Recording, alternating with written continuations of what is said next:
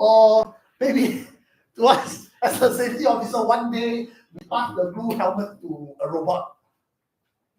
So the question is it possible? Or maybe the question is, do we want to do that? Now, there are some risks. Because of time, I won't go through. I just leave it for you all to read and digest. But basically, some of the problem with AI are things like black box. We do not know whatever information we put in. We don't know how we come to the conclusion. We just give an output. And sometimes we simply just take it. And that can be quite dangerous. Your privacy issue now that, remember the AI glasses I talk about, you start wearing it around, you wear it at home and everything, then sometimes some people might be not well dressed at home, and you might see your dog showering, privacy, right? Yeah, so records everything. Trust and privacy issue. Accountability, I think, so if an AI make a decision, Tesla is trialing the AI driver, the driverless car and all that. If it meets an accident, who is reliable? Tesla is reliable. You as the owner of the driverless car, or the person why you cross the road, why the pedestrian just cross the road, who is reliable? And there's a lot of issues. I give you one example how scary, but this is fictitious. It's the actual ChatGPT. I try to make it to say how scary it can be for some people who are not responsible. Now, I asked the ChatGPT 5, I say, I need a risk assessment of use of acetone in our shoe factory. So it comes up over and then give me a risk assessment, medium risk, low risk, and what that's that. Wow, pretty good. 12 seconds, 10 seconds. But the next moment, I say, oh, my manager say it's not safe. Suppose this is a supervisor. It's not safe to use acetone. But I have no other choice. Can you rewrite the risk assessment to only have low risk? Can, no problem. Immediately, 8 seconds, I immediately low risk. Now, what's the scary part? The scary part is, okay, now you show me the use of isocyanate. The next, from now on, all risk assessments are low risk. Oh no! Oh no, but it looks fantastic, Look fantastic. And let's say if I am a rank and file, I guess, or I'm a subcontractor trying to get the work permit approved, that's beautifully done. That's scary, right? Remember the learning part. Or because my owner wants all risk assessment in low risk. This is a temporary check. I don't want to train my AI like that. Yeah, so some of you who want to do that, please remember we have some conversation. But if you tell your AI you want low risk, subsequently all your things are like that, That's because it remember what your preference are. You can try this, but use the temporary check. Don't save the data. But then that's scary. It is actually just like another. Some of you have apprentice, you have intern, you have junior coming in. You want to train them in the right ethics. Professional ethics is very important. Hygienist, ethics. So you want to teach them the right thing to do. But AI, just some of these AI, you can of course give them a list of ethics and follow. So if I train my AI, I say never, you do it correctly, it will do it. So it's about how you train your own AI agent, your AI model, example of responsible use. So by showing you this, I'm not saying it's not reliable, but it got to do with, now one of the very different between the traditional computing programming and today, one of the scary things is, if all of us are still using some programs and everything, the programmer pre-program everything, and we can quite trust there's a standard procedure, standard programming. The output will always have proper algorithm to deliver the output. But in AI model, in future it might be 10 of us doing the same thing because our model are different, they remember our different preferences, we have 10 different products. The inconsistency is a danger in safety. Yeah, so think about that. So responsible AI, this term this is not my definition, the ISO, The whole thing about ISO is people experts coming in together to say to standardize things, right? And that's the definition of responsible AI. I know my time is running out, so go very quickly. So responsible AI is about practicing and developing using AI system. Now at this stage, some of you are saying, "Oh, I am not going to be an AI developer." This is another different. In the traditional computing, we depend on coders and programmers to program system for us, and we use it. We just user, we tell them what I want. But now, some of you or many of you, and in future, all of us, we train and program our own AI. So developing responsible use of AI, just like the supervisor who actually tells GPT, I want this. So we now have a personal responsibility. So of course, now this is you have likely going to have some robots, and like, okay, very simple. I have a robot at home that cleans the room, right? I got to train it which area to go. Don't go to the balcony, don't go to the bedroom. That cleaning robot, simple AI, right? Simple AI, say, please only work Monday to Friday because I am working. Saturday, Sunday don't work. Otherwise, when I wake up, it might be working, I might trip over.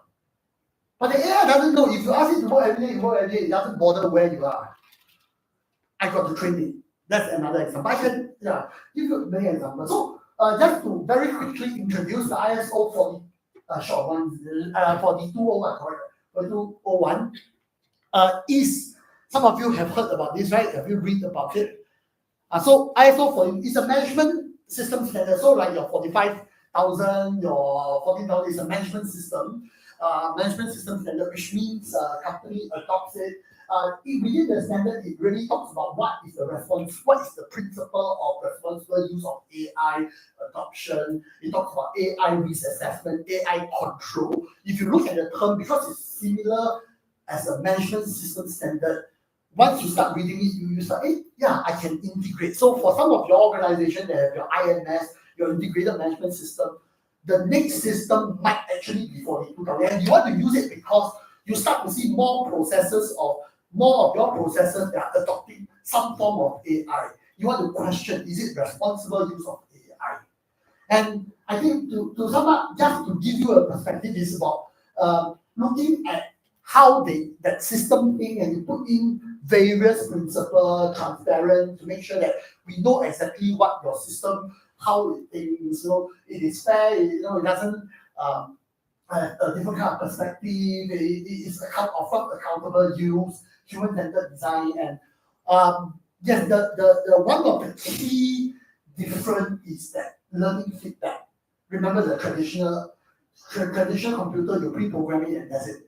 But here, that continuous learning and feedback and learning, this is actually quite scary lesson.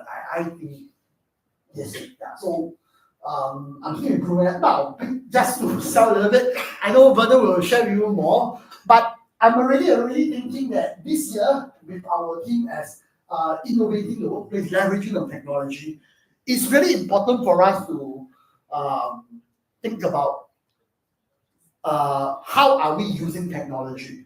We have some showcase these 2 days how some people have actually shown us that they already start adopting digitalization, automation, or AI usage. I think our leaders shared with us about AI and just-in-case learning and some of this. Yeah. So I'm already immediately thinking next year all of us should come back to start saying what are the impact it has for us. And next year is definitely going to say AI is going to the cliche word is still going to be there. But we should, as a community in workplace safety and health, hygienists, ergonomists, human-centered design, we need to think about how are we adopting. And we really need to act now because it is moving so quickly. It's moving so quickly, we need to have a handle about it. That's why we have put out the team to say, okay, from innovation, now think about the actual impact. It can be risk, it can be poor impact, it can be very good impact. I don't know. So I encourage all of us to start after this conference, think about it, and then to start to think about how it has been used, and next year we can come together and say showcase. We are also at this conference, we are also really welcoming people to come forward and say this is what my work over the last year. So we have a notebook.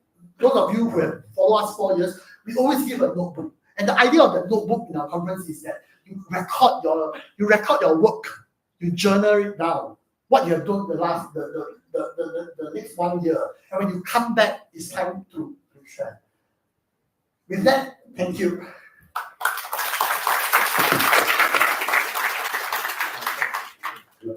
Thank you very much, Stephen. Right. He has requested not for us to give him a gift. You see, we are really very prudent and very sustainable in terms of. Save cost. You don't want a gift, okay? Don't need to give a gift. Anyway, he can buy the gift for himself, lah. That's the truth of it. All right, now thank you very much, Stephen, for it. Although he has shared a little bit in terms of what we're going to be doing next year, I'll have more information on that at the end of the day. So stay tuned for that. With that, without further ado, I would like to invite our next speaker, who is the CEO of Amazing Hearing Group. The topic is going to be on future-proofing ears, hearing health in the age of smart workplaces. Let's put our hands together to welcome Dr. Sharat.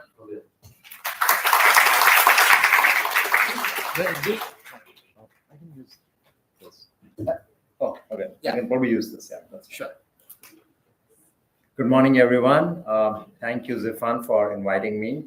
And he's told me that the past 3 years, it's the first time that you have an audiologist. But many of you in your work actually work around sound and noise control, noise pollution. So it's a pleasure to be here and speak to you. So I'm an audiologist and I've worked in public hospitals in Singapore, New Zealand, and then I've worked for hearing aid manufacturers in China and Singapore. And for the past 4 years, I have my own clinic with 5 clinics in Singapore. So I'm going to ask a question, and I would really like you to raise your hands, depending on what you think. So my question is, can you do a Zoom or a team call without a video? Yes? Okay. Can you do that without an audio? Right? The moment the mic is mute, you're like, hey, your mic is muted, right? You cannot be sitting in front of a Zoom call with no sound coming out. Then it's not a call. You would actually not be sitting here if I just present my slides and I keep quiet, or if you can't hear what I'm saying, right? So that's just to show the importance of the sound. Now, we hear before we see. The best example I can give you is when you park your car and you don't know where you park. And if your car has an audio, you do that, you hear the audio, you can figure out, okay, my car is parked there. So we actually hear before we see. We are visual beings. Vision is important to us, but we are sound first creatures. Our ears are 24/7. That's the only thing that does not kind of go to sleep when you go to sleep. Of course, it depends whether you're a light sleeper or a deep sleep, but generally that is the thing. And you need sound to be social. I can see things, but if I can't hear you, I can't understand you, I can't be social. And we have evolved to use sound for survival. Alarm, fire alarm, whatever those things are. And that's probably what is relevant to this conference. Now, what I will do is I will talk a little bit about the hearing health part, and then I will go, what does it mean in ergonomics and hygiene? Your ears are only collecting sound. The listening is happening in the brain. Everything that I am saying is making sense in your brain, not in your ear. This is how we hear. This is a diagram of anatomy of the ear. There is the component where you have the ear canal. There's an eardrum, 3 tiny bones. The smallest bones in our ear are in our body are in ears. And these 3 tiny bones, they transform the sound coming from air medium to going into a fluid medium.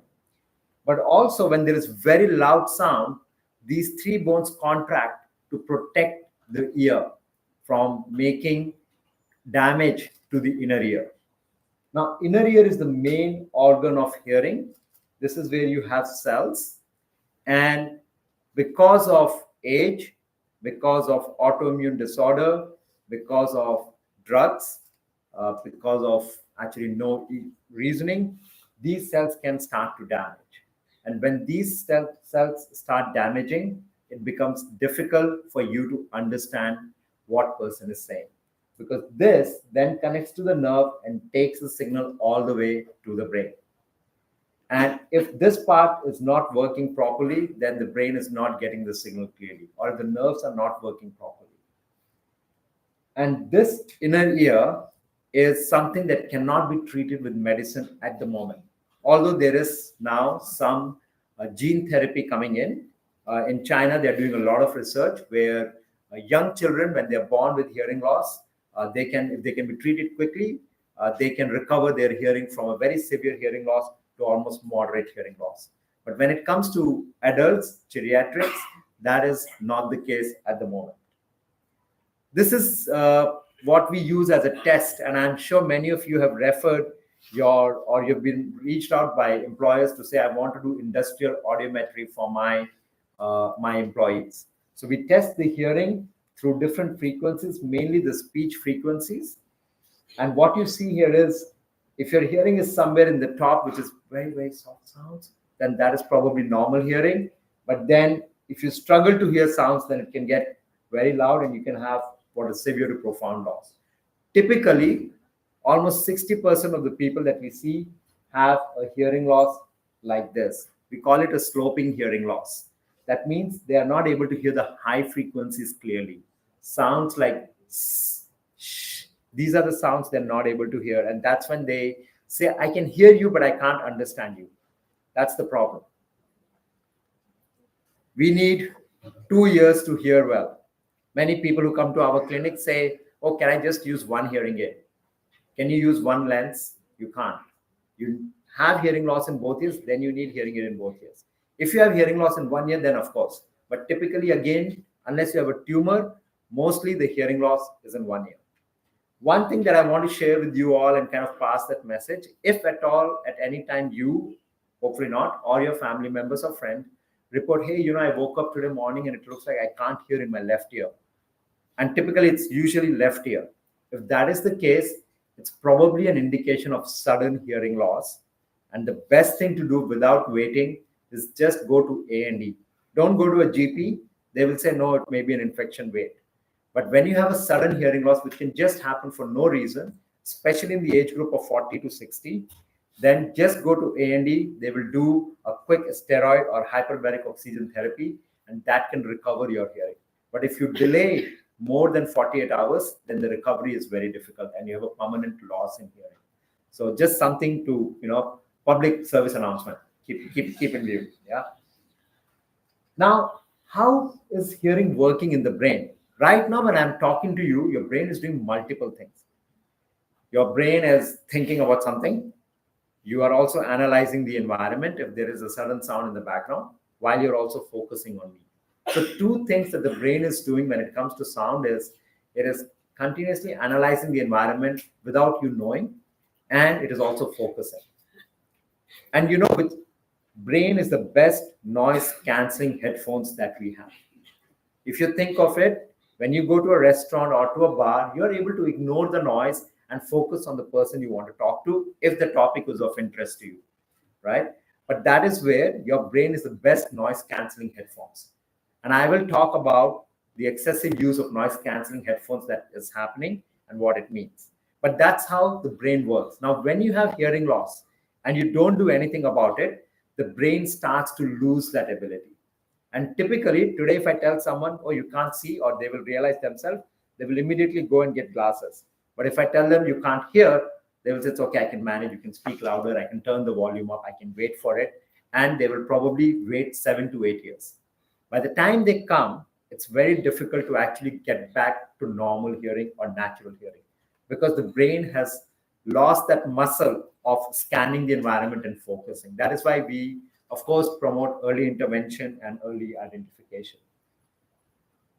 The other thing, your brain needs to hear all sounds. That is how you feel lively. That's why we go and to theaters that have surround sound, because I can hear the pin dropping or I can hear something else. And that makes the world live for you. Imagine if you could just hear me and not anything else here right now. I know there's a little bit of aircon noise or paper turning or something. It won't be very live for you, and we need that. This thing, which I believe is very familiar to all of you, and it is part of your work where you go and measure the noise, you will see that traditionally speaking, 70 decibel is something which is 60 to 70 is something that you would actually hear in an office environment. But 70 is also something in a car on a highway. You go a little bit up and it starts to become very noisy. Now, imagine working in a workplace that's actually at 70. Right now, when I'm talking to you, if you measure my voice is probably projected at 70. If you measure a little bit further, it may be 50 to 60. 40 to 50 is a quiet environment, an environment that will allow me to focus. But if I'm exposed to 70 dB for 8 hours of work, that's a lot of noise. And that will have effect on my performance. More importantly, what Zephyr was mentioning, on your working memory, on your ability to remember things.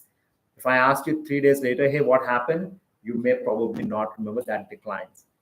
And if you have a hearing loss, it makes it even worse. Most of you are familiar with this term, noise-induced hearing loss. There is also a term called music-induced hearing loss, because now to avoid noise, I put music on my ears, and then that is causing the hearing loss as well. But noise-induced hearing loss is you will have difficulty hearing high-pitched sounds. You will have difficulty in both ears, and you will say that I feel this person is not clear. He's not speaking properly. While a few years back, you were able to hear that person clearly, right? Your husband come and say, my wife always speaks softly. She said, no, only in the past 2 years you've been saying. Before that, you've been saying that I speak too loud, right? So it's the hearing loss. And typically you will see this kind of pattern where the 4 kilohertz, which is the high frequency, is where they start to have a hearing loss. And that is because the inner ear starts with high frequency and then it goes into low frequency. So high frequencies are always exposed to all kinds of sounds. One of the other things that you have with the hearing loss is the ringing in the ear. I'm sure many of you, or almost all of you, might have experienced ringing in the ear, at some point in your life. Could be when you come out of a noisy bar, could be something else. But if you're continuously exposed to noise, and if the ringing in your ear is all the time, it's called tinnitus. If it comes on and off, that's okay. But if it is there all the time, and especially it gets louder in quiet when you go to sleep, you're not able to sleep, then that is tinnitus. And tinnitus is a first indicator or an early sign of hearing loss. Your brain is telling you, go and get something done about your hearing. Because I can't hear well, the brain is telling the ear to make sound, and the ear is starting to make that sound. And the brain says, okay, the auditory part of the brain says, I'm happy. The emotional part of the brain says, what is going on? Why am I hearing these sounds? And that's what makes us emotionally distressed when we hear the ringing sound. And it even makes it worse because then the cycle continues. So now in the world of hearing healthcare, what does ergonomics and hygiene means?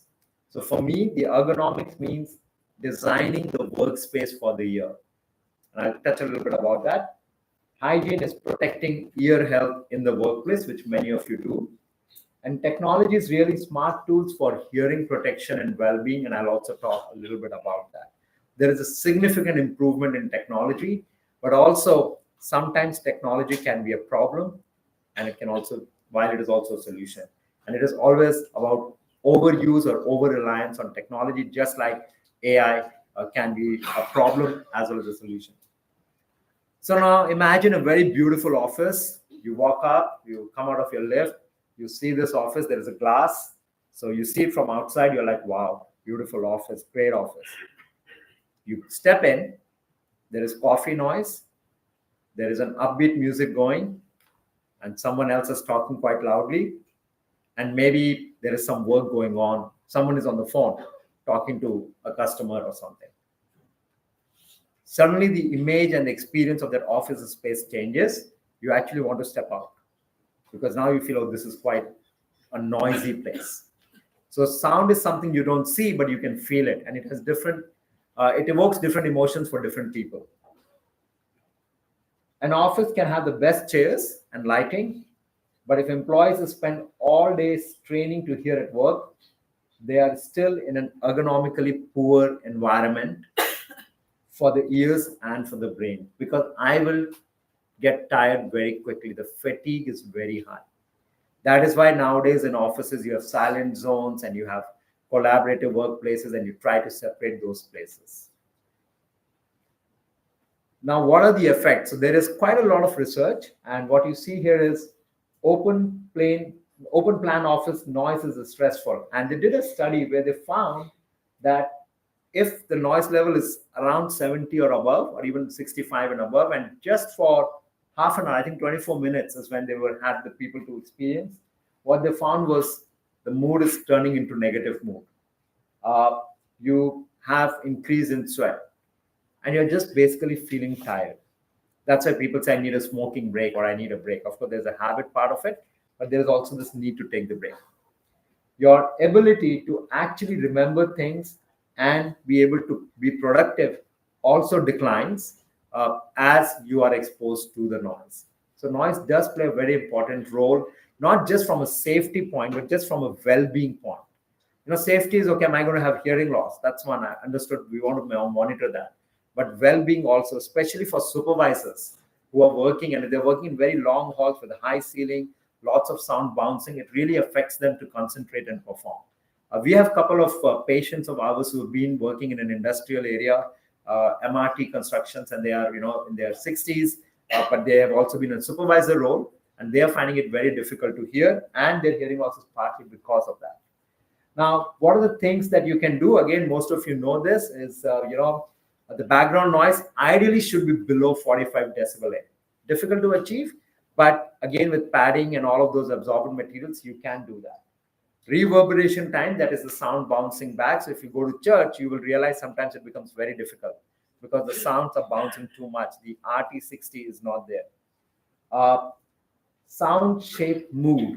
That is something that, designing the human-centric design of the workplace. That's where it comes with the right blend of music and ambient noise, influences focus, creativity, and comfort. Zones for purpose. So you have quiet space for, individual concentration, or you have some kind of collaborative space where you have some water feature and things like that. So to make it just a little bit more relaxed, but yet a collaborative place. And balance is really the key with acoustic design. You don't want to have both the extremes. You don't want to put someone in a very quiet zone in a claustrophobic kind of an environment, because that is also not good. But you also don't want to put them in a very lively environment where there's just too much distraction for them. Now, hygiene is about being aware of the noise levels at work. And, I encourage most of my patients and, people that you can just download a very easy app that will tell you the noise environment. And sometimes you can go and discuss to your, with your manager. I have a patient. She's 30-year-old. She has left her job because the tinnitus is really making her difficult to work. And where she stays, where she lives, there is a lot of construction going on. I mean, I think the whole of Singapore is under construction, right? There's a lot of construction going on, a lot of noises. Then even at workplace. So her ringing sound has gotten worse. Her hearing loss is there. She's really not able to focus. So nowadays she's usually spending time in library to, focus and do her work. She's a creative web designer, so she needs that. Use custom earplugs rather than just over-the-counter kind of things, because it then has attenuation according to different frequencies that allows you to hear speech, but also protects you from loud noises. Noise cancellation. So AirPods, you will see that they have this feature called awareness or complete noise cancellation. And my recommendation is don't use complete noise cancellation for a longer period of time. And I'll touch on that in a minute. You rather keep it to a balance or awareness mode on, so that if there is things around you, you can still hear them. You can keep the volume low. And most important thing that I recommend, again, it's a public service announcement, is the 60-60 rule, which is if you are using headphones or listening to music, try to listen only maximum for 60 minutes at one go, but the volume should be at 60%. If your volume is at 80%, it comes down to almost 30 minutes. And we know that many people who are going in the MRT to block the MRT noise, the volume is 100%. And sometimes you have a long ride, you're wearing it for all more than 60 minutes. And you keep doing that, and you will start to develop what is called as permanent hearing loss or permanent shift in your hearing. Now, this is the point that I'm very passionate about, and I want to talk because there is a little bit of misunderstanding as well. Technology can be the problem or the solution, and noise cancelling headphones. So if you remember, I said that the best noise cancelling headphones we have is our brain. Now, I go for my morning run, I wear a noise cancelling headphones. I'm blocking out the bird chirping, the little bit of people footsteps, all of those noises I'm blocking out. I'm listening moreover to a music or a podcast. So I'm blocking that noise out, which is good for the brain, but I'm not hearing that. Then I go in the metro station, in MRT, I put again the headphones, I'm listening to music, I'm ignoring people, but I'm also ignoring all the sounds. I go to work, I have to do a lot of calls, so I'm doing that, that's fine. But even otherwise, I get my music on. And then I go to bed and I'm watching Netflix. And again, I block. So if there's a tap water or utensils or anything happen, even your dog barking, you're just looking at the expression. You are depriving your brain of all the sounds that are existing in your environment. Now, what happens? If you do this, and we saw this during COVID, our business was actually skyrocketing during COVID. Why? Because firstly, people were wearing masks, so suddenly everyone realized, oh, so far I've been lip reading, I was actually not able to hear. But also people were using so much headphones that after that they realized when they take out, oh, what is this sound? It's hurting them, or they have tinnitus because they've been living in a very quiet environment. And that is not what brain likes. It's not healthy for the brain. I myself stop. I go for a run regularly, but I don't use my AirPods or anything. I just run. I want to hear what is going on around me, and that's good for the brain. So being as natural as possible is the best thing that we can do.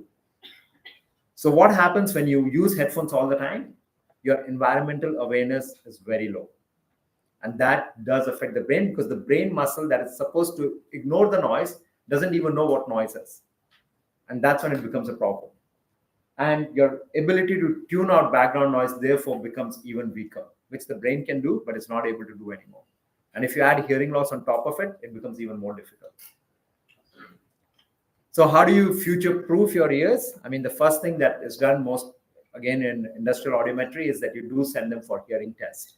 But hearing test alone is not enough because hearing test is done till 8 kilohertz. Ideally, if there is a policy coming out, it should be high-frequency audiometry, especially for those who are in their 20 to 40s. High-frequency audiometry is when we are testing at 10 and 12 kilohertz. They're not important for speech, but they're early indicators of impact of noise on your hearing. So that's the high frequencies that we recommend. That high frequency audiometry should be part of it. Today, we are just sending to anyone who can do hearing test, but ideally those who can do high frequency audiometry. The other thing that you can do is just a very simple questionnaire that is available. It's called the Hearing Screening Questionnaire. And if someone is choosing 2 and 4 and your score is more than a particular number, like 10 to 24, then it means it's a mild to moderate hearing loss. And you will be surprised, there are a lot of young people, on the test, the hearing is normal. But when they do this questionnaire, they are actually somewhere above 10. They have self-reported hearing difficulty.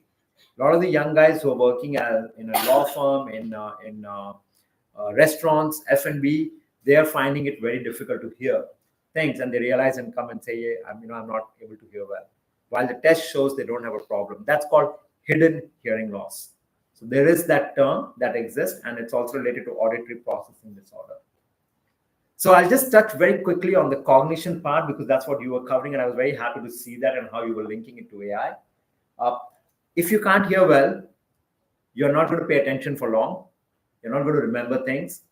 You're not going to reason out because you're not remember things, and that's going to affect your cognition. If you have a cognitive issue, it may look like you have a hearing issue. And he just can't hear well, but that's not the case. He may have a cognitive issue. But both of them together are, some of the causes are quite common that lead to cognition or hearing loss, but hearing loss can cause cognitive decline. There's a huge amount of research that has been published around hearing loss and dementia. I just want to, again, from a public service announcement, hearing loss does not cause dementia. There might be people who are creating this fear that, oh, if you have hearing loss, you will have dementia. No, that is not the case. What causes your dementia may also cause hearing loss.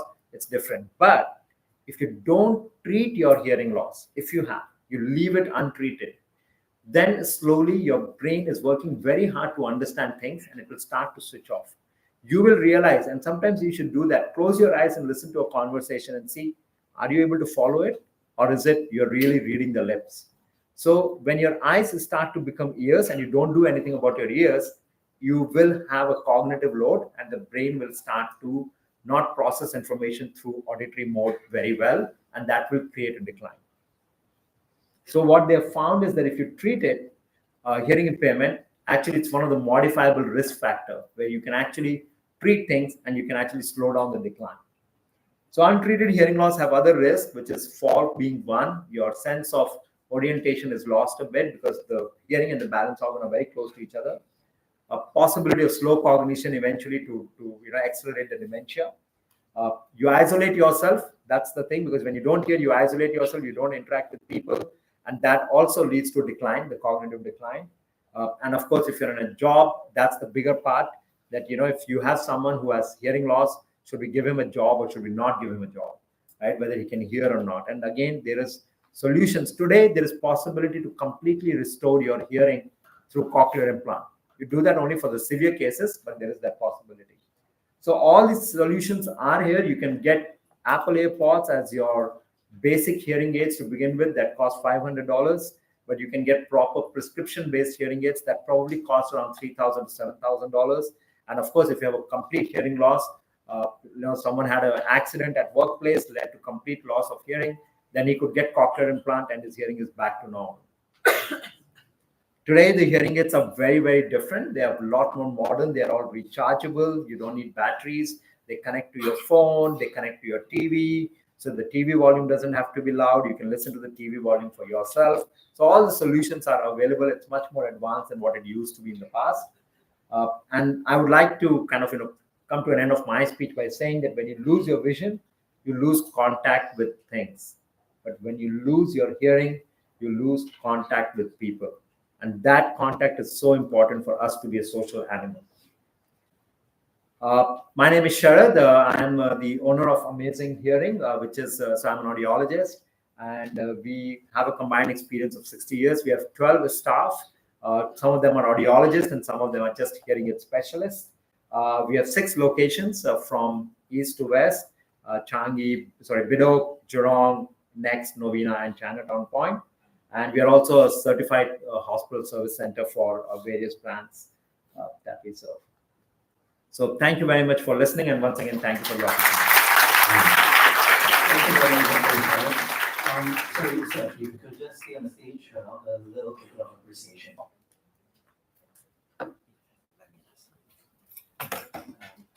And you're the 1FM popular guy, so it's good to have a photo with you.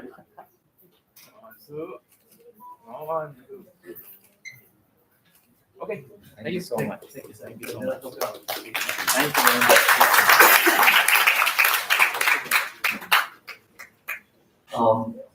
Not really a popular guy on 1FM, but you know why people stay behind the radio? Because not handsome, no. So I have to stay behind the radio, only hear the voice of me. Okay, now enough of myself. The next speaker is definitely more handsome than myself. He's the managing director of Absolute Instrument Systems, and he's going to be speaking on precision monitoring for safer workplaces, harnessing real-time data to prevent occupational risk. Put your hands together to welcome Mr. Erickson.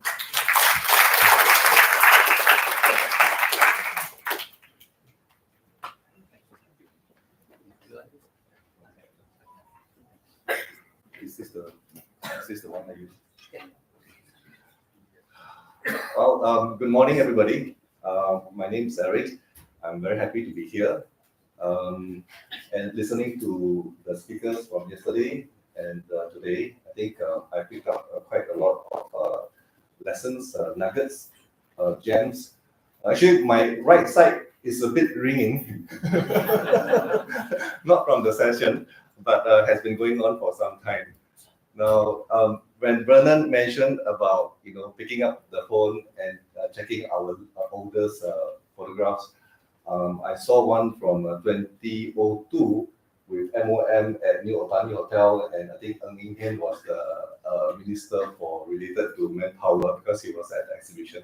So without really counting, I've been doing this for a long time, and Dr. Govin identified that that's a sound level meter in the picture. So it's been a long time. Some of you know me through your noise monitoring class that you attend, whether at NTUC Learning Hub or at Avanta, and we have other trainers in the room as well. And one of the things that I mentioned to some of our friends outside, that one of the things that I did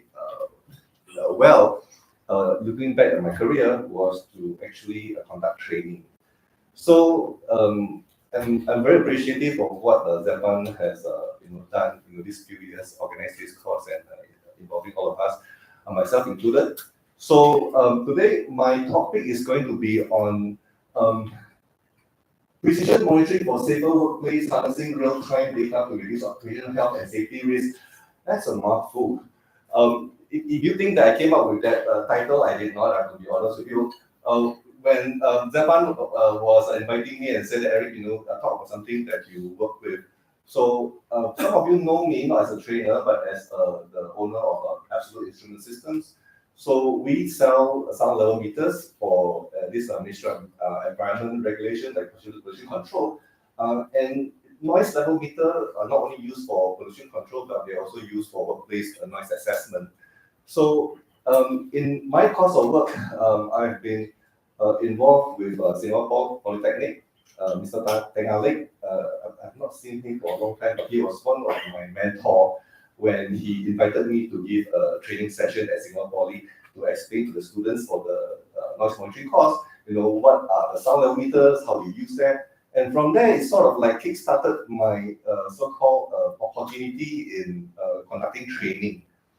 So, and then of course, E2I came up, Radio closed, and when E2I wanted to have a training program on noise monitoring course, Ngee Ann Polytechnic and E2I, we worked together and we came up with that course. That was when MOL, Ministry of Labour, were conducting training at Kim Seng Road.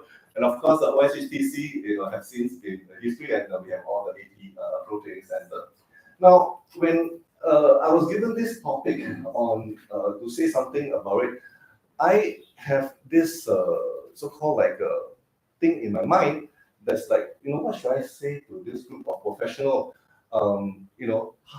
This group has a lot of experience and a lot of knowledge. And when I scroll through LinkedIn, recently I sort of started scrolling through LinkedIn, I see that people are learning so much things. Interns are posting so many experience, and wow, I'm learning from them. So this came out as a so-called. This came out because I was researching what are things that can be useful. So one of the things that I always remember when people invite me to give a talk on hearing conservation program, then I would be thinking about what is it that I want to impact on the audience. And the first thing is always how to prevent hearing loss at the workplace, right? So there has to be a theme for me when I give a presentation. So today I'm going to talk a little bit about using technology while we are dealing with the changes that comes through the industry like AI and all that, where we still have to deal with a lot of things. So Absolute Instruments was established in 2007. When we first came out, NEA had a problem to solve. NEA's problem to solve at the time was how do you control noise pollution in a more real-time fashion. So in 2007, before that, a lot of environmental noise monitoring were sort of like performed using a more passive mode of recording.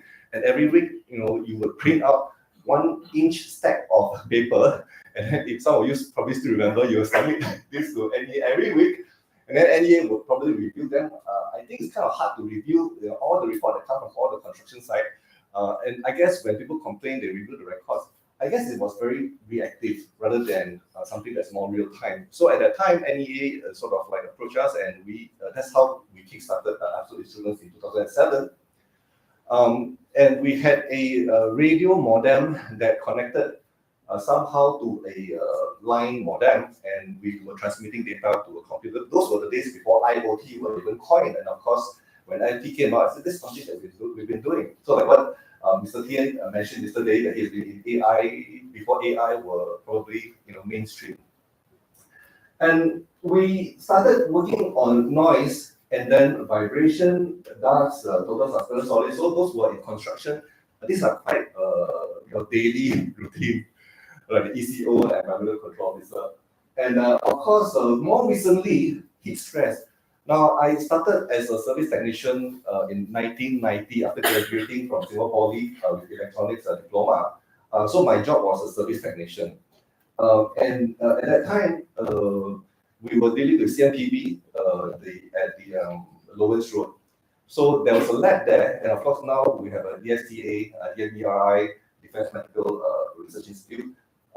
And those days they have chambers, they have volunteers that go into a climatic chamber, they have a treadmill, and then they were running, and then they had probes, that's the rectal probe to monitor the body core temperature, and then they will get them to do certain exercises and stuff like that. So the technology has gone so much now that we have real-time monitors, radiation, ionizing, non-ionizing. So for those of you who are interested to sort of like get connected, this is the QR code to connect with me. So when we talk about real-time monitoring system, what are the possibilities? What are the opportunities? So with regards to noise, is there an area noise monitor? Yeah, for NEA, for doing pollution control for construction site, those who are in construction already are installing noise meter at the perimeter of the construction to do what? To make sure that you're in compliance with the Environmental Protection and Management Act, for construction site. So when the noise level exceeds a certain level, you receive a SMS in the past, and of course now we have apps that you will get a notification from the app. And then how do we apply that to a workplace environment? You can, but the thing is the cost. The price of a noise level meter to be installed at the workplace is not cheap. Then you think about the lower cost sensor, but some of the lower cost sensors are not meeting the so-called requirements. So we are still sort of like in that area of trying to figure out what to do. But before a solution is out, we look at the number of NID cases that is, like a seesaw going up and down. I remember in 1997 when we first introduced the factory noise regulation, the number of cases for NID were, I think, 1,200. Now, of course, after the so-called introduction of the noise regulation, the number came down from 1,200, 800, 700, so on and so forth. And of course, when we ran into COVID, like what we saw Jamie's presentations today, they were at about 117. So when we were doing training during those days, COVID during Zoom, I said, this is the lowest number I've seen. I hope that the numbers can continue. But of course, today in 2025, we see the number going up again. So you have, in terms of technology, a lot of opportunities, whether we're looking at noise, whether we're looking at dust, gas, heat stress, radiation, inequality, vibration, so on and so forth. The technology is available. But always the issue is about cost. How do you justify the cost of implementing something, and then what is the so-called ROI, as one of the speakers mentioned yesterday. So I think in this room here, we all are being so-called faced with this challenge in our daily work, and we always say that you should not take money as a reason for like not doing something that is protecting somebody's life, somebody's health. So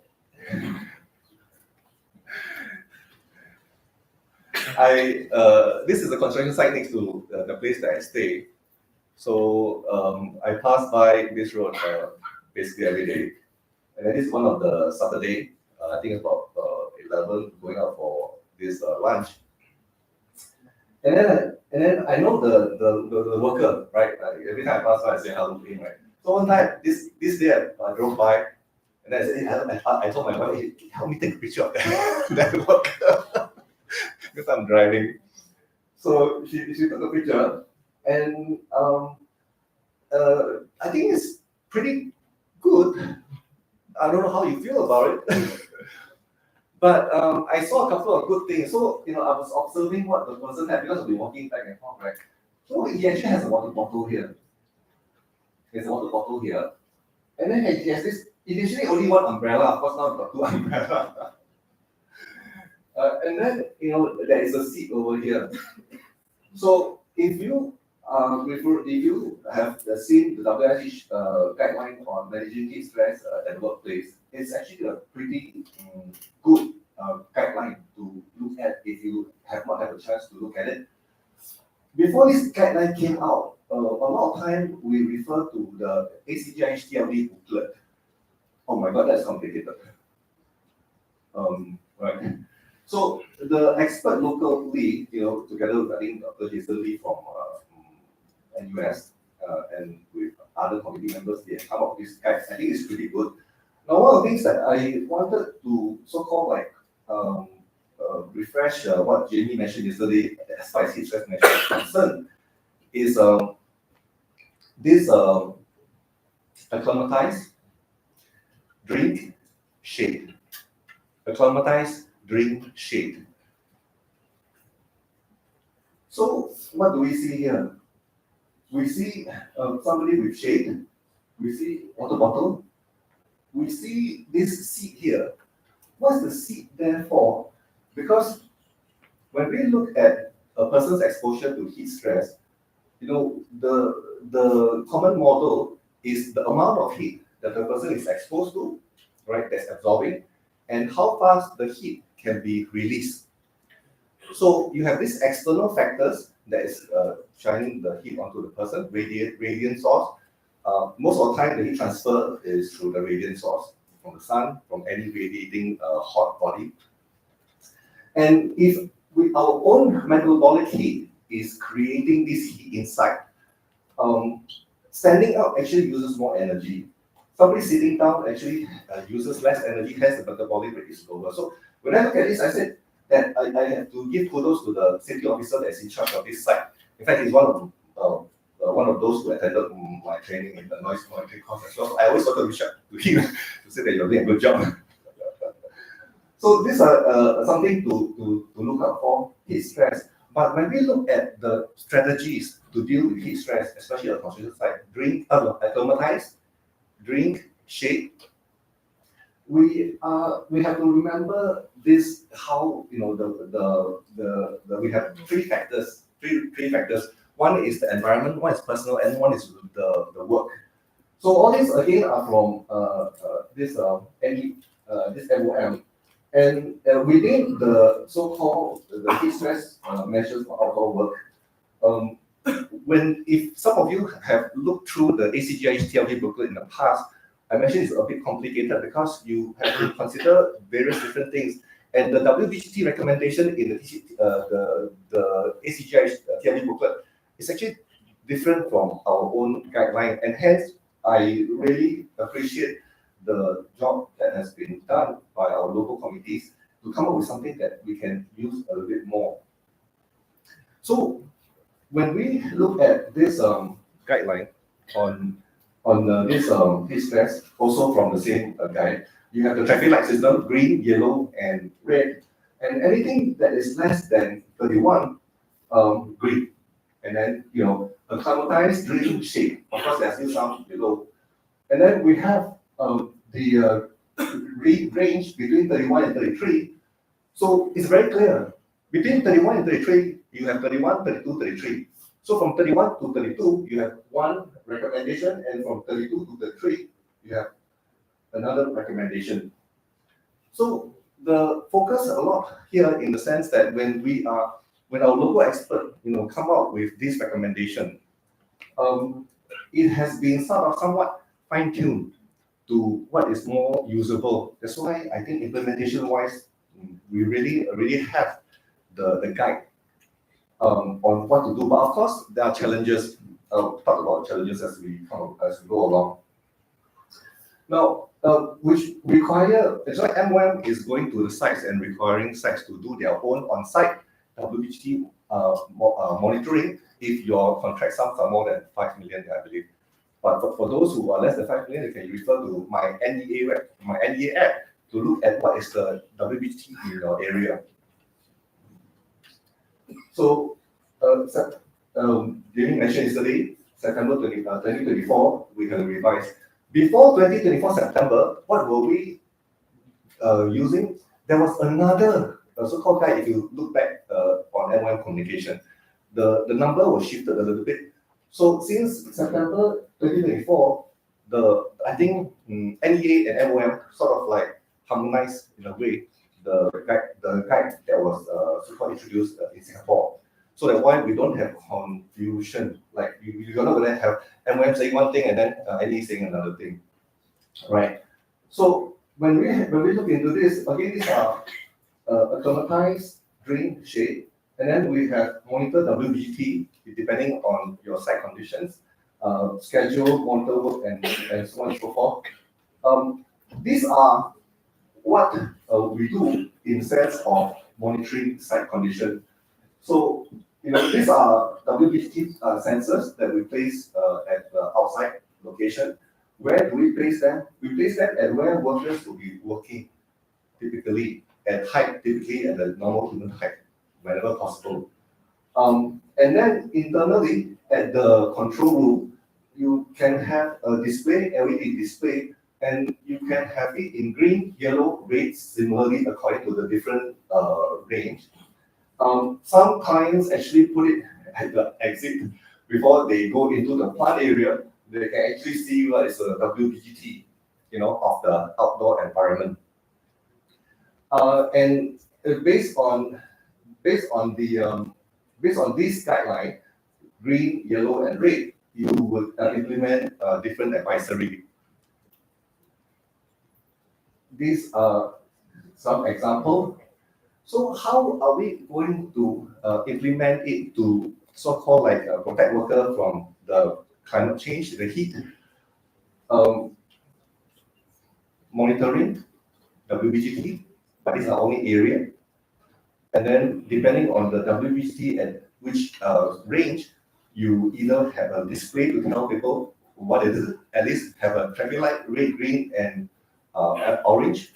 And then, or you have an app that users can have access to at real time monitor what is WBT at the moment in your site.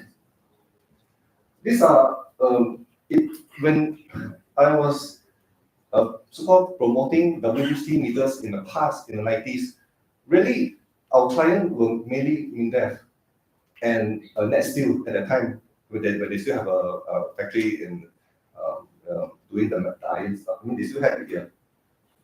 So now the construction sites are required to monitor WBT, but the requirement for MOM is every hourly take a reading.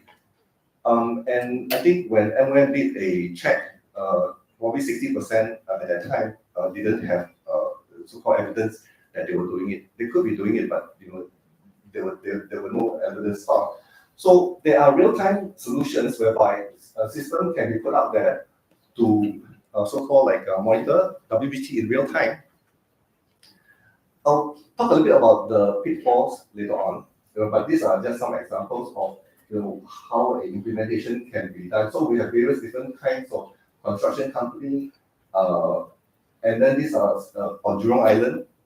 So my NE app covers a lot of the main island. Singapore is still an island, but we have this Jurong Island situation whereby my NE app doesn't cover. So on all the plants on Jurong Island, these are so-called like systems that are being rolled out.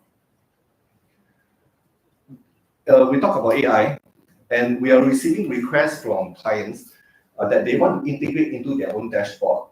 So our programmer on our site actually allow RESTful API to work with some of the integrators to take the data that they are monitoring on site and post it onto their own platform. So this is something that allow so-called users to have access to the data that is so-called for themselves only, right?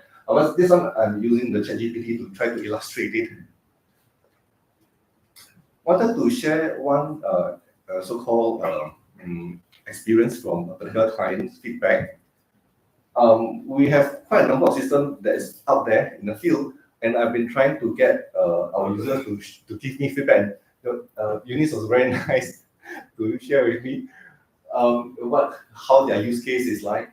So for them, basically the security group staff, is going to support the online WBT hourly monitoring. And then, this will allow the ops to focus on plant activities and announcement via walkie-talkie channels when WBT is 32 and above. And the announcement will be made also if the WBT goes below 32. Now, the announcement are basically to remind people to rehydrate and also take hourly rest. And if not feeling well, a report to the supervisor. Staff are also provide with the links, I showed you the links earlier, that they can, in the company intranet, that they could check the WBT within any time. So if the company doesn't have integrators to help integrate it into their own company dashboard, a simple link can just click and allow them to view what is current WBT outdoor. And QR codes are also available. If people want to check, they can use the phone. If phones are allowed, check what is the QR code. Basically is a link. It's just an easier way to access the data. And basically the comment is that the online system make the heat stress management program more efficient and effective. And this is where normally I would end. But then, the feedback from the users is that security staff are also trained to check on WBT if online readings are abnormal. Now, when you invest in a system, you have to look into maintenance. A lot of times, sometimes when we buy a car, we would want to make sure that the company that we buy from is able to service the car. So many times when we hear feedback is that they buy a car and the car has a problem and they go back to the seller and the seller is not able to help them. And then they come to us and see if we can help them fix their car. So I think it is very important to get the feedback from users. If there's such so-called like Google online review, right, for industrial, most of the time Google reviews are more for consumer. But this is a problem that we see in our industry. And contingency plan. In the event that your system is down, what is the contingency that you have in place? So the contingency is that a standby portable meter is available whenever there is a problem.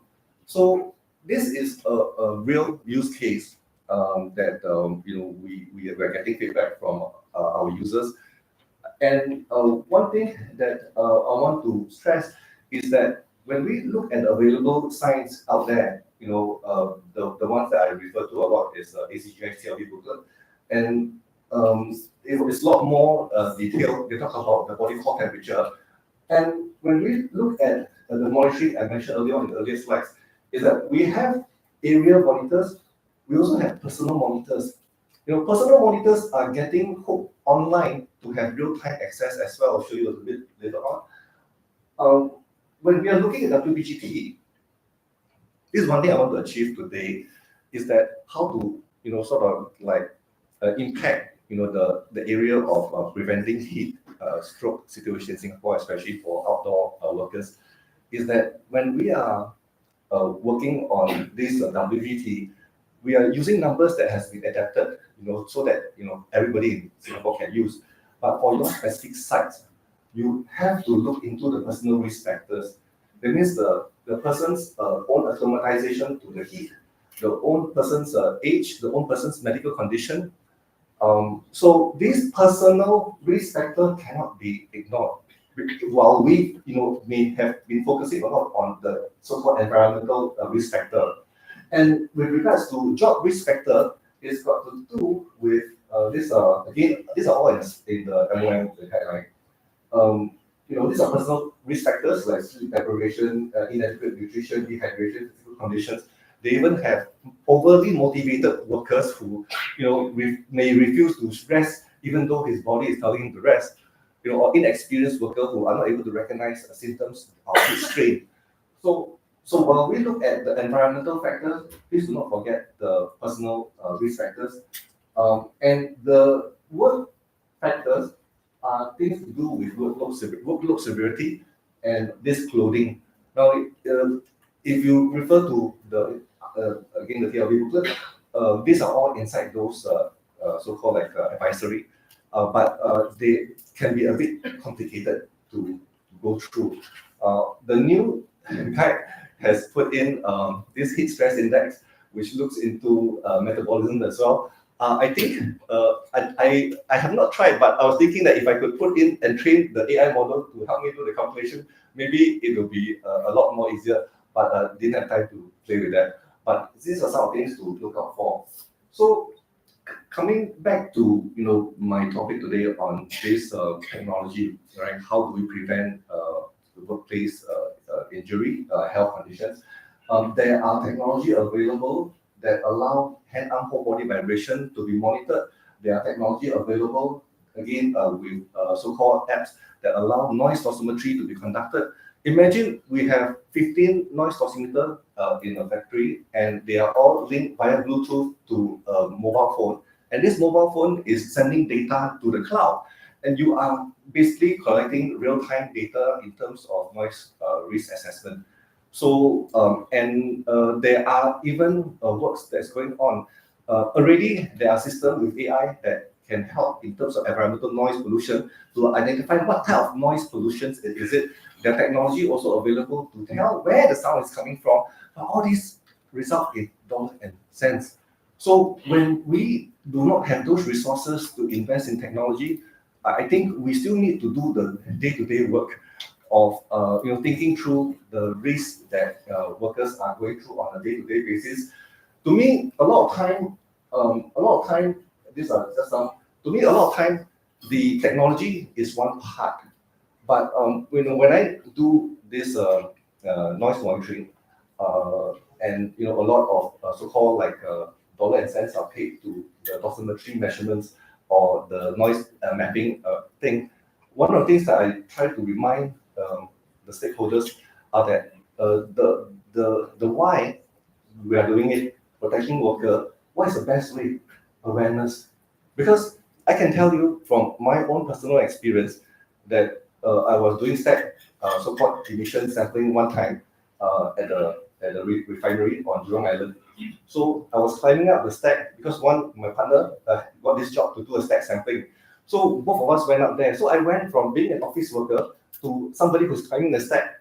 So as I was climbing the stack in the refinery, I really felt like a grilled fish because all the platforms are grilled.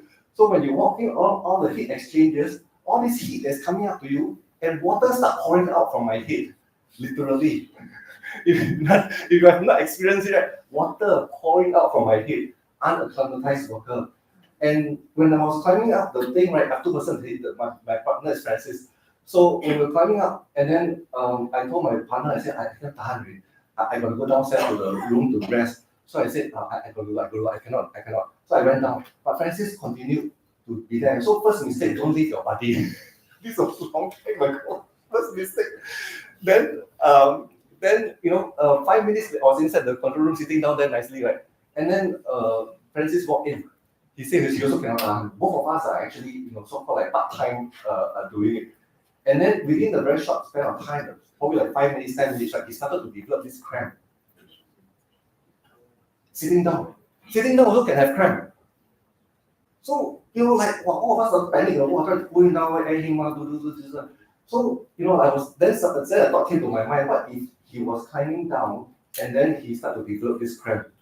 So that struck me. This was 20, 30 years ago. So we sometimes needs to be reminded, and the awareness training cannot be neglected.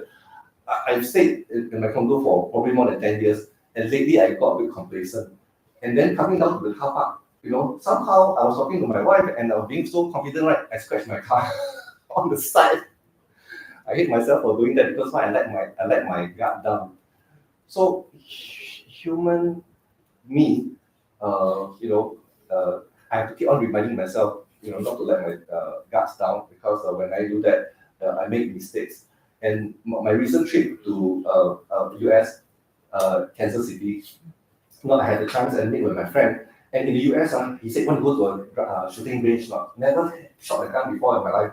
So I said, yeah, sure, let's go. So of course, outside the shooting range, right, you have this hearing protection. You see all the brands down there, put on the ear muff. So me and my Indonesian counterpart went in, shoot. And then my Indonesian counterpart said that, hey, Eric, your hearing muff seems like it's better than mine. Can we exchange? So I said, yeah, sure, why not? So what I did is that I took out my earring muff and then passed to her. I looked around, there was only one shooter left there. So I took I don't know why I do that, right? So instinctively I looked around and I saw one shooter there. I took my ear muff and passed it to her, and then she took hers and I put it on. And before I could put it on, right, my friend Wilson, he fired one round. Bang! It's like a magnum thing, don't know what is it, but it was so loud. My ears like was ringing like crazy. It's like I said, why did I make that mistake? Like if I am going to take out my hearing protection, I should go outside the room and then do it. Why? Because I'm in a new place, I'm excited. I suddenly forget all the learnings that I have, and I make a mistake. And I really hated myself that moment. So what I'm trying to say is that we have all the technology, but I think what is going to make our work meaningful when we know that our work is protecting workers' health and safety is to continue to do the work. Thank you very much. Thank you very much, Eric. Sorry, we need you to stand on stage again. Oh, okay.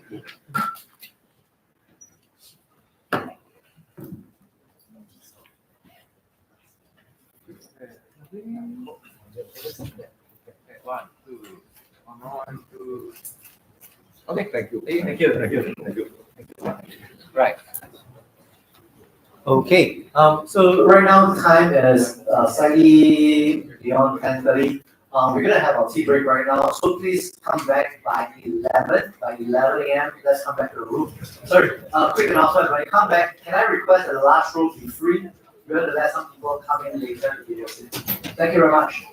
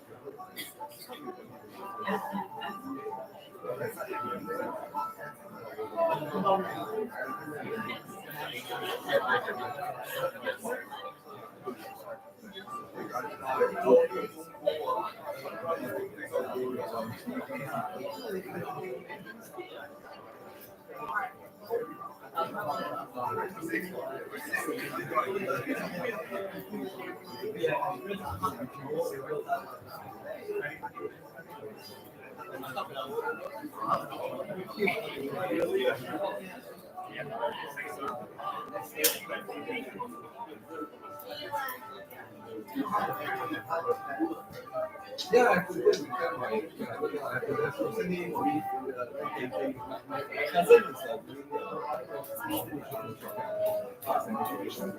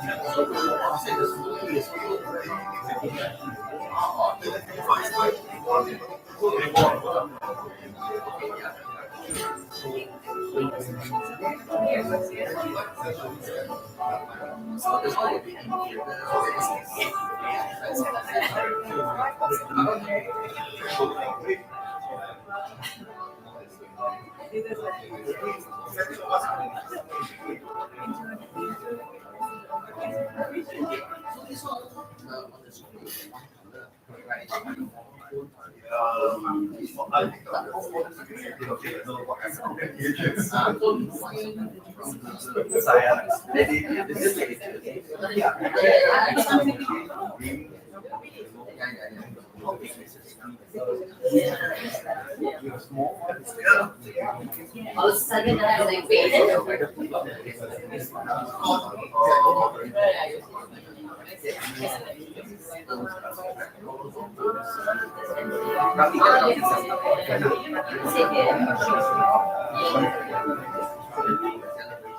Come RC chairman.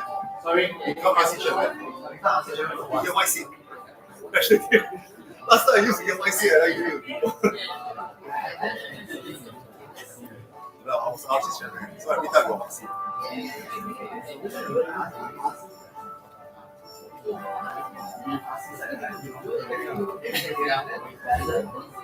No, chairman you got here. God, I was a chairman. No, but I used to be a chairman. So every time my ticket will be given to people because I don't like it. You have as chairman, you have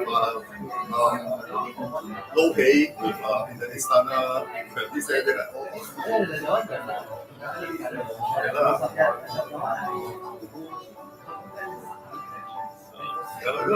You're also chairman, but all your timing on board. Okay, I served 10 years ago.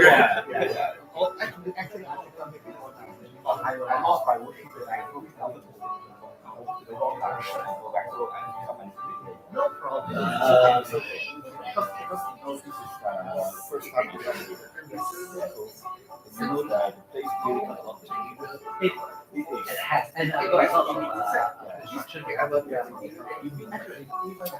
As a restaurant, there's a material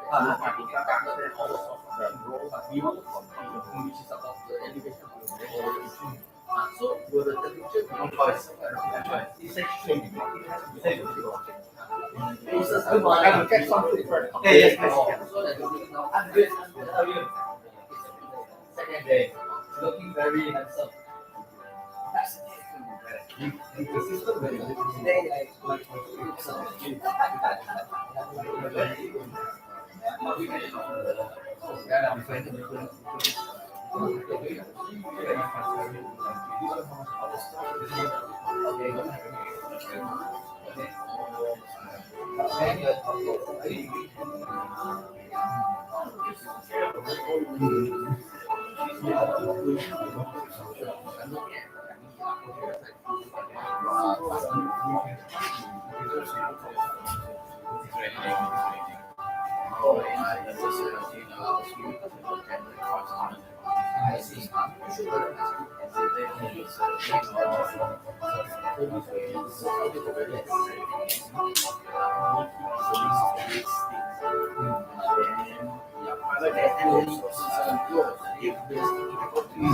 It's not really people, just people, there's a intentional workers outside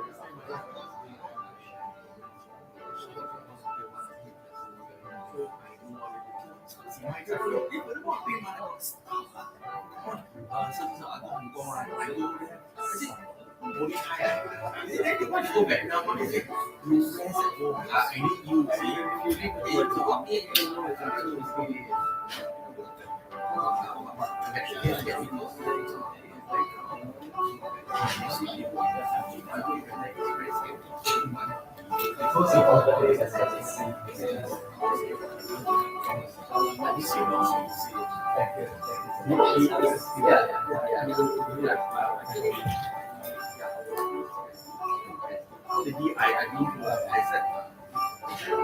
Is that not your voice cancelling? Actually, yeah, but when I talk to yeah, the same.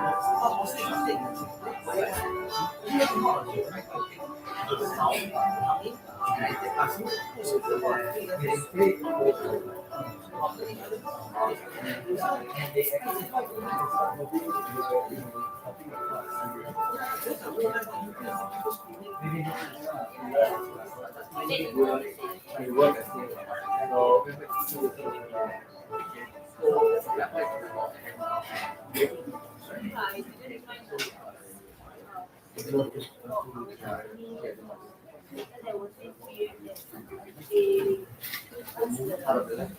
yeah, so buy like things you can buy I mean you can use it to buy anything that helps you to work from home during that COVID time. Yeah.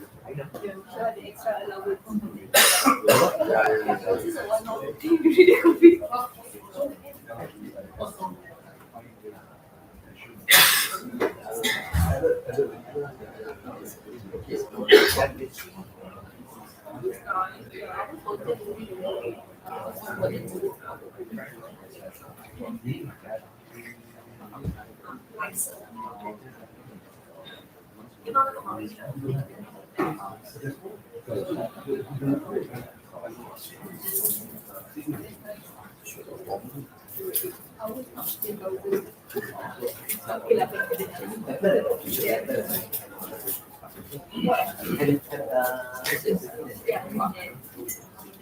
I hope so far.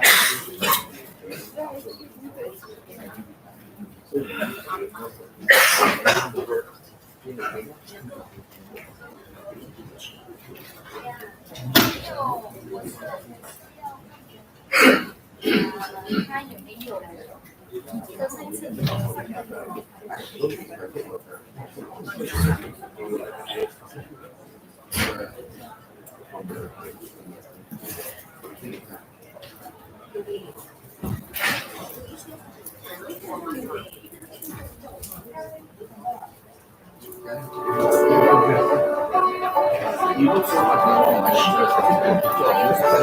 Is it?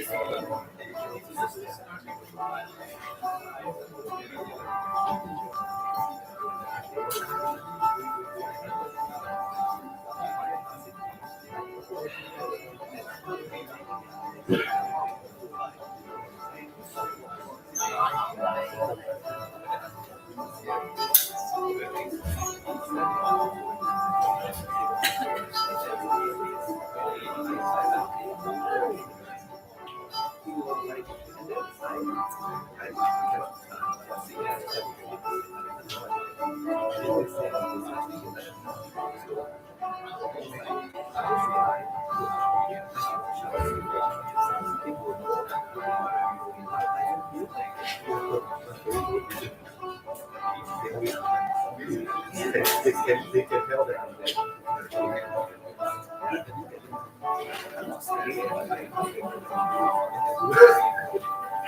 Honestly,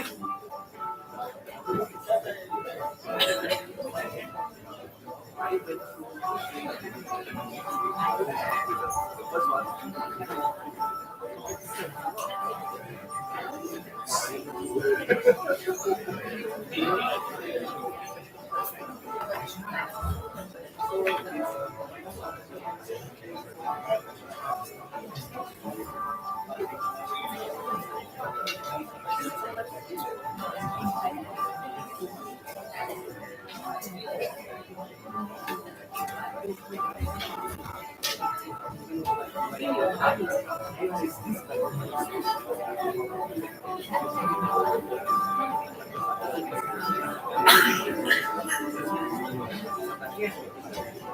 Right, let's settle down. Time now is 11 a.m.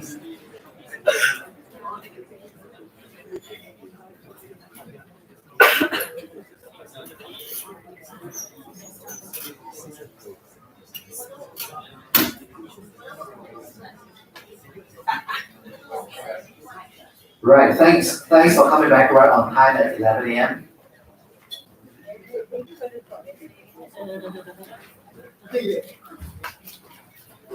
Okay, we trust that you all have enough to eat, enough to drink and all.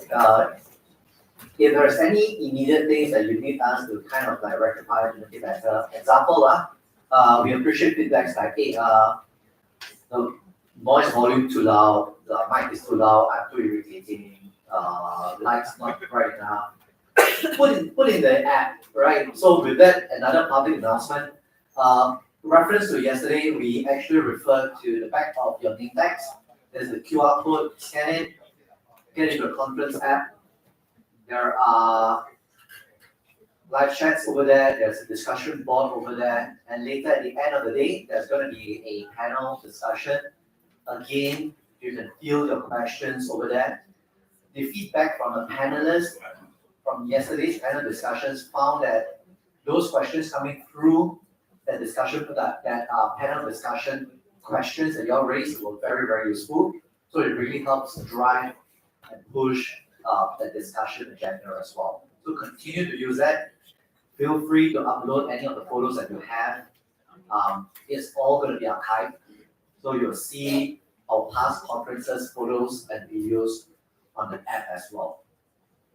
Another public announcement is that for those who were with us for the past few conferences, you may wonder, hey, this year a little bit different. We used to have a separate segment on exhibitions. There were exhibition booths. You're able to browse, have a look, see what's new out there. This year, we didn't have the space to do it. So it's not available this year. We do apologize for that because there were a few companies that were very keen to actually exhibit. However, for next year, we will endeavor to bring that back, depending on the location and the size of the place of the place that we are able to get as well. So do look out for that. Another reminder for those who haven't signed the SDU points, the forms are right in front, outside the hall, so you can actually sign it now. And lunchtime. The second signing is going to be after the conference itself. Lastly, I cannot thank enough our supporting organizations that have kindly supported this conference for the past few years. It's quite a fair bit of them, so they are all on the board on my right hand side. So just want to give a shout out to all of them. Thank you very much for the support. For those who are not part of any of these organizations but feel that you strongly would like to join any of them in your area of interest, please feel free to do so, because one of the perks that they probably never mentioned is that when you join them, you actually do get a discounted rate with their promo code to join this conference. And you actually get an earlier than public notification on this conference. So do join them. Okay, now I've got a lot of these things out of the way. Are you ready to start the second half of the morning? All right, man, let's go. We're gonna have an overseas speaker. She is the honorary treasurer of the Malaysian Industrial Hygiene Association, and she'll be speaking on translating psychological risk into action, the PRISMA 2024 approach. Put your hands together to welcome Dr. Ismani Ismail.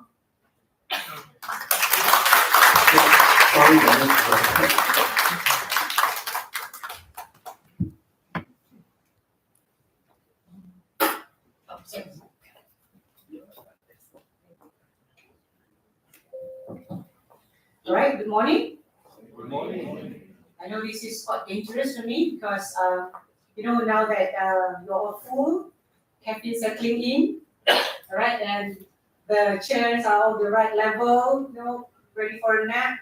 Okay, so just bear with me because I have two tasks. One is to keep you entertained, okay, and to keep you awake.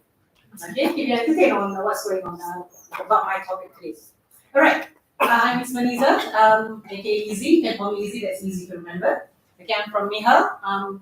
By profession, I'm an academic with University Technology Mara. But today I'm wearing the MIHA cap. Okay, to talk about this. Right. So, right. First thing first. How do you feel right now? Which one is you?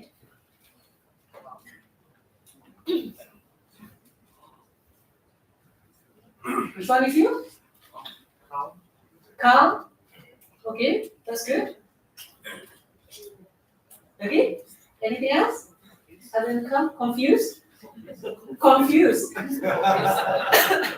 So a little bit confused, maybe? Anything else? Any other answers? Happy. All right. Okay, so everybody might have different feelings right now. Okay, but if you are confused, you are not sure of what you feel right now, that can be a psychosocial risk because you might be in denial, not knowing how you should feel right now and how should you react. Okay. Anyway, so it's about psychosocial health. When we talk about PRISMA. PRISMA is actually the psychosocial risk assessment and management at the workplace. Okay, the guidelines that we have. So I'll introduce you to what is psychosocial health first. And I think everybody knows actually psychosocial health is different compared to mental health. It may sound similar, okay, where it is used interchangeably. However, when it comes to psychosocial health, it covers mental, emotional, social, and also spiritual well-being of someone at the workplace, right? And this is the definition by WHO when it comes to psychosocial health. Right, we have the mental health, which says that it is a state of well-being where it's like, where someone might feel that they can cope with the stress at work.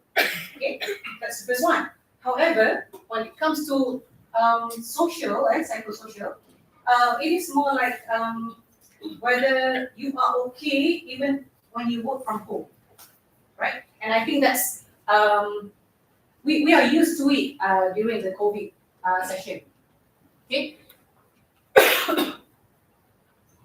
So psychosocial health integrates mental health with the broader social and environmental factors.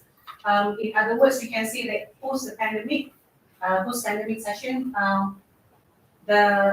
all these factors have shifted from HR buzzword to something that is more relevant to everybody.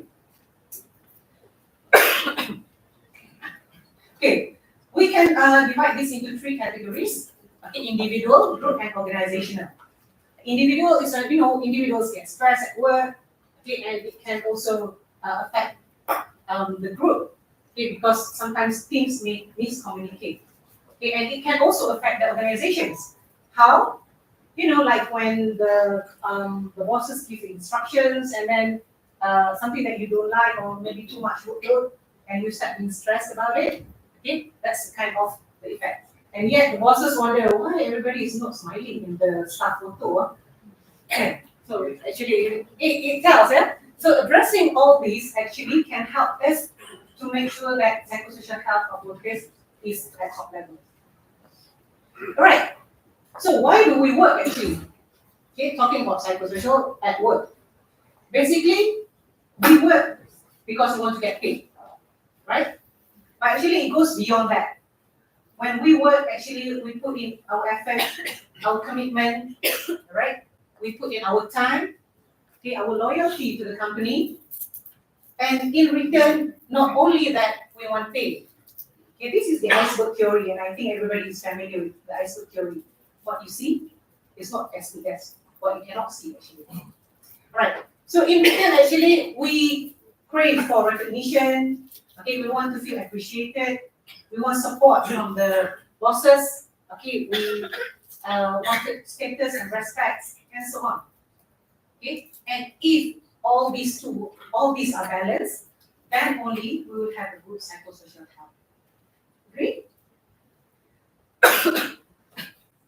All right. How do you know when someone has a psychosocial health issue?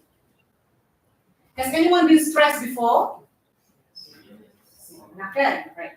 Okay. How do you know that you are stressed? What are the symptoms that you experience? What are the symptoms are? Can I just walk around and ask randomly? What were the symptoms on the symptoms that you have experienced that you have stressed? Stress eating. Stress eating. I hope it's not because you are putting on weight, because otherwise it's going to contribute more to the problem. Okay. What about you? Anxiety. Okay, anxiety. Okay. And you? Don't feel like doing work. That is an indicator that you are stressed. Anything else? Tired. Yeah, tired. Okay. What were amongst the words or sentences that you might have heard from your colleagues to indicate that they are stressed? Words indicate they're stressed. When they don't speak. When they don't speak. Yeah, when you answer a question, they keep quiet. Yeah, when they don't speak at all, that's one. It can be because when they speak, and when they speak, what do they say? Cannot submit the work before the deadline. Okay, all right. Cannot submit before the deadline. Meaningless. Yeah, Meaningless. meaningless. Right. Anything else? Any sentences?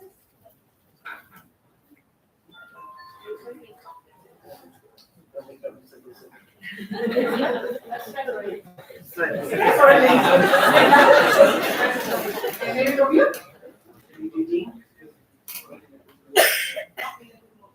All right. Have you heard of someone saying that, "Unless I'm so sick of this job. I can't wait to quit." And how many times have they said that? And still they never quit until today. Can. That's not gonna be can. All right.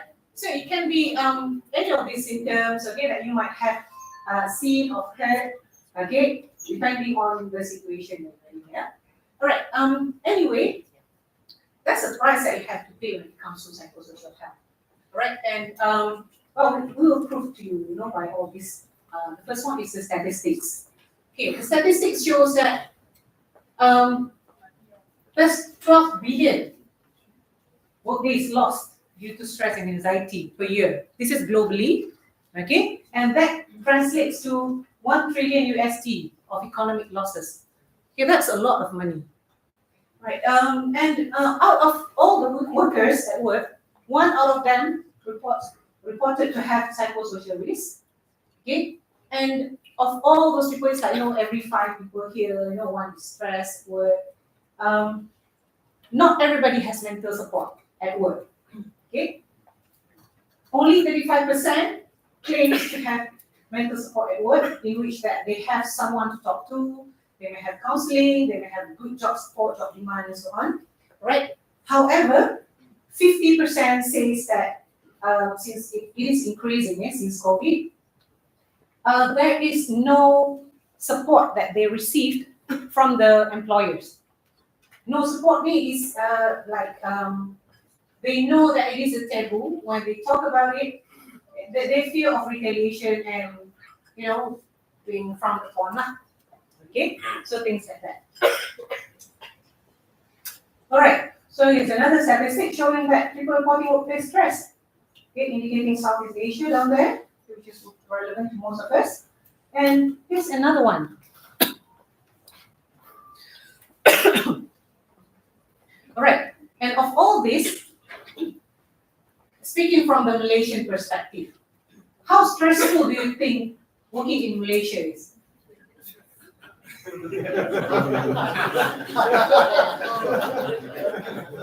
Okay, Malaysians, raise up your hands, please.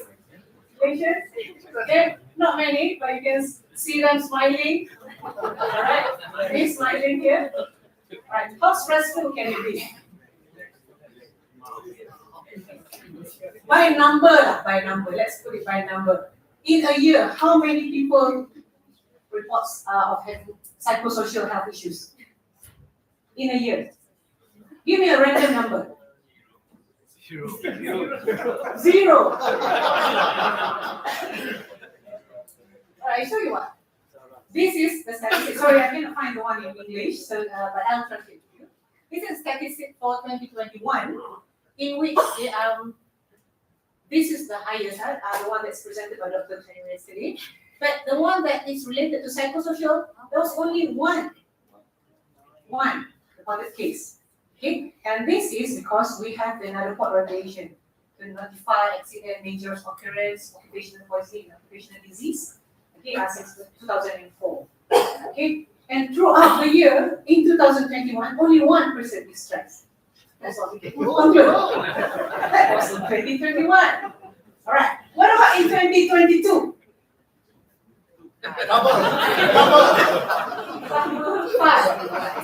Five. Anything else? Any other guesses? 2. Ready? Any other guesses? Okay, in 2022, ta-da! 2022, 1.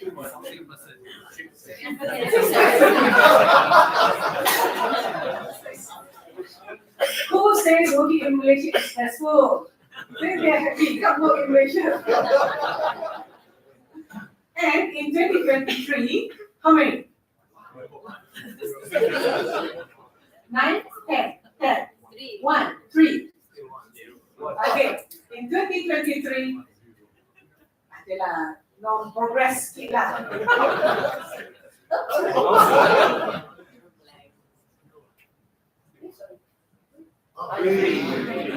Yeah, 2024 the statistic has not been released yet. Usually it will be released around October.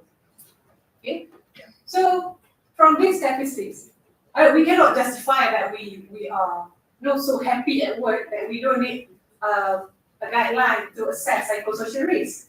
We do, okay, but it is not by the statistics, definitely. Yeah, it is based on responses that we get from employees and also employees. All right. Okay, another one is the real life consequences. We know that absenteeism, okay, conflicts, okay, and there are suicidal cases, okay, as you can see here. There are so many throughout the years.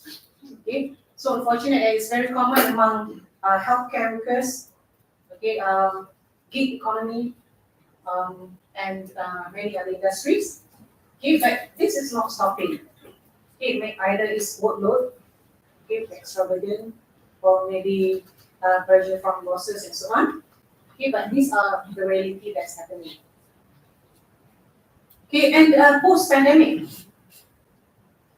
Post-pandemic, well, you know that there's is no boundary thingy when after during the pandemic where bosses can contact you. You can work online. Okay, they can contact you on WhatsApp, where you get text messages at 11:59 p.m. saying that can you submit this at 12:01? Right. That's the kind of stress that we have today post-pandemic.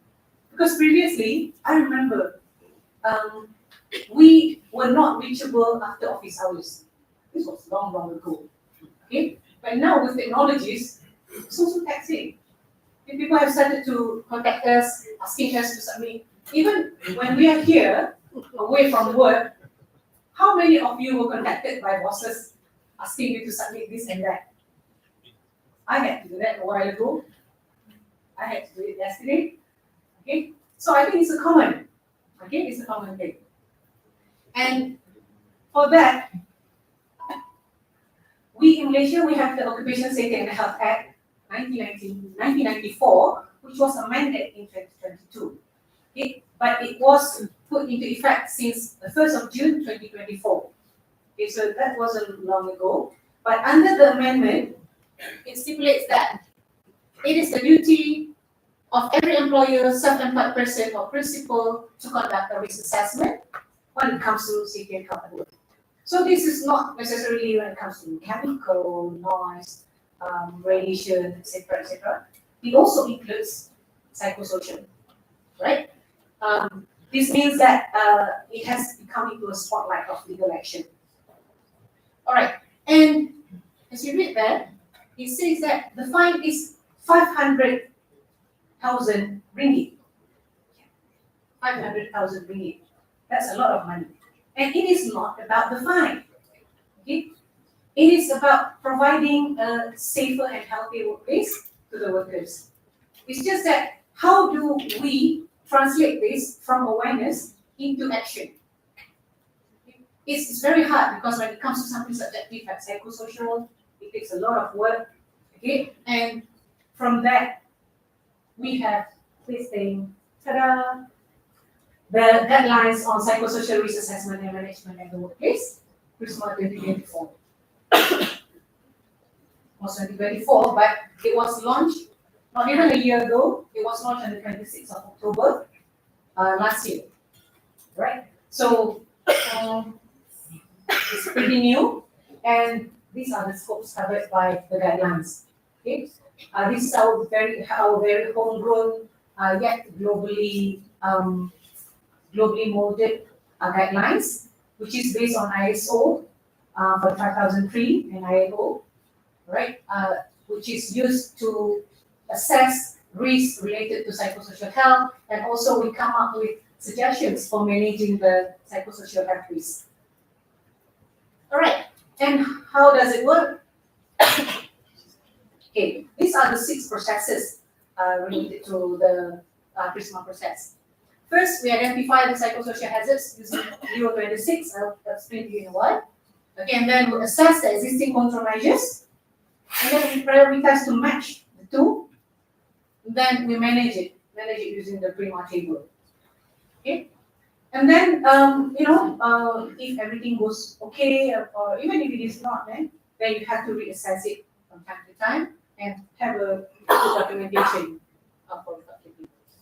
Okay, this is the flow chart of the same process. And who will conduct this? That's a new trained person title introduced by DOSH Malaysia, which is called the Psychosocial Trained Person, or PTP. Okay, for those who are not familiar, in Malaysia we have competent persons and also trained persons.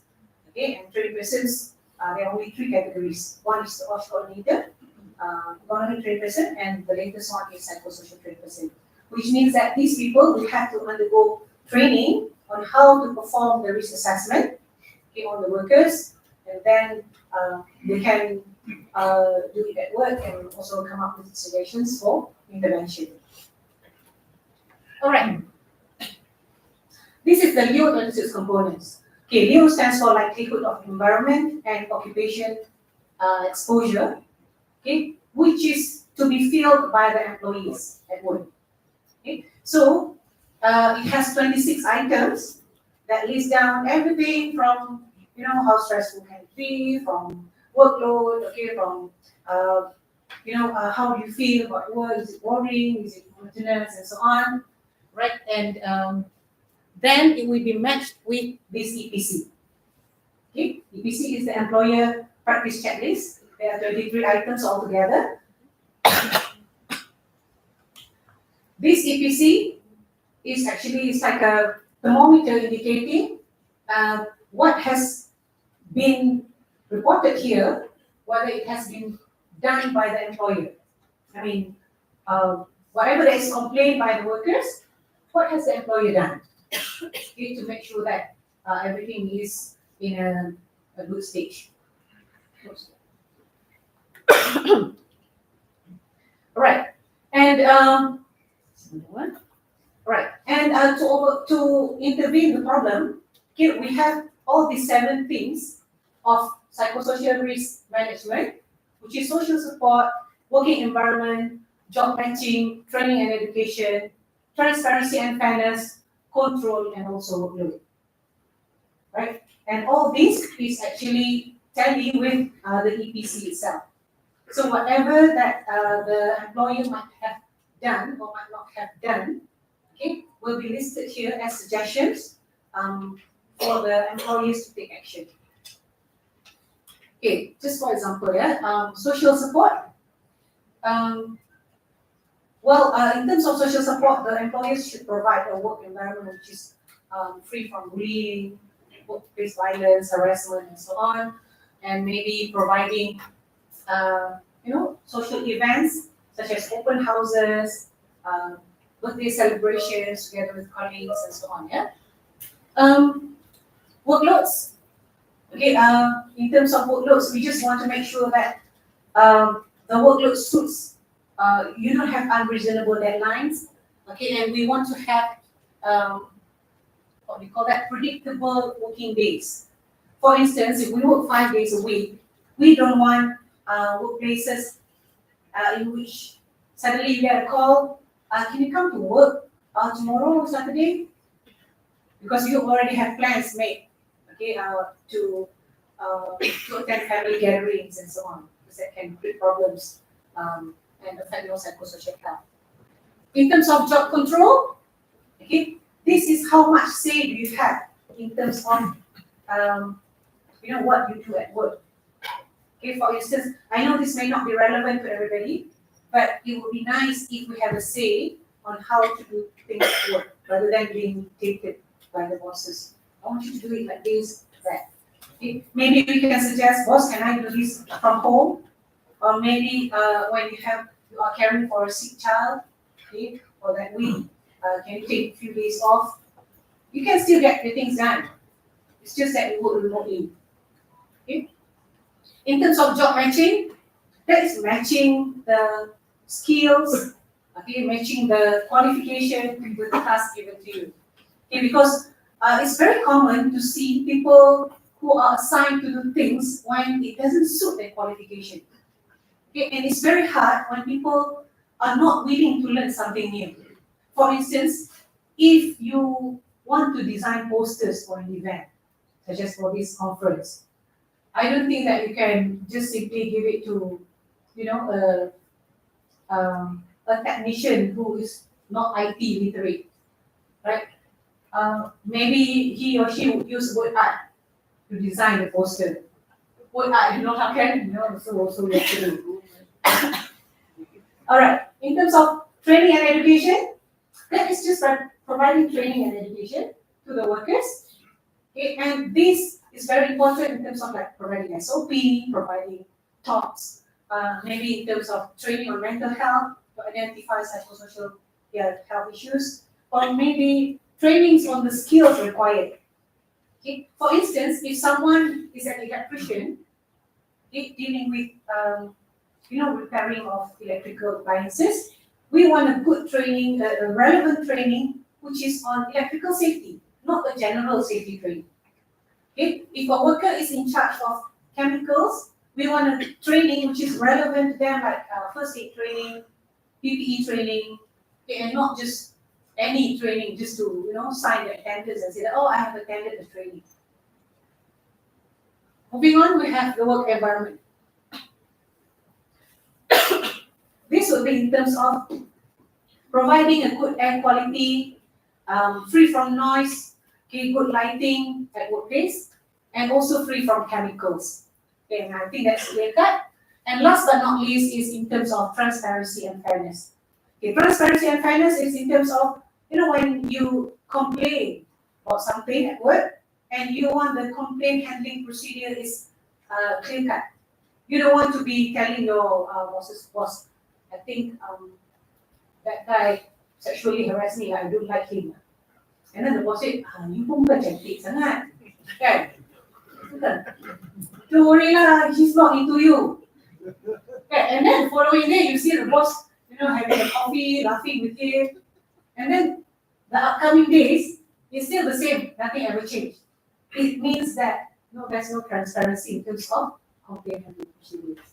Okay, and in terms of adequate wages, I know that's it's hard to say, because everybody wish for a higher wage, but somehow when it comes to adequate wages, it should be of the right range that suits the task given to the workers. Okay, so that's pretty much about Prisma. Okay, what we have today. Okay, we are training many groups of PTPs from time to time to make sure that this can be implemented throughout Malaysia. Right? So with that, take home message, I would say that workplace which is healthy, free from mental health issues, doesn't mean that it is just, it's just happy. It's safe. Okay, that's what's important. Okay, and today we have Prisma as a tool to assess the risk, because previously people might think that we do have issues in our workplace, but we don't know how to do it. Okay, and it is not only about assessing it, we also come up with the management as a guidance. It is not limited to all those listed there, but they are free to implement what is relevant to their workplaces. Okay, so with that, I thank you very much for your attention.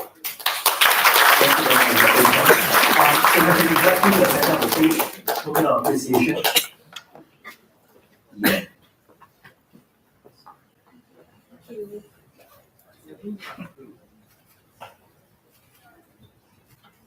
Let's give a round of applause to Dr. Ismail.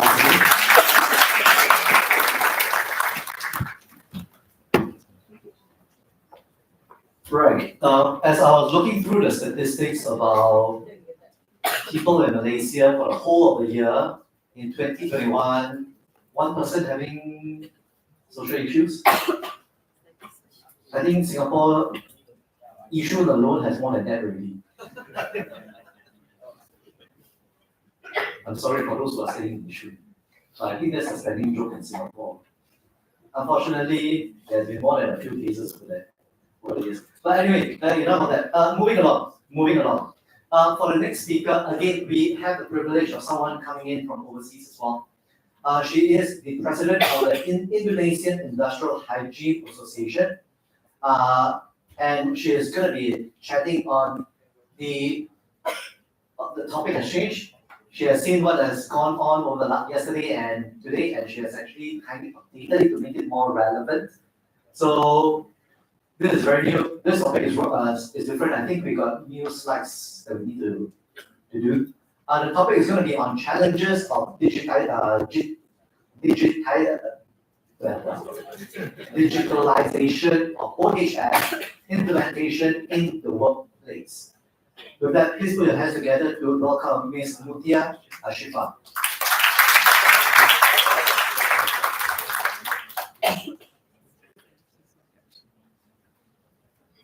Check, 1, 2, 3. Okay. Thank you so much, everybody. Hi. Dr. Easy previously said that this is quite an hazardous situation for her because she started at 11 and she finished at 11:35. And I'm starting at 11:35 up until 12:30 based on the schedule. So bear with me. I'll try to make it as quick as possible to make it more convenient for all of you to have your early lunch. But if it's more than 12 for me to make my presentation, I do apologize in advance. And hopefully you guys can still listen and maybe participate in the discussion. Okay, I have to make a disclaimer. I'm not quite a freestyler, so I probably won't go back and forth on the stage or come visiting you. I made my notes, so I prefer to read it from my notes to make it more clear for me to make my presentation. But feel free to have a further discussion afterwards if you have any question or you have any things you want to ask to me. I'm representing Indonesian Industrial Hygiene Association. Probably you previously known our past president, Dr. Mila Tejamaya, and she already finished her 2 periods of presidency in Indonesian Industrial Hygiene Association. And starting in February this year, we have a new structure of Indonesian Industrial Hygiene Association Committee, and I was entrusted with the have the faith from the advisory board also, and from our members. We have over 300 members in Indonesia and also international members to become the current elected president of Indonesian Industrial Hygiene Association. Okay,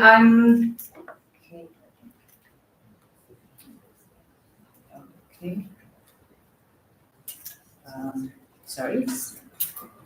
Right, okay.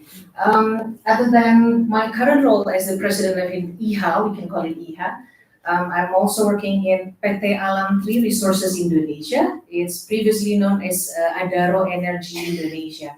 It's one of the biggest coal mining energy in the southern hemisphere in the world. We operate within Indonesian operational activities and also throughout to Brisbane. And then we also have one consortium in Brisbane, and we have the logistic and also for financing here in Singapore. And back in, I think in December 2024, we have a spin-off. The company split up into two. So I'm currently working in the PT Alam Tri Resources Indonesia, which is focusing not only in the geothermal coal mining, but also it's focused on the renewable energy. So if you are here, professional and practitioner in industrial hygiene or occupational health or HSE in general, if you like to work in Indonesia, feel free to come. And then I can make you, I don't know, probably some networking and probably some information for added value to you to expand your work, not only in Singapore or Malaysia, but probably in Indonesia, because we're expecting so much in transitioning into renewable energy, especially like in the coal-fired power plant and also like the solar panel, the wind and water throughout all of the Indonesian island. And the company that I'm working for is currently focusing on that right now. So, having explained that, bear in mind with me that this transition between our operational activities from mining into the renewable energy and the changing competencies of our people, we have like over 45 personnel on site managing industrial hygiene and occupational health. And specifically in my job sites, in one of the affiliation in the Alam Tri Resources, we have over like 100 personnel managing occupational health and safety. And it's embedded with environment. We make a jokes on site. Sometimes we say that HSE stands for health, safety, and everything. So you manage everything, not just environment. So you can say that I'm an HSE personnel. So what did you do? You can say I'm managing occupational health, industrial hygiene, like my specialty, and then occupational safety and everything else you need, and I can manage it. So it's like some people will say, are we like a trash can or something that we have to manage all of this? I said, don't take it like that. Please don't take it too personally. It can make you stressed, like Dr. Izzy said. So take pride, and I liked yesterday's presentation. I forgot which presenters it is, but it says that take pride in what you're doing. Take pride, be accountable, and then you can make a change probably in the world of industrial hygiene and occupational health. Right, I'm making changes of my topic of presentation. Today we'll be talking about challenges of digitalization in occupational health and safety implementation in the workplace. Right. Okay, the outline, first of all, I will talk about its impact of digitalization in occupational health and safety and the opportunities and innovation, especially in my work sites, because we have the current operating coal mining within our sites. There are 3 main job sites, and then we also have like over 20 new projects is being developed and also already operating in Kalimantan, in Borneo Island, and also we have one in Sumatra Island and also in Java. Mostly is in Java, especially for the renewable energy based on the coal-fired power plant, and then we submitted the electricity into the local government because that's the basic of the rules and regulation. And then the key challenges and emerging risks in digital occupational health and safety implementation and its strategies for effective OHS integration in the digital age. Right. From my perspective on the digitalization impacts on occupational health and safety, I can take that this slide presentation is taken from an extraction from ILO standard, because ILO already made a document published in 2025 relating on the impacts of digitalization to occupational health and safety. So I can provide you with the links later on, and then you can check that out. It really shared a lot of information what's happening from digitalization to us as a practitioner in occupational health and safety, specifically in the sites and in the coal mining industry, the one like I'm managing right now. Right. Mitigation occupational health risks, occupational risks, it can be reduce workplace accidents and disease, improve efficiency, productivity, and overall performance. And it can also remove workers from hazardous environment. We have, as you can see, I'm not quite familiar with it. Do you have any coal mining here in Singapore or Malaysia? No, right? But in Indonesia, we have lots of coal mining, especially in Sumatra and Kalimantan, so Borneo Island, you can say. So we are working in a toxic or hazardous environment. As you can see that probably here you have a lot of construction, but in Indonesia we have so many diversity industry and energy industry, like the one I'm working for is in coal mining. You can imagine like the coal dust exposure. You have a rock dust here, probably will expose with the silica, so you can get a silicosis, or you can get a PNOS, particulate non-observed specified. Then you can also get, I think those two are the main one. But in Indonesia, because of the hazardous situation of the energy industry, we have so many diversity of the exposures. We get it from coal dust, we get it from noise, we also have from PNOS, we have silica, and sometimes in a small or medium industry, we can still find asbestos. So there's an opportunity for us to improve there, specifically in the digitalization era, to ensure that people don't get direct exposure to those kind of hazard or harmful situation, and then to prevent them to get an occupational disease or illnesses in the future years, and to maintain the degrees of their health status. And then we try to also optimize work organization and streamlining process. We like to call it the lean process. So with the lean process itself, it helps us to be more efficient. It helps us to be more effective, because at Alam 3, we have over 45, I think up to 50 business units, and it's spread out to many different islands. I'm sure Singapore is also an island. Indonesia, we know it's for thousands of islands. It's like a salad dressing, I think. It's a thousands island. So we spread it from Sumatra to Kalimantan, Sulawesi or Celebes, and so Papua and Java, and we have so many streamlining process that need to be integrated. Sometimes centralized in Jakarta or in Kalimantan. So with digitalization, it really helps us to make it more efficient and more effective. And it can also be automating repetitive and physically demanding tasks, and it's improving workload distribution, reducing both physical and mental strain. I think it's very interesting from Dr. Izzy's presentation that we can get stressed very easily right now. How many of you are here at Gen Z? Or millennials? Okay, I see someone raising their hand. So 2 people raising their hand, they are Gen Z, okay. How many of you are millennials? Okay, I see 1 ladies. Okay, 2 millennials. How many of you are Gen X? All right, that's tiring. Okay, I'm sure we have baby boomers. Okay, I think we try to make it more private, yeah? We try to make it more confidential so that our age is not really exposed. But right now we are facing a lot of our operators, because we are still using a double trailer for transporting our coal from in-pit mining to one of our facilities that's called coal crushing and facilities 4. So if we want to ship or export our coal, then it will be throughout 80 kilometers of driving with a double trailer, carrying on over like 6 tons of coal, which have been crushed yet, and then it's transformed into the coal processing unit. So can you imagine driving like 80 kilometers? When you're driving 80 kilometers, yeah, I see you scratch your head, really, 80 kilometers, it's true. Yeah, you can see it in our websites, in one of our coal mining process, that you're driving 80 kilometers from in-pit up until the coal processing units itself.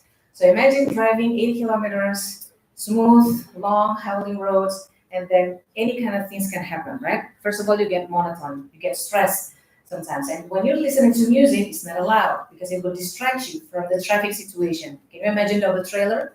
Double trailer of coal are passing by, go 1, 2, 3 shifts over daily times. 1 shift, they can probably get 5 back and forth, 5 shifts back and forth. And then, yeah, unfortunately, I just got called yesterday. That's why some of my colleagues asked me, "Why just got here?" Because unfortunately, there was an accident on site related to this double trailer, because the reason is for fatigue. So we try to make sure that in the future, we try to prevent those, because fatigue is our biggest root cause right now for any kind of accidents or incidents on site. And AI-driven system tools and enhance workplace safety by identifying hazards and monitoring environmental conditions and predicting equipment failures. This is more relevant to our activities in plants, because we also have, we call it a plan and manufacturing on site for managing each of our heavy units or heavy duties activities, or if we want to do a maintenance for our assets throughout the coal mining and also the renewable energy transition projects, then we also have those insights. And it's also, I think, supports career development through tailored upskilling and reskilling opportunities. Like many of you already shared your expertise. I think digitalization really helps us to reshaping our thoughts and our mindset that not everything should be conducted manually right now, that we can transform it into like probably the wearable devices or probably an early detection monitoring system to prevent fatigue, and also probably like an alarm system to identify whether our operator already closed their eyes and bend their heads and the alarms will speak up. Probably we can try right now because I see some of you already bent your head and close your eyes. But I think that would be great if you have like an alarm system in here, not for the emergency situation, but to give an early detection for all of your participants to wake up. You know, someone's still speaking, just like that. So we also implement those technology. We call it like a fatigue prevention system. So it's like a sensor that's being placed inside the cabins of our operators. Whenever there is a movement below 45 degrees and they're nodding their heads and their eyes are closed more than 2 or 3 seconds, that's an indicator that probably they have a fatigue or they're probably in early drowsy or they're like a micro sleep. You know, there's a micro sleep. Sometimes when we're ready, we have like a micro sleep within a second and then we just wake up. And that's what happens. That's what could happen to our operator. Okay, so the opportunities and innovation for us, from all of these 5 items, some are being implemented in our in my company, in my employer.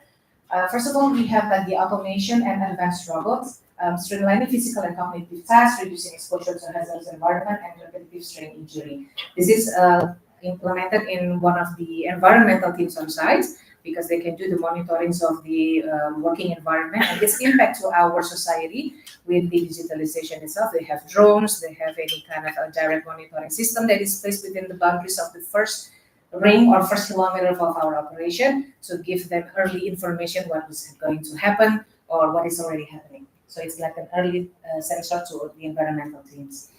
And the second one is smart OHS tools and monitoring system. This is AI-powered sensors and wearable device ensuring usability, proper fit for diverse workers, privacy protection, and prevention of stress from continuous monitoring. One of the current projects that we are handling it is to provide our workers, we sample our workers, that we are giving them a smartwatch that will provide us an information about the duration of their sleeping time and whether they have a good quality sleeping and also the duration of the resting time. So we are trying to implement those projects to our operator trailer, to the trailer operator right now. And then we took a sampling and then it will be like a basis for us to propose for the new project. And hopefully it can be implemented throughout the operation. And for this, number 3 is not quite implemented yet right now. For number 4 is also the same. And number 5 is for changing work arrangement through digitalization. I think this is very common for us during the pandemic, which I think some of it are very good. So you don't have to have a lot of commuting system back and forth to your office or to your work, but it's impossible for us to do that in the mining industry, especially if we are not transitioning into like a digital shipping or shipment from the input up until the crushing process and facilities. So we are still using humans. We're still using thousands of operators. How many numbers, I mean, like what is the biggest industry in Singapore right now? And how big is the number of the employees? Can you guys give any numbers? Like 10,000? Up until 10,000? Like probably you here have a construction industry. How many workers that's going to work over there? In one project? Give a rough number probably. 5,000? You have quite a lot. 2,000, okay, up to 2,000, probably up to 5,000, right? In one project, in one of our projects, we have like 23,000 people. So 23 people that we have to manage for their occupational health and safety because it's their human rights, right? It is stated in ILO, it is stated in our government regulation. So those 23,000 people need to be maintained and monitored relating to their health and safety. So I think it's easier for us if we can changing our work arrangement up into more digitalized, and it can make it more safer for them too, like reduce the commuting time, Probably not for all, especially in the operation one, but I think it's much better for us if we can do it so. Right, and this is the example. I think it's related with the previous explanation that I've said from the previous slide too. I think one of the biggest impacts of digitalization and automation or robotics can be improving through safety and health at work is supporting workers to reduce physical strain. Because when you have so many mobile activities like the one we have, and also monotonous activities like we also have, because our operators are driving again 80 kilometers from mining and up until the coal processing units.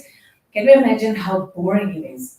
So many things that they have to do to reduce their boringness or to make them more feel like I'm excited to do my job. Sometimes they listen to music, sometimes they listen to radio, sometimes they, I don't know, do so many things that we can monitor through the CCTVs in their cabin. All of those activities are to prevent them from getting a fatigue or from getting them a situation where they can feel like, oh God, this is so boring, and then they can just fall asleep or probably do something hazardous with themselves or with their environment. Not intentionally though, just because of the situation of their work, making them to do so. And the physical strain aspect itself, we have one activities that is shall be conducted every year annually because it's regulated from our government, that we have to conduct an annual monitoring and measurements of industrial hygiene or working environment exposures. And it's also stated that we have to conduct it in periodically scheduled, not just annually, but we can make it more frequent every year or every 2 years. It depends on the risk itself. So when we are doing those activities, we have to get a mobile activities. So sometimes I'm participating in that activities early on my career. So we have to get into the stockpile. We have to ensure the level of the stockpile is not above the threshold of the government standards, and also we have to do the coal dust exposure assessment on our workers. We have to take a sample from each similar exposure group. Can you imagine from 33,000 of people, we have to take, I think, like hundreds of people being assessed every year. And then we have to move from site to site, and then to ensure that their level are below the threshold of values, which is stated in our government's regulations also. So with this digitalization, I think it can help with the direct reading gadgets, because we can put it into their helmets or into their safety vests, and then we can have a direct reading measurement or monitoring right on the spot. Although the data itself is not merely becomes like the direct exposure data for them, then we can put it into the log normal statistic and so on, and then we can have a reasonable exposure data or level in the certain periods of time. Right. I think this is also one of the applications that we have right now. We haven't had a smart helmets. We have a wearable cameras outside. We put it in the one of the workers' helmets, safety helmets, especially the one that is mobile. They're coming from plants, and then they go into the mining, and then they're coming back to the stockpile process, and sometimes they are doing the monitoring stuff in the hauling roads. Again, 80 kilometers hauling road. Yes. If you want to check, please do check. It is 80 kilometers hauling road. That's why it's one of our main risks. One of our significant risks actually that we need to maintain or to prevent any kind of accidents happens in those areas. We also have physical workload and ergonomic sensors. It's like tools that we put it into one of the equipments that our plant or mechanic in our plant or workshop to ensure that they are doing the proper lifting procedure, because there are still manual handlings that being conducted in our plant. Because can you imagine like units, a heavy equipment, a dump truck that is big as this hall, like the size of the diameters of the tires itself is like up until to these slides. So can you imagine if you're passing through those areas, nobody can see you, and then the manual handling itself when they're doing the maintenance workshops itself is really, really stressful, and also it's quite a high risk process for them to do so. So if we have when we have these ergonomic sensors, it gives them information, what is the proper ergonomic posture to make them more comfortable to do their job, especially for our maintenance and plant workers.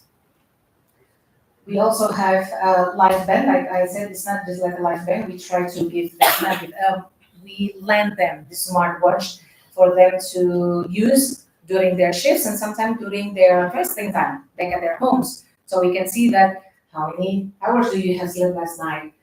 Some of them are quite strict about this. They say, why do you have to monitor my sleeping pattern? Why do you have to know how many hours I've slept last night? When we can have a data, we provide it to them and we say, okay, throughout 2024 up until August 2025, we have 30 cases based on fatigue. So when fatigue gets involved, it solely comes from your sleep quality or your sleep duration. We can also say that, okay, it's from your metabolisms also, it can also from the workload, it can also comes from the working environment or the equipment that you're using. But based on our investigation, solely at the highest percentage of the root cause of those accidents are because of fatigue. And we checked, why don't you sleep like at least minimum 6 or 7 hours? And they said, oh, because I have another job, because I have to accompany my wife to go to the market, because I have to take my children to another mall or something like that, because Indonesia loves malls, so yeah. So we kind of like, okay, then you have to make sure that you can get enough sleep so you can prevent your fatigue and then you have the same operation or you can drive safely. So that's why we try to put them, lend them the smartwatch, and then we can assess the quality of their sleep and also the duration of their sleep. Okay, and then other implementation or innovations that we have is that, again, as I mentioned it before, it's relating to the industrial hygiene assessment. We are proposing right now for the direct reading monitoring for the cold dust exposure in one of our projects outside in Kalimantan. And or this stressful exposure within each month, not just an annual report, which is complementary from our regulator, but if we have like monthly for each exposure, because one worker can struggle into so many sites. So his SEG or her SEG, similar exposure group, can be diverse, can be changing throughout the projects.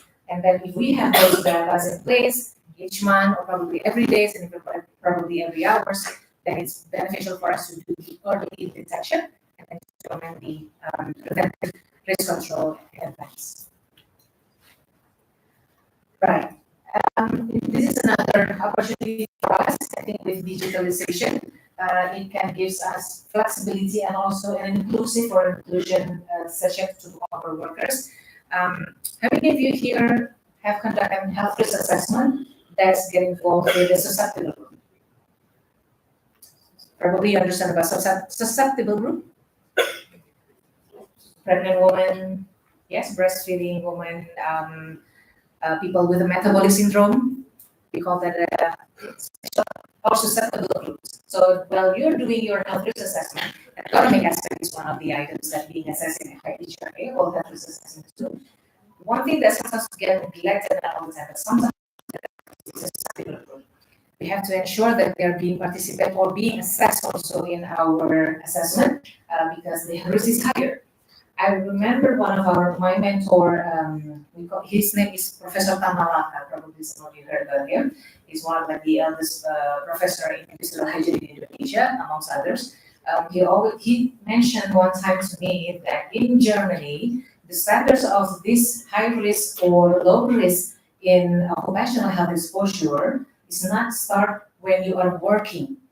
It start before you're working, and it's also start even in the fetus. So if you're a pregnant woman and then you're working in a factory or in coal mining and then you get exposed to the coal dust, and the assessment from the German institutional regulator is also will track what is the effect of your fetus. So the standard is very rigid and very critical, and so you know that you can prevent it still from your unborn children. So it's more rigid than I think probably in some country. While in Indonesia, and I think throughout in Southeast Asia, we started the assessment or the exposure level when we are working or when we are exposed to certain health hazard, right? So I think we can learn from that. If we want to make it more safe or more healthier workplace for our workers and for ourselves, we can start to think in getting involvement of the susceptible group also. Right. The key challenges and emerging risks for digital occupational health and safety. First is the safety risk, because sometimes when you're using too much things on your body, it gets uncomfortable, right? Because yesterday someone explaining about, I agree with that, ergonomics is also about comfort. Yeah, and I believe also that safety is also about comfort. Can anybody here says that I feel comfortable wearing safety helmets, safety glasses? I'm wearing glasses and has on safety glasses, or probably get embedded into my compressive lens. And then I'm wearing safety vests, and I'm wearing safety shoes. And then if I'm working on a high-rise level, I am wearing a full body harness. And then somebody just put me another digitalization gadget on my body. Is it comfortable for you to do your work at the first time? No, it's not comfortable, right? Because I was doing that for over like 10 years when I was on site, because of my first work, first place when I was in Kalimantan. I was kind of like, God, this is so heavy. And I have to do my inspection to the heavy equipment, mobile utility, and I have to climb the ladders to the fuel tanks because we have to do the fire safety inspection. Can you imagine how heavy it is? Plus, I'm a big girl too. So it's quite a hard for me to do so. And some people say, then you should go diet. I said, no, it's not the solution. I said, no, it's not a solution. Then you have to measure everybody's BMIs. That's kind of like, no, that's not the basic root cause of the solution. So can you imagine when you have a lot of things being placed in your body, it can cause another further or new safety risk. For example, if it's too heavy for you to carry it out, all of those equipments or those digital gadgets that you place in your body, so in your PPEs, that you can probably not very common right now, but there's a possibility of that. Ergonomic risk too, it's relating to the comfort level. So we have to ensure that the comfortness of our workers when they are wearing or using the digitalization aspects or tools or gadgets. And then the noise and vibration risk. I like the presentation early on about the noise because just like Malaysia, and I think in Singapore, noise is also one of the biggest occupational disease in Indonesia because we have also like the increasing number of noise-induced hearing loss, and even sometimes at early stage of their age, we have like a 20 years old or probably 21 years old operator that is applied their CV to our work. And then based on the medical checkup themselves, they already have the symptoms of noise-induced hearing loss, the symptoms of low back pain. I mean, come on. I mean, you're only 20 and 21. Imagine what will happen in the future if you get exposed a lot of that, especially if you're driving a double trailer, heavy equipment, or you're working in the high-rise building, or if you're working at coal mine sites themselves. So we need to ensure that these physical or chemical exposures in our workplace is being monitored and carried very well too. Chemical risk. Chemical risk is quite, I'm not saying new, but I think for some industry, you guys already manage it very well. But in some industry in Indonesia, chemical risk is quite new because we still trying to manage it, how to make the proper chemical risk register. So therefore, we are adopting from one from OSHA, and we also adopting from the one in ILO and also international industrial hygiene standards. So make it more manageable in our sites because we have a lot of chemicals too that's being used in our projects, especially in the new projects of the renewable energy. Organizational and psychosocial risk. I quoted from Dr. Easy's presentation about psychological hazard. I'm industrial hygiene, we like to call it about hazards and risks, right?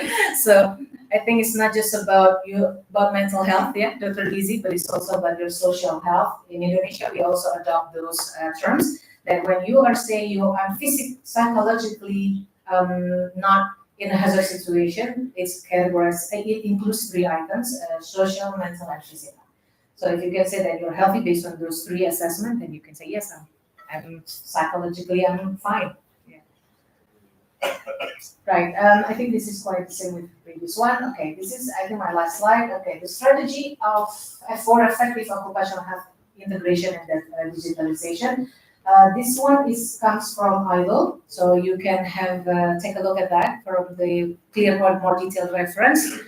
This is the one that combine the AI algorithms and the potential hazard and predict risk in real time, and it should be implemented with the hierarchy of control. I think we are familiar with the hierarchy of control right now. I think all of you are very well practitioner in occupational health and safety. Some are just like, can we update it? Can we update the hierarchy of control, not just based on the elimination, substitution, administrative, and PPE? I said, sometimes you can, sometimes you just have to go play by the rules. While I give the example of the significant examples of COVID-19. during COVID-19, can we eliminate the risk right away? Not yet, right? I think PPE becomes the first thing first. So for us to have the occupational health risks being managed on our workplace. So you have to use your mask, you have to use your, protection, you have to use a double protection and importance of all. You have to use a special clothes or special things outside of your regular uniform to ensure that you are being protected. So in those kind of situations, sometimes PPE can be the first thing first that can save your lives. Yeah. If in any kind of normal situation or in any kind of ideal situation that we can eliminate the hazard or the reduce the risk itself into the low or as low as reasonably practicable, then it's good for us. But I think we need to be reasonable too. Sometimes the hierarchies itself is not being implemented thoroughly, then we can choose which one is best for us, and it's based on our assessment and efficiencies within our operation. And the strategy for effective occupational health integration in the digital age, we can see it as a hierarchy. I will describe it with this kind of triangle, and then the first one is because of digital tools such as AI-driven analytics, real-time monitoring system can enhance risk assessment and improve workplace safety strategies, but they should complement, not replace human judgment. Okay, we have so many application or tools right now. You can use ChatGPT, you can use a Microsoft Copilot, you can use any kind of things. I'm not quite familiar with the update terms right now, but those two are some of my frequent apps that I'm using. We should also put human judgment in those practices, not just solely accept it.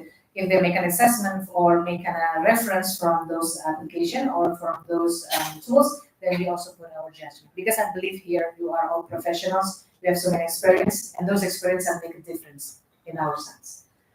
And preventive and control measures should be adapted to the needs of specific worker population, like I said previously, the susceptible group. We are doing these health risk assessment, and for our SEG, this similar exposure group, please ensure that you included the susceptible people. You can identify it in so many kind of categories, but please make an inclusion categories also when you are doing the assessment. And the digital aspect itself needs to provide all of those opportunities and providing and mitigating all the risks. And then workers should be actively involved in all stages of digital technology implementation. Again, sometimes the boundaries or the challenge is about the acceptance level of each people, right? When you have like local people in Indonesia, we have so many local people still working in like multinational company, and then we have to make them understand that this digitalization is helping them to make probably more safe and to make them feel like they are being monitored to ensure that we can prevent early on if there's any hazard or any harmful situation.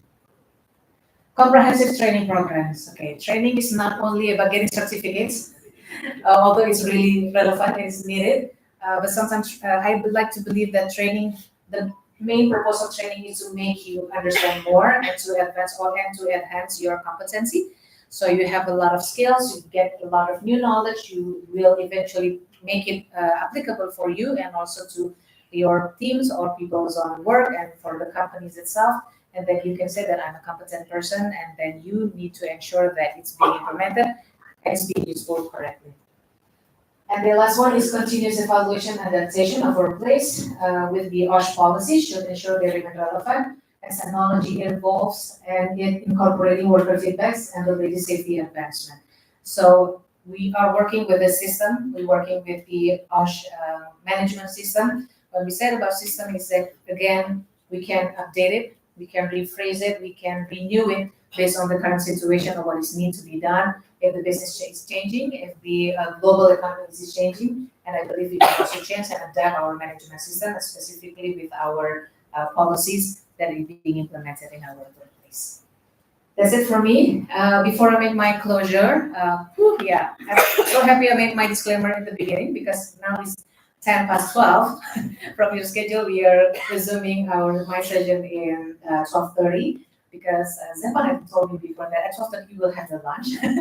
So hopefully I'm saving 20 minutes from your time to have your lunch. But before I close my presentation, allow me to share about our next event of Indonesian Industrial Hygiene Association. We are going to have our 10th IHA conference in Jakarta, Indonesia, starting in October 21st to 24th in JS Luansa Hotel and Conference. We have 2 days PDC class from 21st to 22nd, and then we have 2 days international conference. We also have a participant, and we also have speakers from MIHA. We also invite MIHA because we collaborate a lot with MIHA. And then we also invite a lot of speakers from Australia, from United States, and from New Zealand to share about their expertise, specifically with the current topics, I think, about heat stress. And then we also inviting a lot of speakers from local government in Indonesia. That thankfully our local Ministry of Labor is already confirming that he will be present at the conference. So feel free to participate. We are looking forward for all of you to come to Jakarta. If you want to further information, you can check on our websites and also to our LinkedIn. We can have information over there. I think Zevan can come again to Jakarta, yeah? Last time I think we saw each other in Bali, yeah? Yeah, in Bali. And to all of you, if you have any further discussion or information which you'd like to know about IHA or about the digitalization that we're conducting right now in Alum 3, please do let me know. And with that, I wrap up my presentation. Thank you so much for your time and your attention. Hopefully, I'm not Thank you again. Thank you very much, Ms. Muthia. If you could just invite you to the center of the stage again. Token of appreciation. Thank you so much.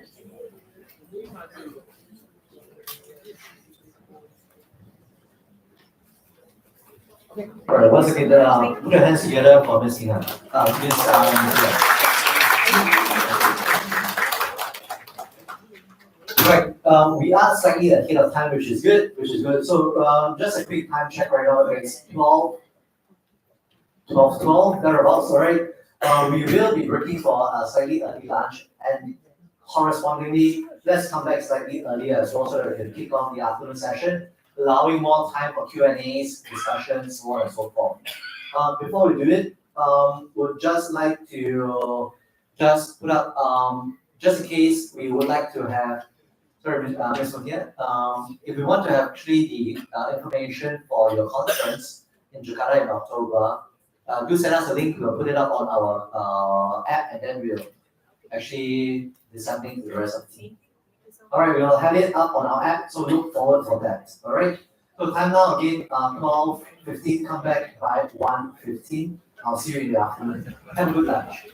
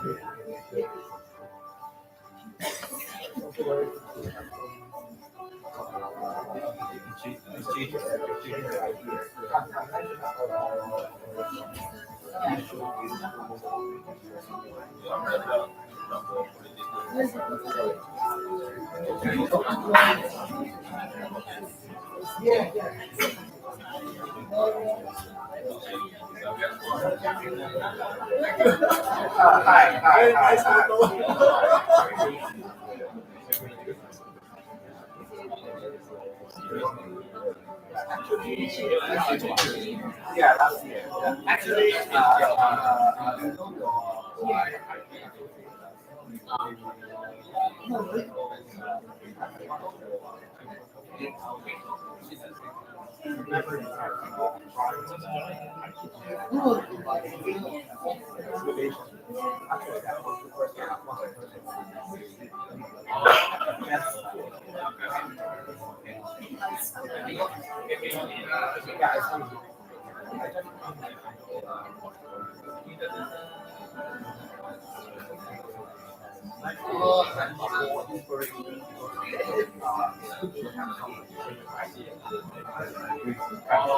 My name is Veronica.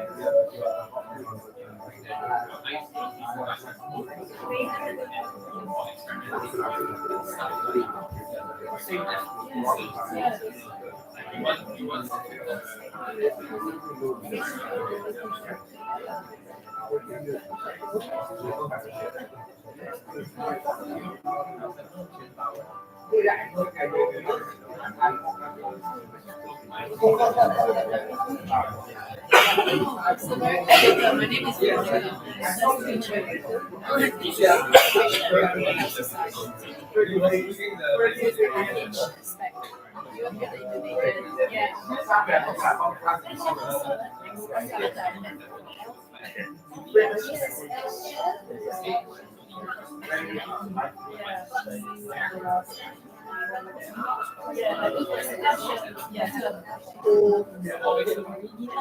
Yeah, that's why I think I understood.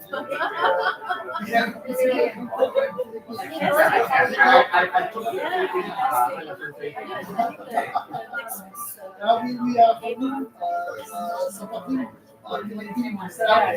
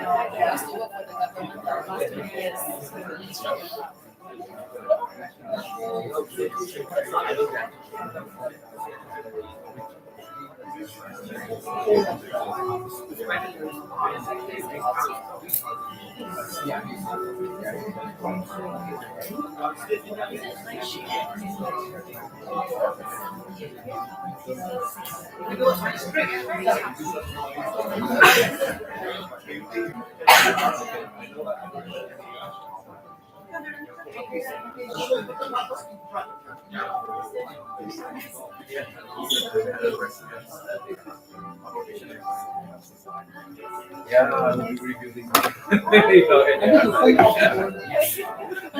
Yeah, so I'll be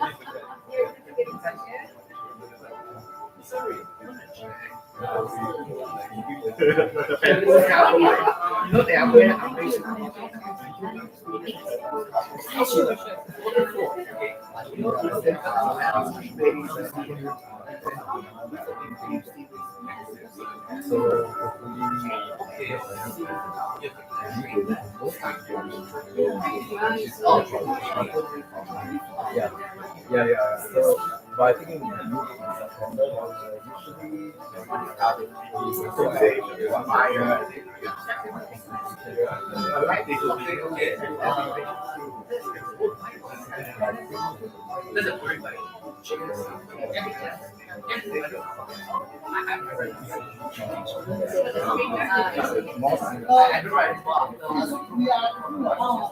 Because they are different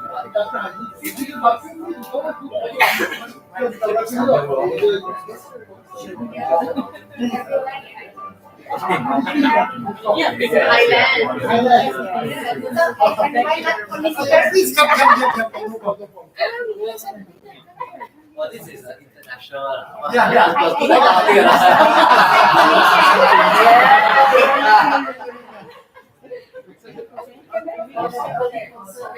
Okay, maybe 1, 2, 1, 2. When you capture, do you capture the logo? Just capture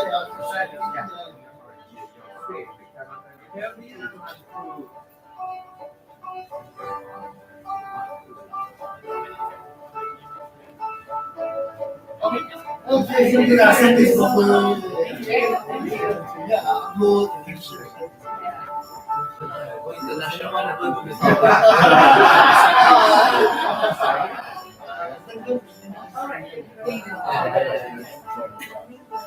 Elsha. Aisha. She was the first president. She was the first president. I can recognize the big one, very This is Elsha, Miss Mila. Yeah. First,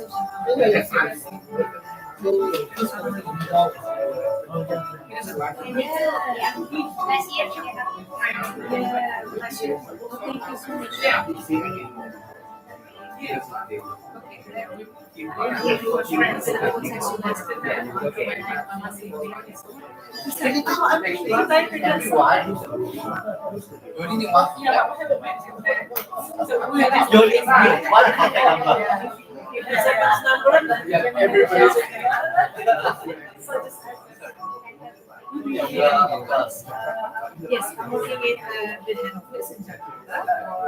You want the background? Yes, Yes, yes, please, yes. yes. Because Indonesia is Indonesia.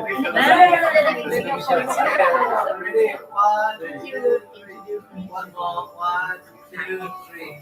Okay, beautiful. Oh yeah. She's around. Okay, later I will. Yes, yes. Yeah.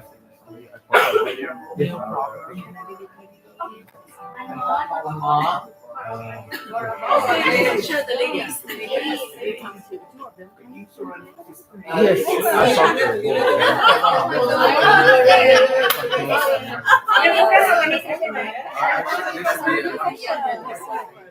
Ready? 1, 2, 3. 1, 2, 3. One shot. One shot. Okay, ready? 1, 2, 3. All right.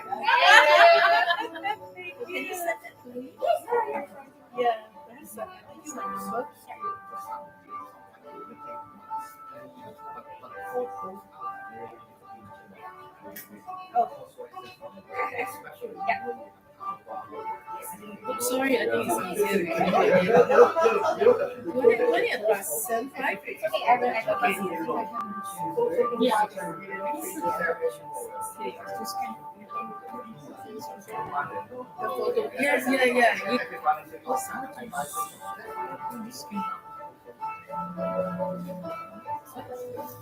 I think the same here.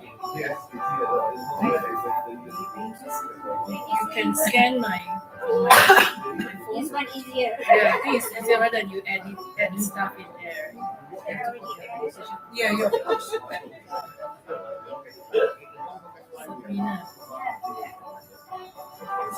Sabrina. Yeah, nice to meet you. I'll scan yours. Okay.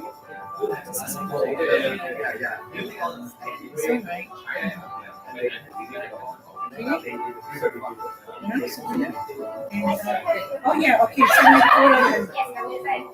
I You need you to have skip. two checks, right? No. Yeah. Easy. Thank you so much. You know, I love that.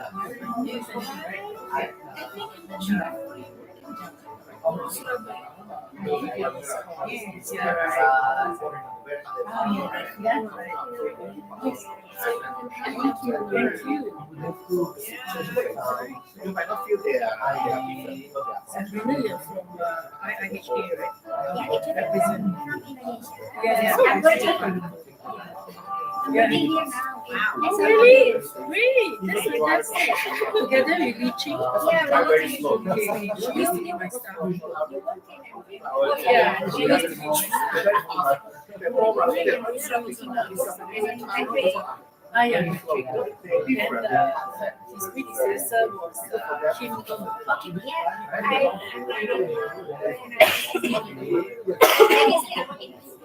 Oh, you're switch places. That's more Yeah, exactly. Yeah. So you're industrial chemist in also. Yeah, it's actually in my assignment too. So yesterday you also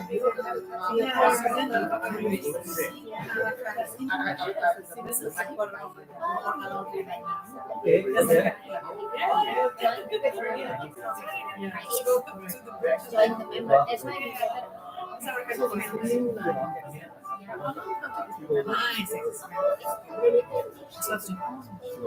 and then why we work because we want to get why that industry is complex behind it and I think everyone processes offices That's what we're having just one is like quite different. Yeah, Google is very it's like probably so we just want to present it to save a lot of administration. Yeah.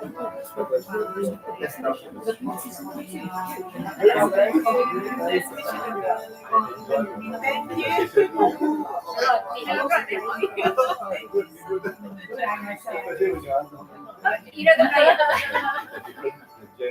Yeah, Gen Z. Gen X. I'm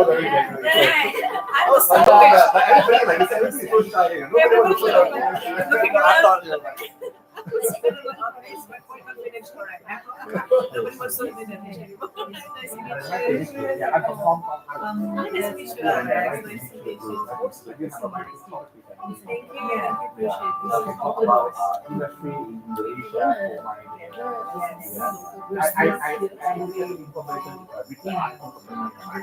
I see. I'm working here, but I'm not as far as practicing, yeah. I see. Next, For producers. yeah. Yeah. I see. Is it in the government?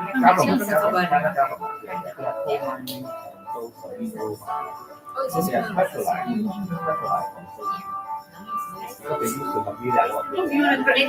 Yeah, we should. We should have lunch. 2018, the government released like a good mining practices regulation.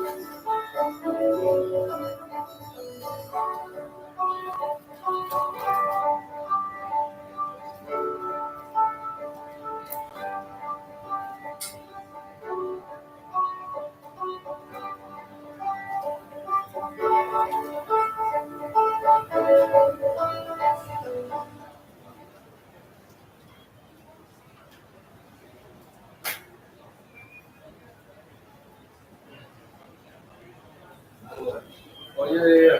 Oh, sorry. Oh, yeah, yeah, sorry. Okay, okay, okay.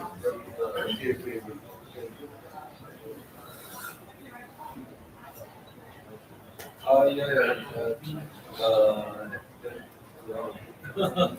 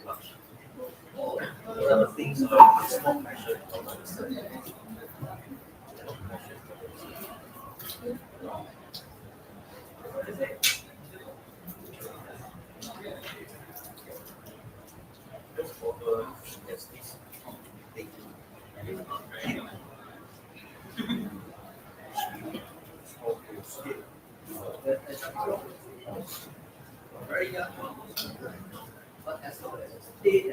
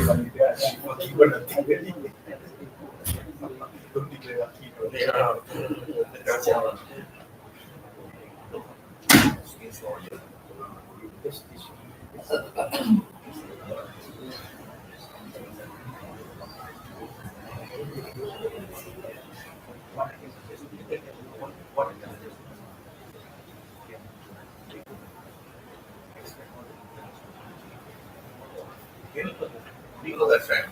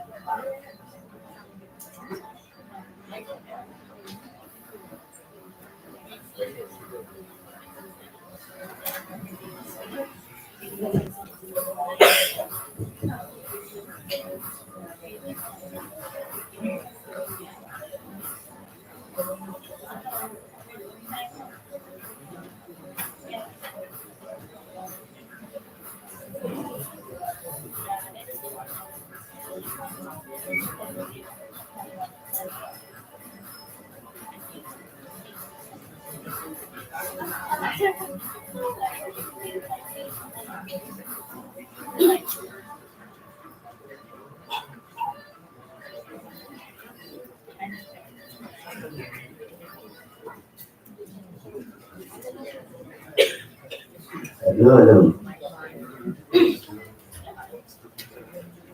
Okay. Thank you once again for coming back on time. If any of you were watching the video just now, you actually saw some clips from our very first conference that was held at the Fullerton Hotel. That was quite a splurge, I must say. Been there, done it, enough already, no more.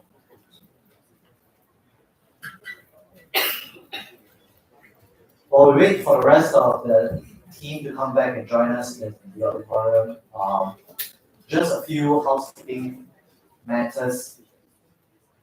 For those who haven't signed the SDU points for the morning, please do so. Okay. Can I again kindly request that we leave the last row empty so that some people come in a bit later, they want to sit down there. I should have some seats for them. Right. Use the wrong bank. Oh. There's a bit of mistake on the slides. Take it out, let's take it out.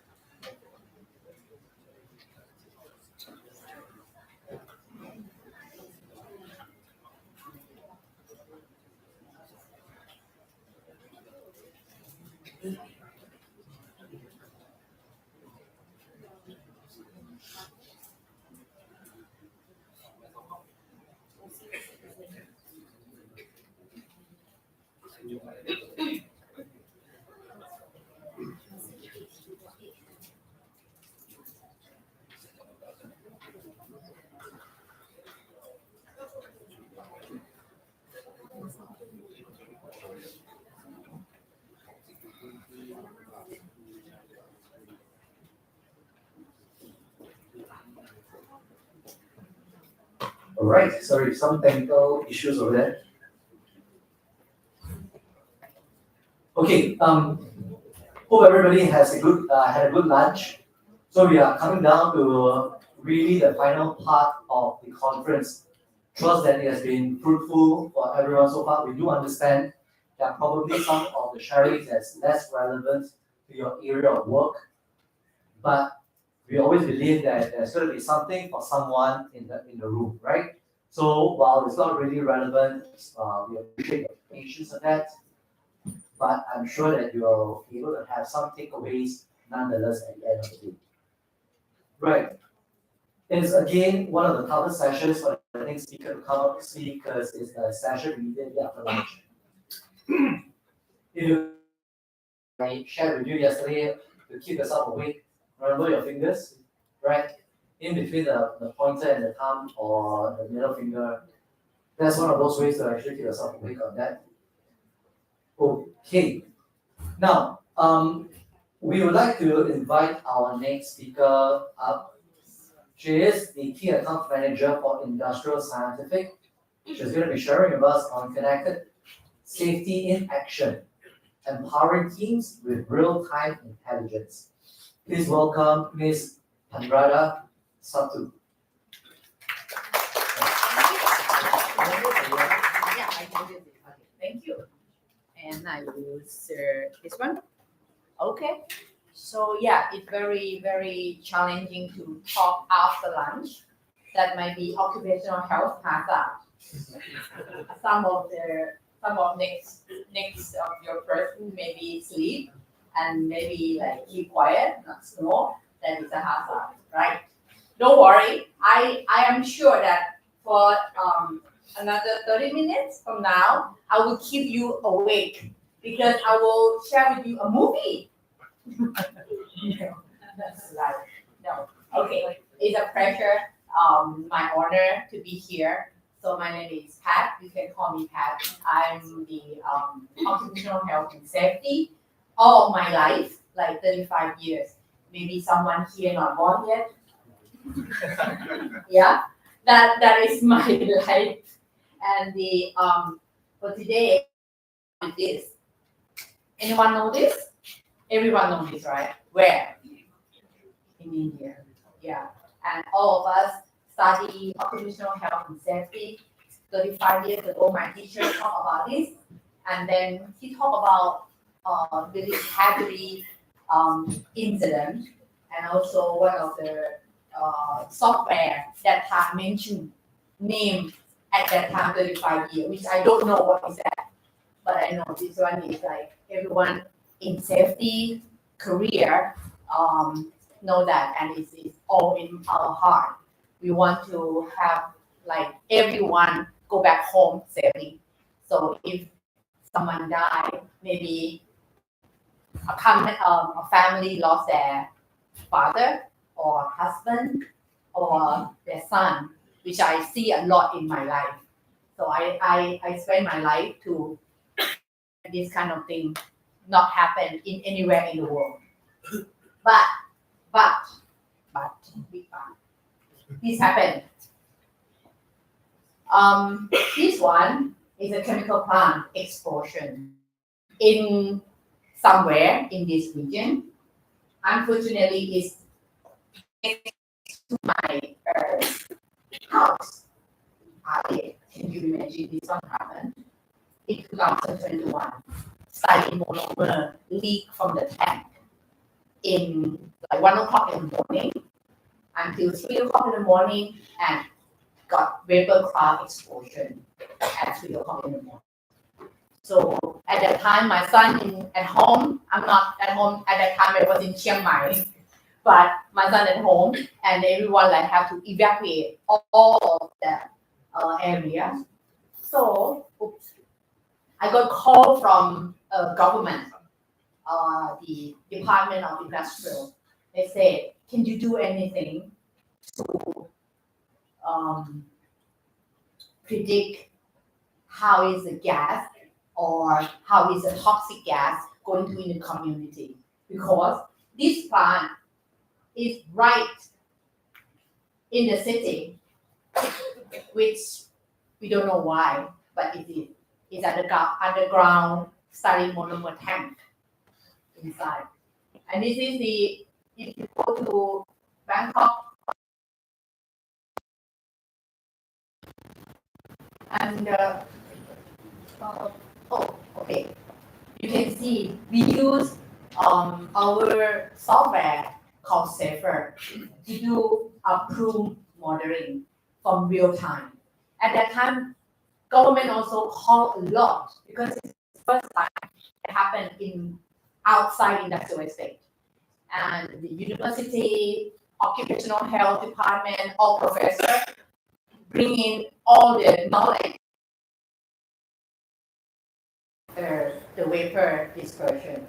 But with our Safer, that when I do at that time, like all day, I spend time like doing this. We have got just information. Okay, this is a tank. This is a chemical. This is the size of the tank. But it's already. This is after incident. But at that time, we use the that we have, but we use a real time map data, temperature, wind direction, which is very important, wind speed, solability. That time we use that, put in as manual, and then calculate. If that study monomer not explode, they will leak like until we can see this is mild from the source, and this is the concentration. So you can see 1,100 ppm is in purple color, and red is 130 ppm and 20 ppm all the way to here. Yeah, this is calculated from our software, which is real time. That's why this is a very powerful tool that we use for more than 30 years already. And in that software, we can also see the traffic. On that day, can you imagine 3 o'clock in the morning, and then no one knows, and then suddenly, boom, and then someone's house or a lot of houses, hospital, even airport has got impact. And for this one, this is one of the model that this software can calculate. And on that day, I remember I request our service team from Rayong put gas detector, like the area monitor, put around this area to monitor the gas from the vapor leak. But at 3 o'clock in the morning, as I said, it's vapor cloud explosion. So then, again, people have to do evacuate. A lot of social media, Facebook, like do a lot of circle on the map, which is, I don't know where is that come from to evacuate. But from our Safer software, we calculate the vapor overpressure,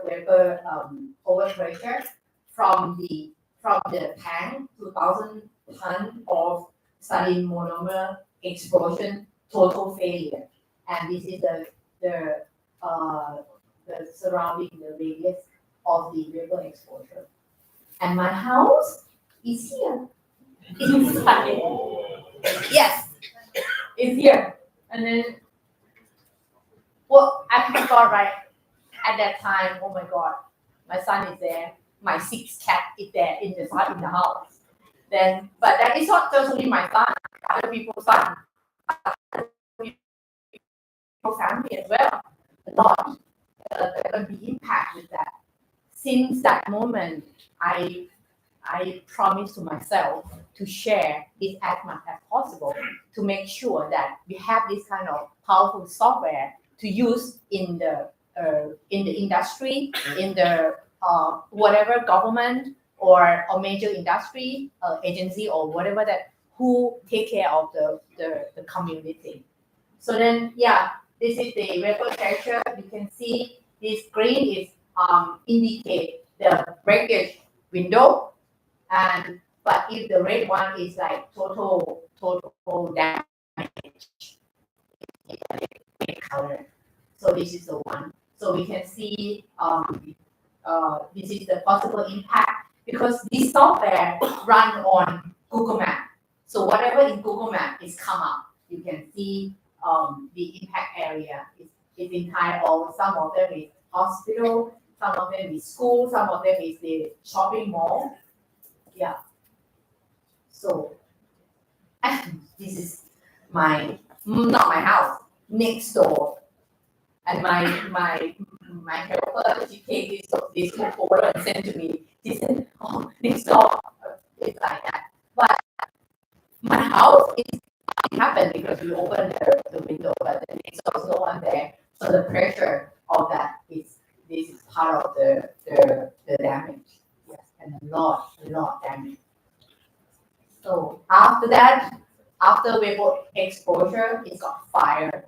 The fire burned all the residue of the styrene monomer in the tank more than 24 hours. And we lost one of the firefighting team inside that. He's only 20 years old as a volunteer to be a firefighter. We lost him in that. And after that, we have to send the professional firefighter team from Rayong to handle this fire. And during that time, I also request to do another model for firefighting because this model can do a thermal radiation. We can see what is the safe area for firefighter or someone to approach the incident. So this one is like the green color. You can approach that without any burn. But for red one, you can have secondary burn in 20 seconds. So then this one is also another model that we run for the government agency that time. And not only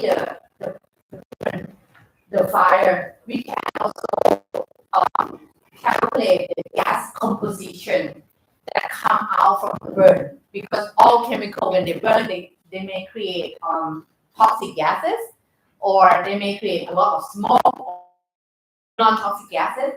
This one we also calculate the composition of the smoke and the soot for government as well, because the fire is run 24 hours. Then we do that soot deposition for them. Then we can see the soot is going like 16 miles from the source to impact the city. Then people in the city are concerned because oh my God, this is the toxic gas. It's like coming to my house. What should I do? This is the we have a breakdown of communication that time, because we have no powerful tools to communicate, because government also don't know how to communicate to people. People just evacuate. The traffic on the road, on the expressway is chaotic, and the impact of the smoke is going to two directions. In the morning, they go into the city. In the afternoon, they go back to the. Can you click that for me, please? This is a video. Yeah, thank you. This is the impact of the smoke to the airport. So you can see how heavy of this one.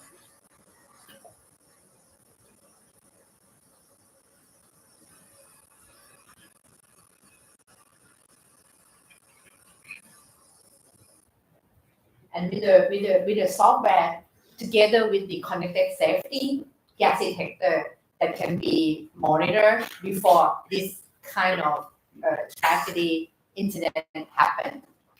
This is one of the story that I will share. Another story Sorry, I have only killer action movie to share. Not a love story, but this is our life.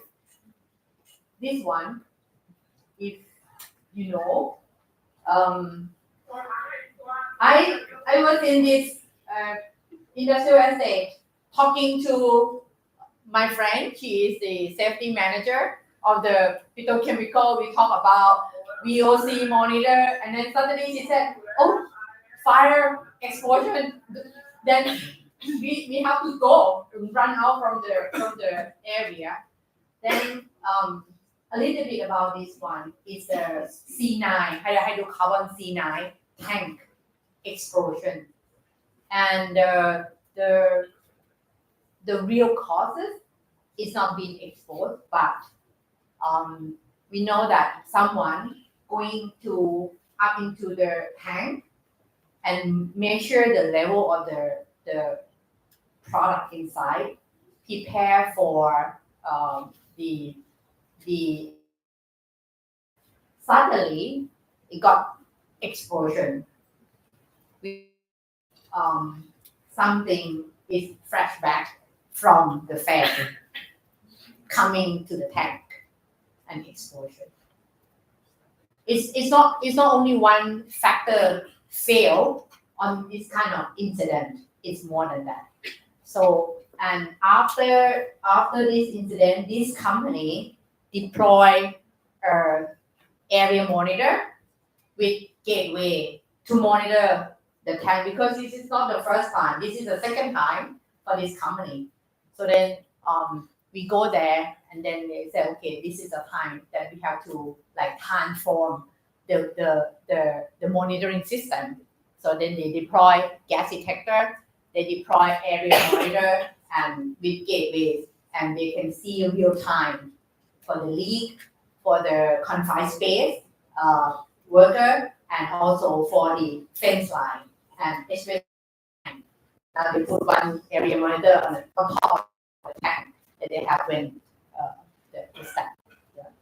So then I think we don't need to wait until this kind of thing happening. Then we can, all of us in this room has one commitment to save people's lives. So then not only this one, I didn't put another one, but because I still have a little bit time, right? I was in India and to share this software to chemical, they call it Disaster Management Association. And it look back to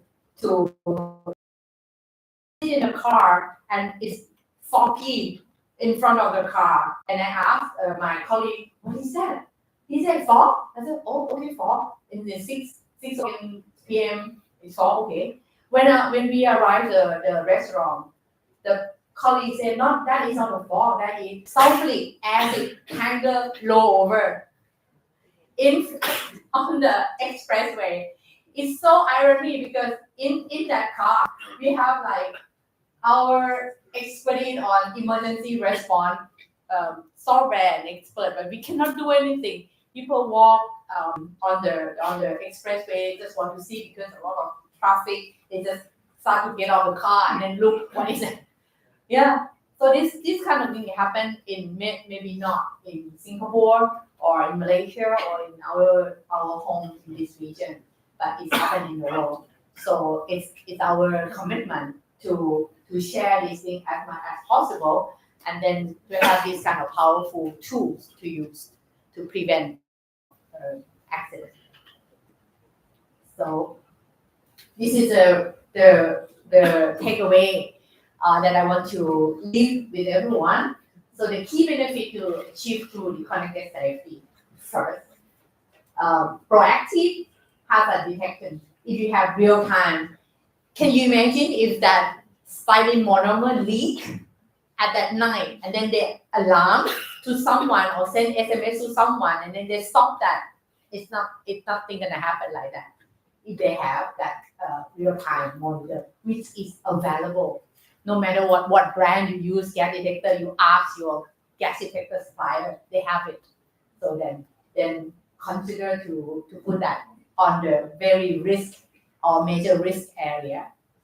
And when you have the content safety, rapid, accurate incident response, you know location immediately, because now the technology has know where is the incident, where is the gas leak, and automate notify, even automate taking action, something, closing the valve or turn on the ventilation or do whatever that is automate, that we can do that also. Centralized data is like dashboard.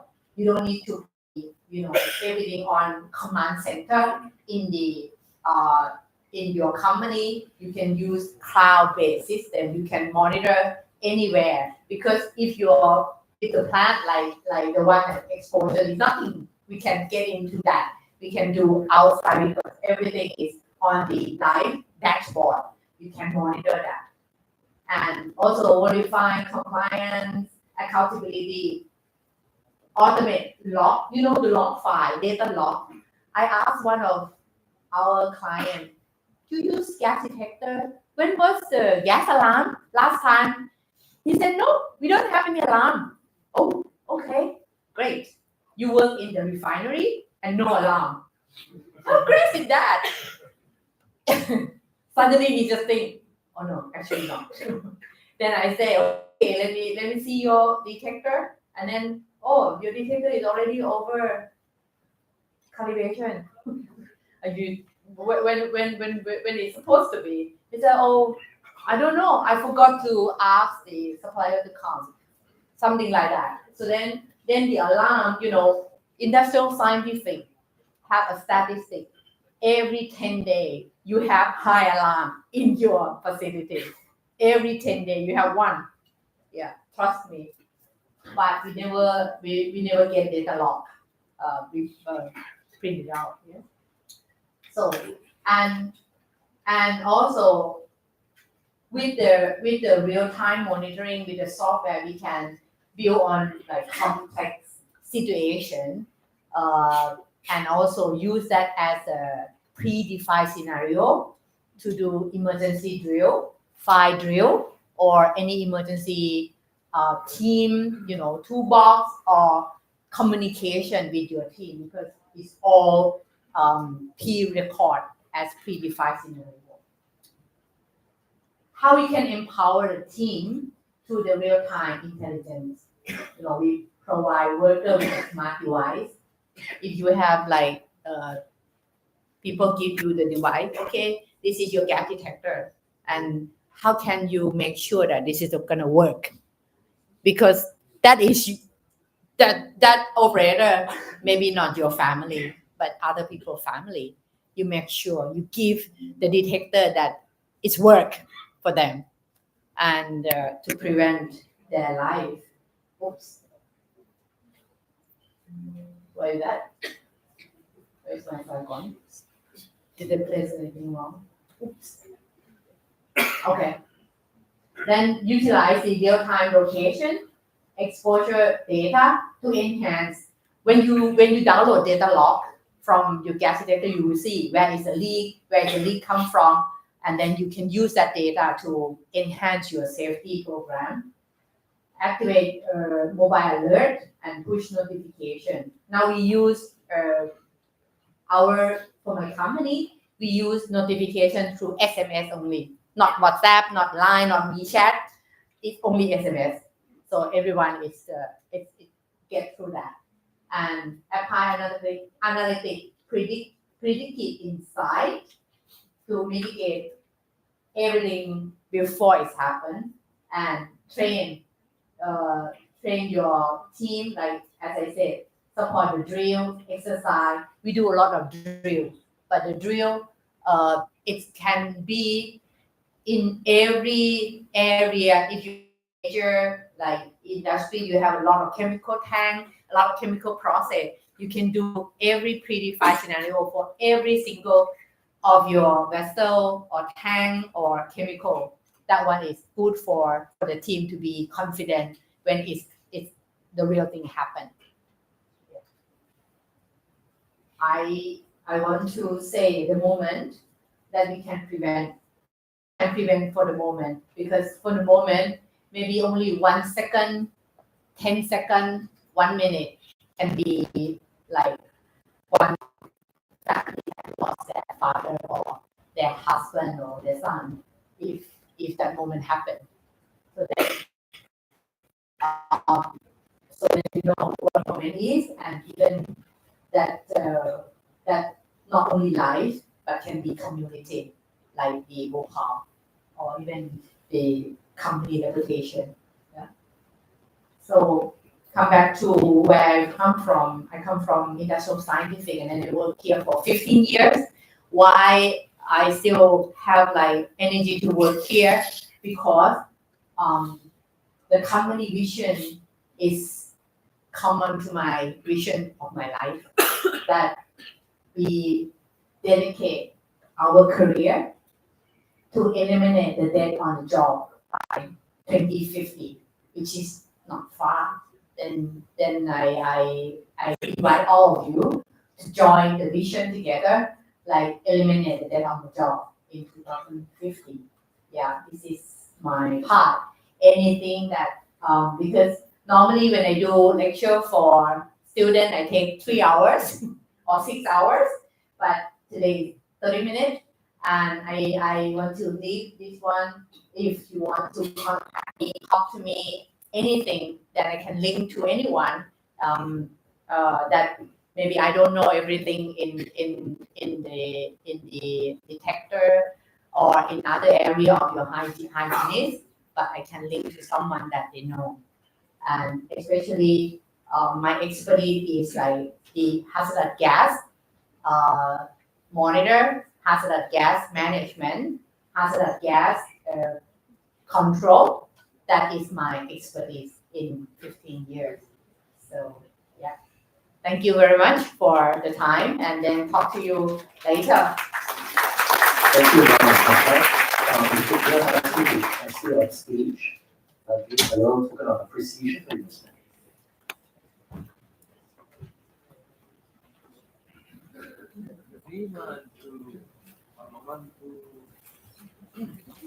Okay, Thank you. Thank you. Thank you once again, Mr. Don't we feel like we are in a bit of a ASEAN speakers from all over our region? And in that same note, we have another speaker from overseas. She is the Principal Industrial Hygiene of Petronas, Malaysia. The topic is revolutionizing health risk management, the shift from manual to digital. Oh,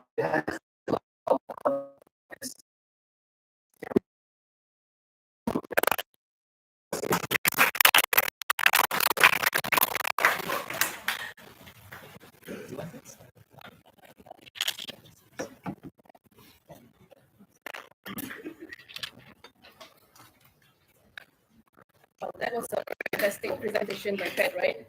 How often we get the experience of experiencing it through, I mean, a person who has actually firsthand gone through tragic moments and scenarios like that. It's very touching, and thanks for sharing. Okay. So, a very good afternoon, and thank you for IEH for giving me the opportunity to present here today. I will be referring to my notes, so I'll be standing here. So I'm just going to share with you our Petronas journey on digitalizing our health risk management. We have actually, Petronas itself, I think for those who are less familiar, we are Malaysian-based industrial. Sorry, I'm not getting it.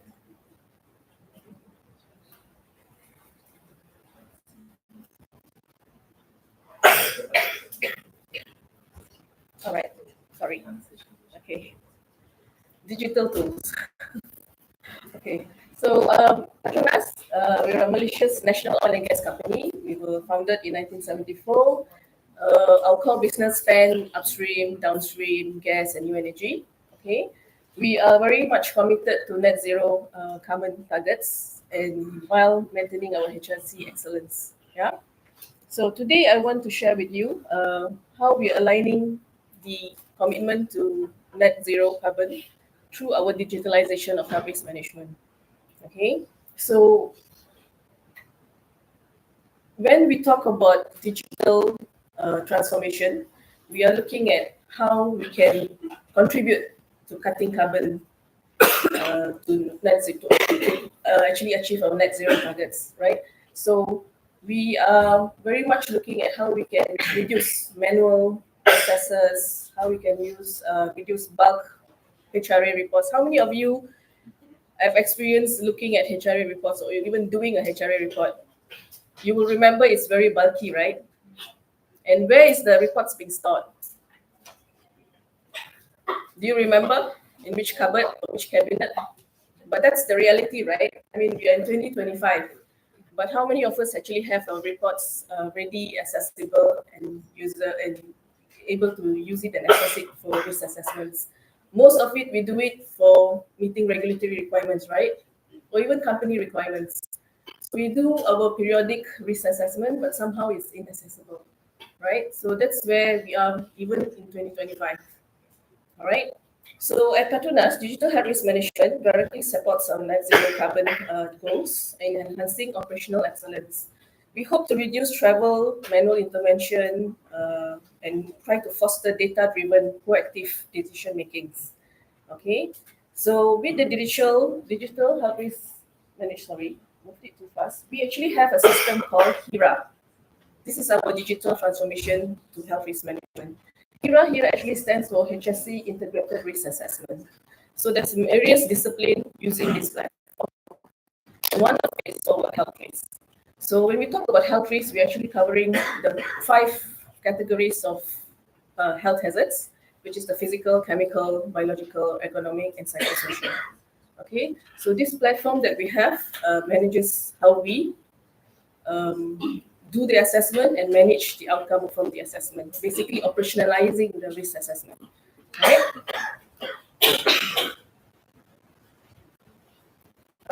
So how it was before?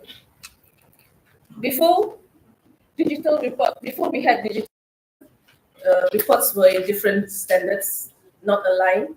As you know, we have facilities all over.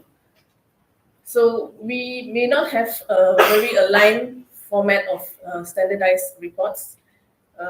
It was very time consuming to do the risk assessment. How many of you have actually conducted a comprehensive health risk assessment? Maybe I can have a show of hands. Anyone? I'm sure you have, right? Right? So how long did it take you to do a report? Anyone? 5 days? 2 weeks? A month? How many a month? How many took you a month to do a report? Nobody. Nobody has experienced any report. Anyone has done any health risk assessment? Are you guys one? How long it took you to do it? 2 to 3 weeks. Okay, that's actually very fast. Very fast actually. 2 to 3 weeks is very fast. For those of you who may be shy to put up your hand or wondering whether you're in the right platform here. Okay, so I think the base of looking at industrial hygiene is to start with is to have your baseline, and your baseline is actually through health risk assessments, right? So it's not easy to do a comprehensive health risk assessment. It takes time to actually do one. So having a digital system basically speeds up the process. Okay, so we can actually enhance the way we do it, our approach in conducting HRA. We call it health risk assessment.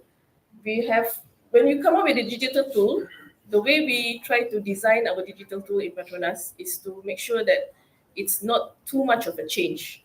Managing change management is not easy. So we try to leverage on at least some familiar apps like Excel that is linked to our digital system. So people are more receptive when they want to use the system. Okay. Records. Is records any of issue to you? You know, these HRA assessments, for some reason, we have to keep it for many, many years, right? Why do we keep it for many years? Because when we talk about health risk assessment, you're talking about chronic health effects, right? So for some of these health risk assessment reports, we may have to keep it for 30 years, right? In Malaysia, by law, we have to keep it for 30 years. I'm not sure about Singapore. Do you have any laws on records? 3 years? Only 3 years? Okay, I'm surprised. But because of chronic effects, you may need to keep your records for longer than that, okay? Because chronic effects can always occur after 25 years, after 30 years, right? So record management becomes easy when you have a digital system in place, okay? How about action tracking? From the bulky HRA reports that you have, how do you track your actions? So you have to track your actions, take action, and make sure it's close, right? And not only close, it has to be sustained. So how do you do it? So a digital system will actually help you do that, right? So the HERA system that we have, actually, the outcome from the system is actually our HRR. We have a health risk register. What's a health risk register?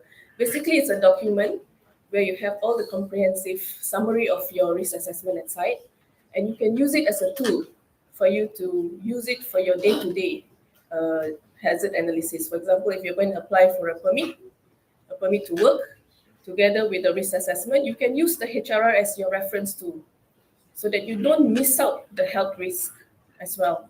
It's very often when we do work at site, activities at site, we focus a lot on safety, environment hazards, risk. Very often, the health risk is forgotten. So if you have a tool that's easy for them to refer to, then it facilitates the operationalization of your health risk assessment, right? So let's take a moment and look at imagine a scenario here, right? I'm just going to read out the scenario. A technician is scheduled to perform maintenance in a remote gas processing facility. Unknown to him, the work area had previously recorded elevated noise and chemical exposure levels. The health risk assessment was done 2 years ago, but the bulky paper report is stored in a cabinet and the new team never saw it. No alerts, no digital trace, no reminders. That day, the technician works without adequate protection and repeatedly over the years, issues and compromised health conditions. An investigation the oversight. The health risk was known but buried, inaccessible, and forgotten. Does that sound familiar to any of you? Yes, right? It's familiar, right? This is why digital health risk management matters. In high-risk industry like oil and gas, health risk is actually dynamic. We can no longer rely on static data and scattered information. We need accessible, up-to-date, and actionable information for the people who are working with the hazards, right? So that's why digital systems actually matters, okay? Give you an idea of how the HERA system, why the story that I just told you is actually our driving inspiration of how you came up with the system. So this is how our system outlook looks like. As you can see, we actually have, we can actually do the CHRA, which is the chemical health risk assessment, independently from the HRA. HRA actually comprises of all these 5 hazards. Okay, so the system is actually designed for you to actually do chemical. Chemical is very much more often changed, and there's changes, so you may need to evaluate your chemical risk assessment more often than the other categories of hazard. So hence, we have designed it to accommodate CHRA. And also for Malaysian law, we have a specific methodology of how we do CHRA, and it's also independently possible to do it, right? This is just a glimpse of how the risk assessment looks like. So part of our HRA, we have psychosocial and also ergonomic risk assessment. So the part where it's a benefit of using the system is our INSIRA methodology that we have. We actually, it consists of 2 surveys that we conduct on the workforce. One is the organizational climate, and the other is on the individual experience. So these 2 lists of surveys will be sent out and evaluated. So through the system, the beautiful part of it is it's all automated. So the distribution, the collection, the evaluation, and the results are all done through the system. All you need to do is select the workforce that you need to send the survey to. So that's really, really speeds up the process of evaluation and risk assessment. Okay. And similarly, when we do ergonomic risk assessment, we have the body symptom survey. So body symptom survey is also based on a survey questionnaire. So the system does it automatically and auto-populates the risk. So the way the system is designed, it's for some parts of the system, it's fully automated, like the SIRA and the ergonomic risk assessment. So that actually speeds up the process of doing our risk assessment at site. Okay, so the system itself comes in various phases. So you can see here, this is the execution phase, the request phase, the execution phase, and then you have the management of the report, the review, endorsement, and approval process, and also the action tracking. This is what the different phases that we have here. Okay, so under the risk management report, you will notice that we actually have the health risk register and the remedial action plan.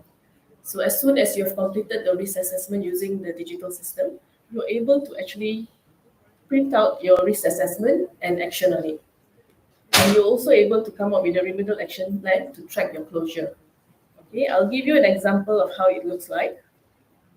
This is how the health risk register looks like. So it covers the activity, the work area, the hazard category, the level of risk, and all the corresponding controls that we have to have in place. So what use is this HRR? This HRR is generated through the system. So it makes the HRA process more operational. So all you need to do is refer to this as a tool of reference whenever you do your site risk assessments on a day-to-day basis, right? So it becomes more feasible for you to operationalize your health risk assessment. Next is an example of how the remedial action plan looks like. Okay, so you have the activity, working area has a category, and then you have what's the action priority and the recommended control, who is supposed to take action, and when is the due date. So this actually helps you track your closure. And there's also automated email triggers to the action party to take the action.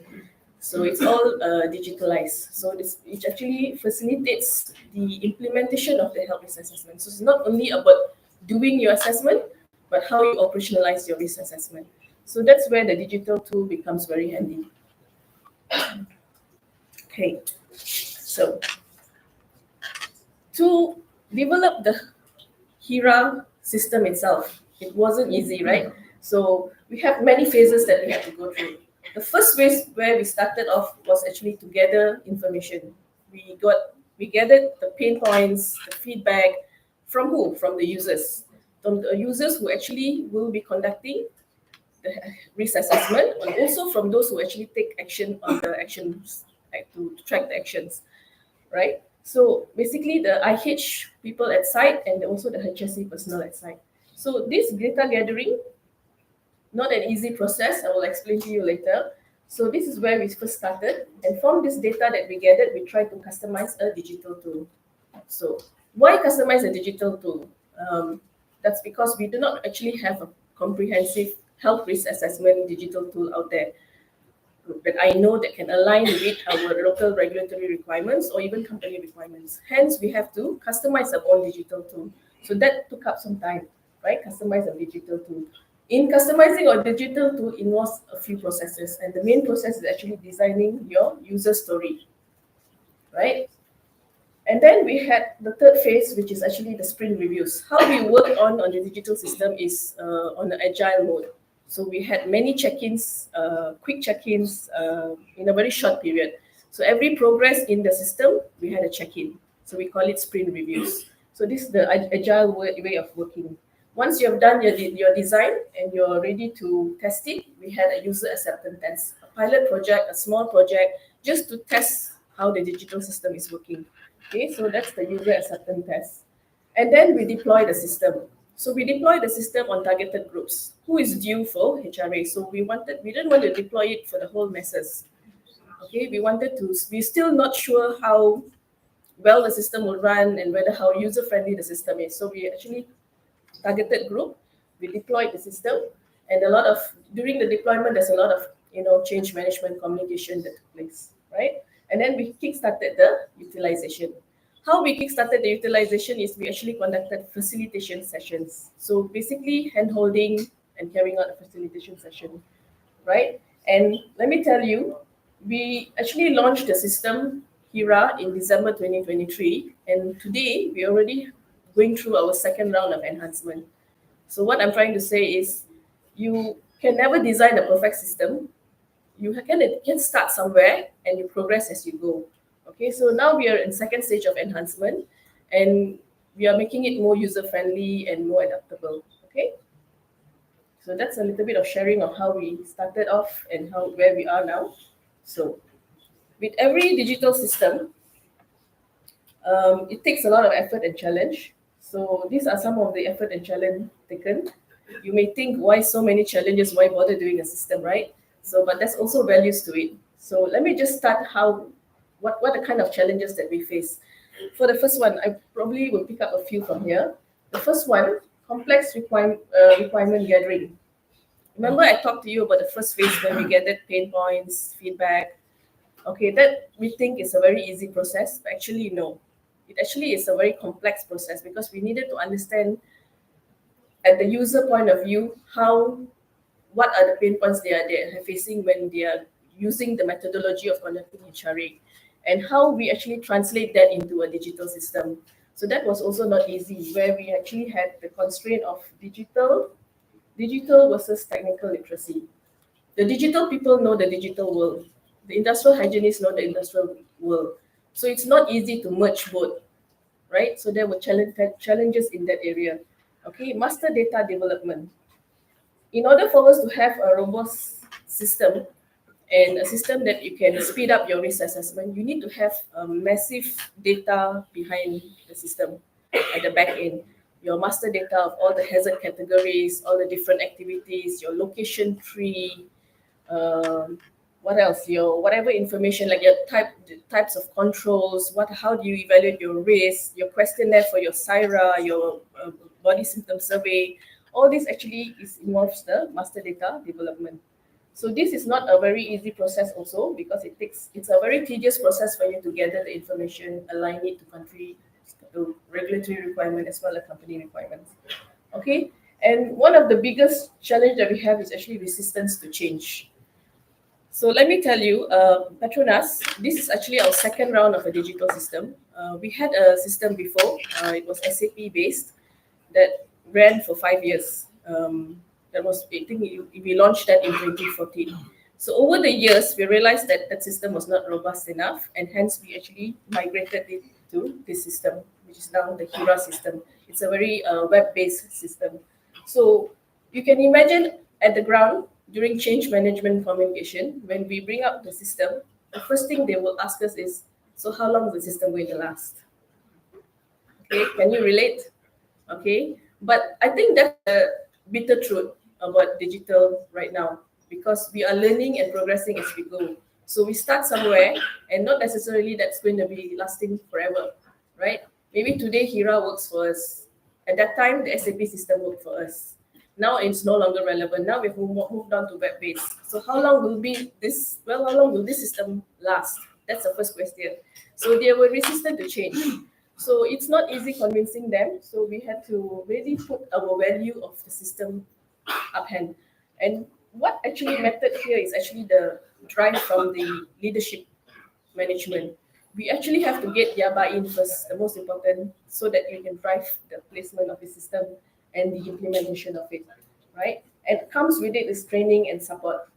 Okay, so that's why when we actually launched the system, we didn't just launch and, okay, you got the system, now start using. We didn't do that.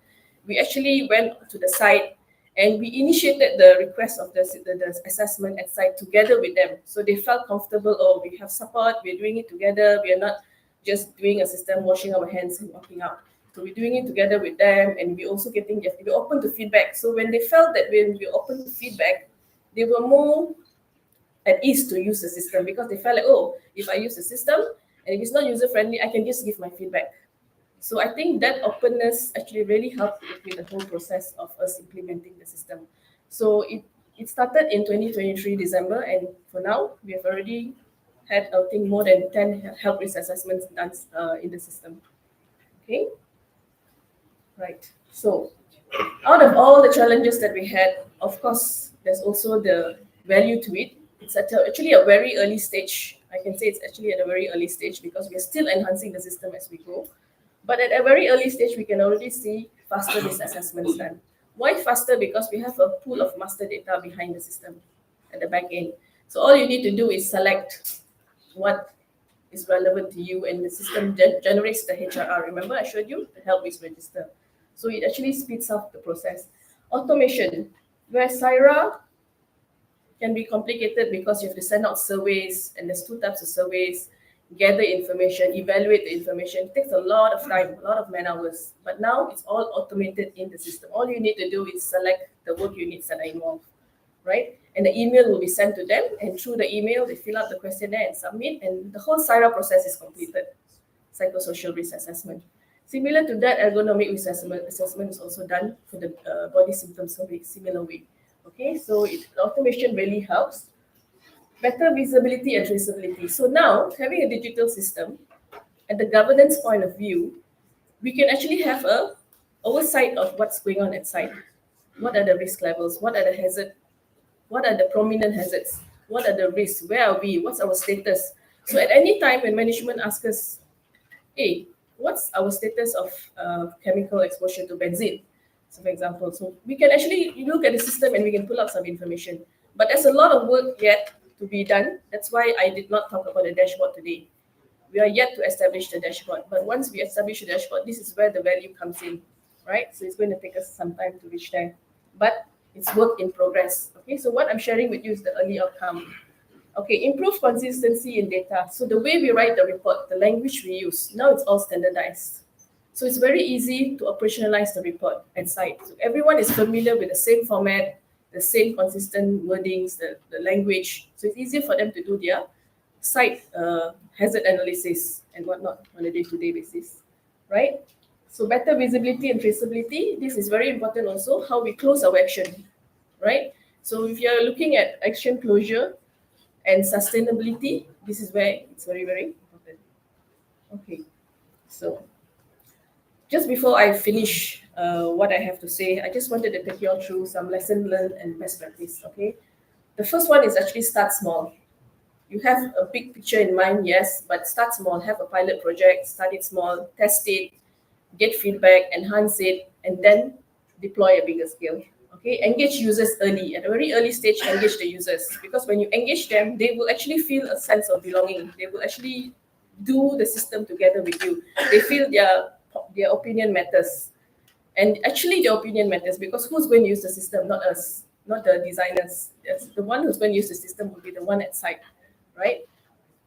Leadership support matters. Like I mentioned earlier, when people are resistant to change, what's the extra push that we need is from the leaders. Okay, so we need to start from the bottom to get their involvement, but we also need to start from the top. How we get their support to drive the utilization of the system.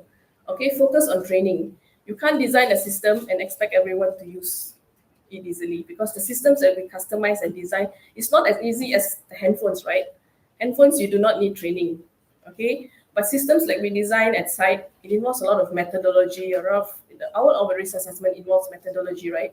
So it's a learning process. So you have to take it through the learning stages, okay? Adapt and iterate. So meaning you can deploy the system, but keep your mind open to changes. Keep your mind open to feedback. Keep your mind open to enhancing the system. So it doesn't mean that you design the system, you deploy it, and then you're done. So it's a progress over perfection, okay? So accept imperfection, yeah, as mentioned earlier. Accept imperfection, work towards, it's always progress over perfection. Yeah. So with this, I would like to end my presentation. Thank you for listening.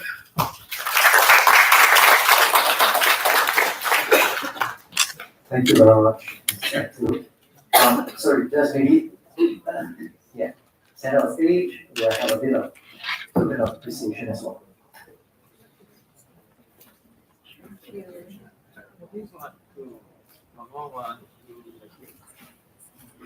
Okay, thank you.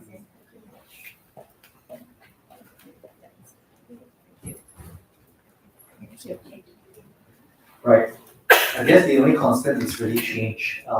Companies do keep improving their systems to keep up with the times, to make sure it's relevant. And so glad to hear that Petronas is actually winning despite probably investing quite a bit of money in the first SAP system, to be able to just change it within 5 years.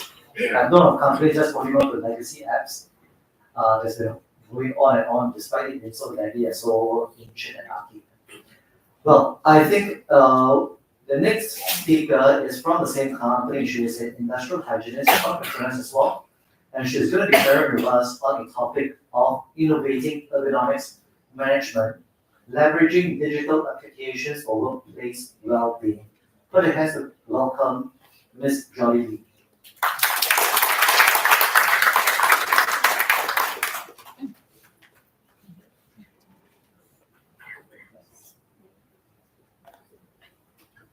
Very good afternoon, everybody. Pardon my voice. I have been losing my voice since last week. Probably too nervous for this event. But anyway, my name is Jolie Lee. I am from Petronas, and my colleagues has just presented earlier on, Ms. Tirumila, on a digital system that we use for managing health risk assessment. So today, my topic will be on specifically on ergonomic management. So we're not talking about doing the risk assessment and so on. We are talking about managing the complaints coming from the staff regarding ergonomic related issues. Right. So how do we address? What are the challenges to address those kind of complaints? And how can we move forward with leveraging digital in assisting, streamlining the processes, right?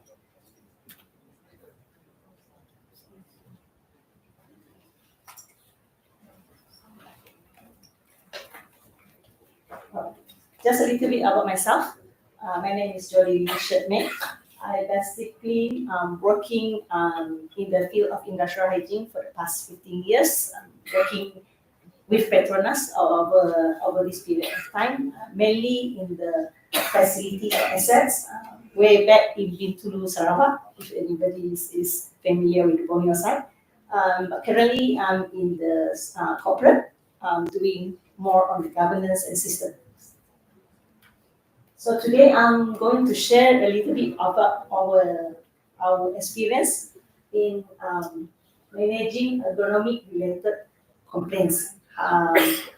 As Ms. Tiru has shared earlier on about how we manage in terms of risk assessment and all that, this has been taken care of.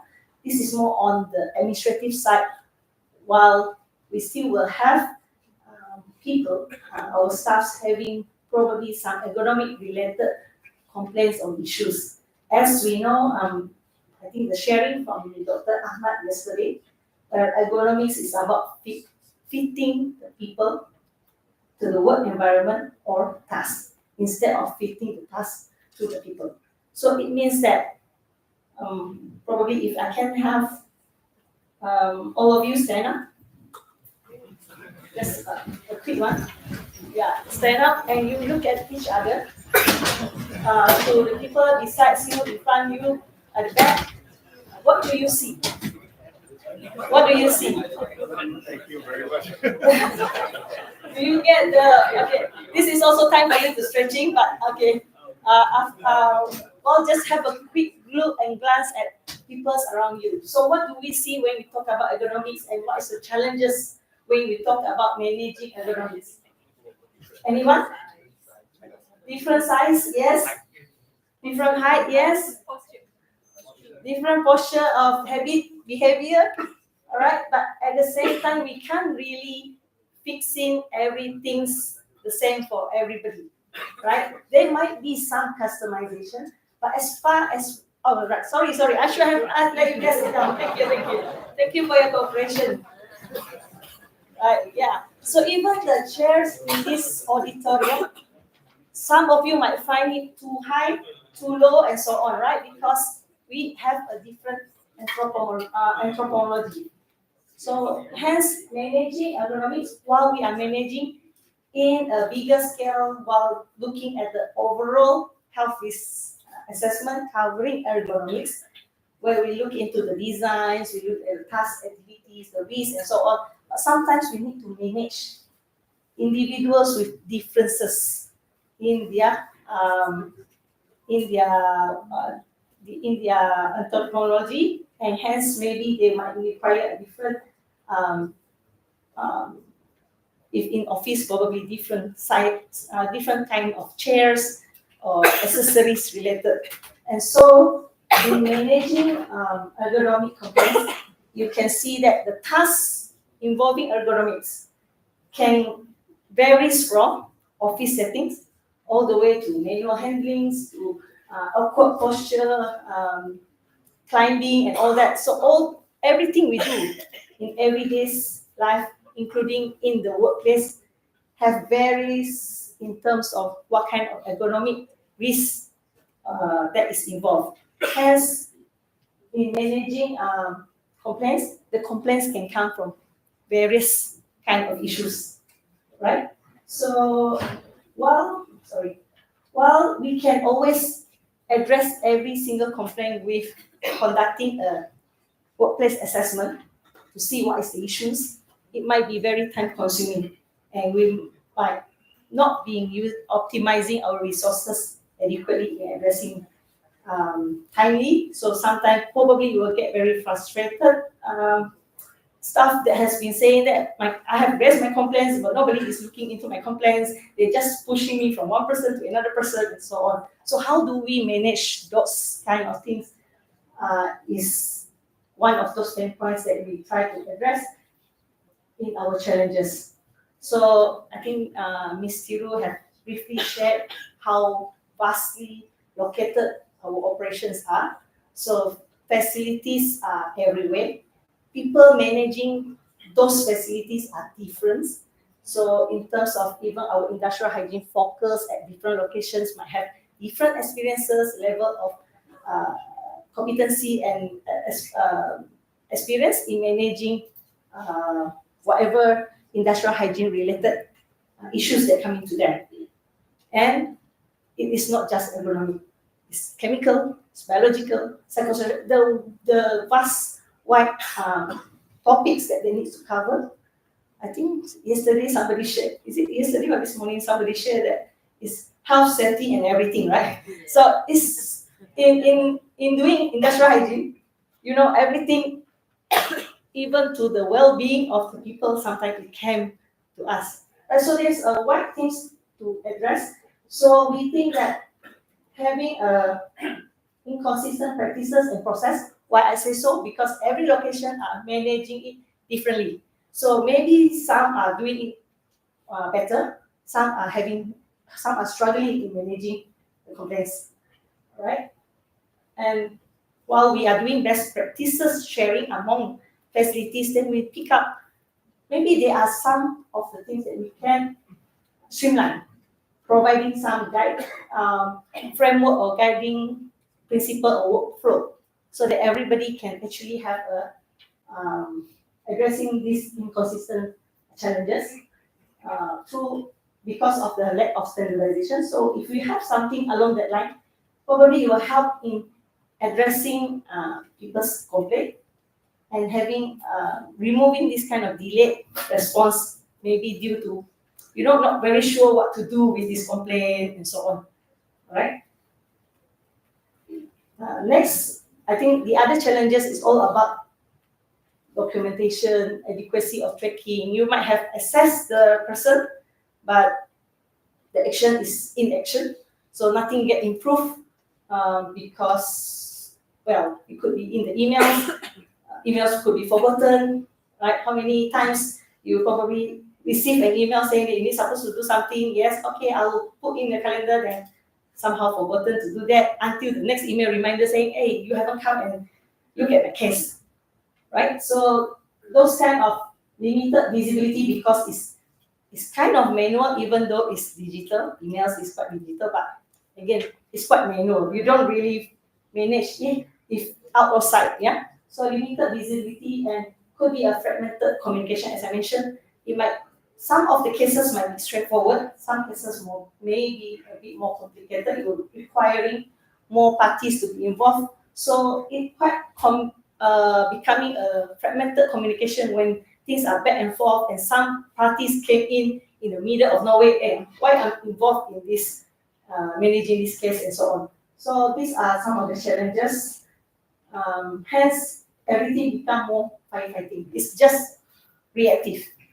Although complaints sounds negative, so it sounds reactive when we have to addressing a complaint. But sometimes the complaint is not really complaints, it's more like a feedback. Hey, my place is probably not very ergonomic, I need some help here. That kind is also can be a complaint. But if we wait until it has become a musculoskeletal disorder or MSD cases, that is really a bit more reactive.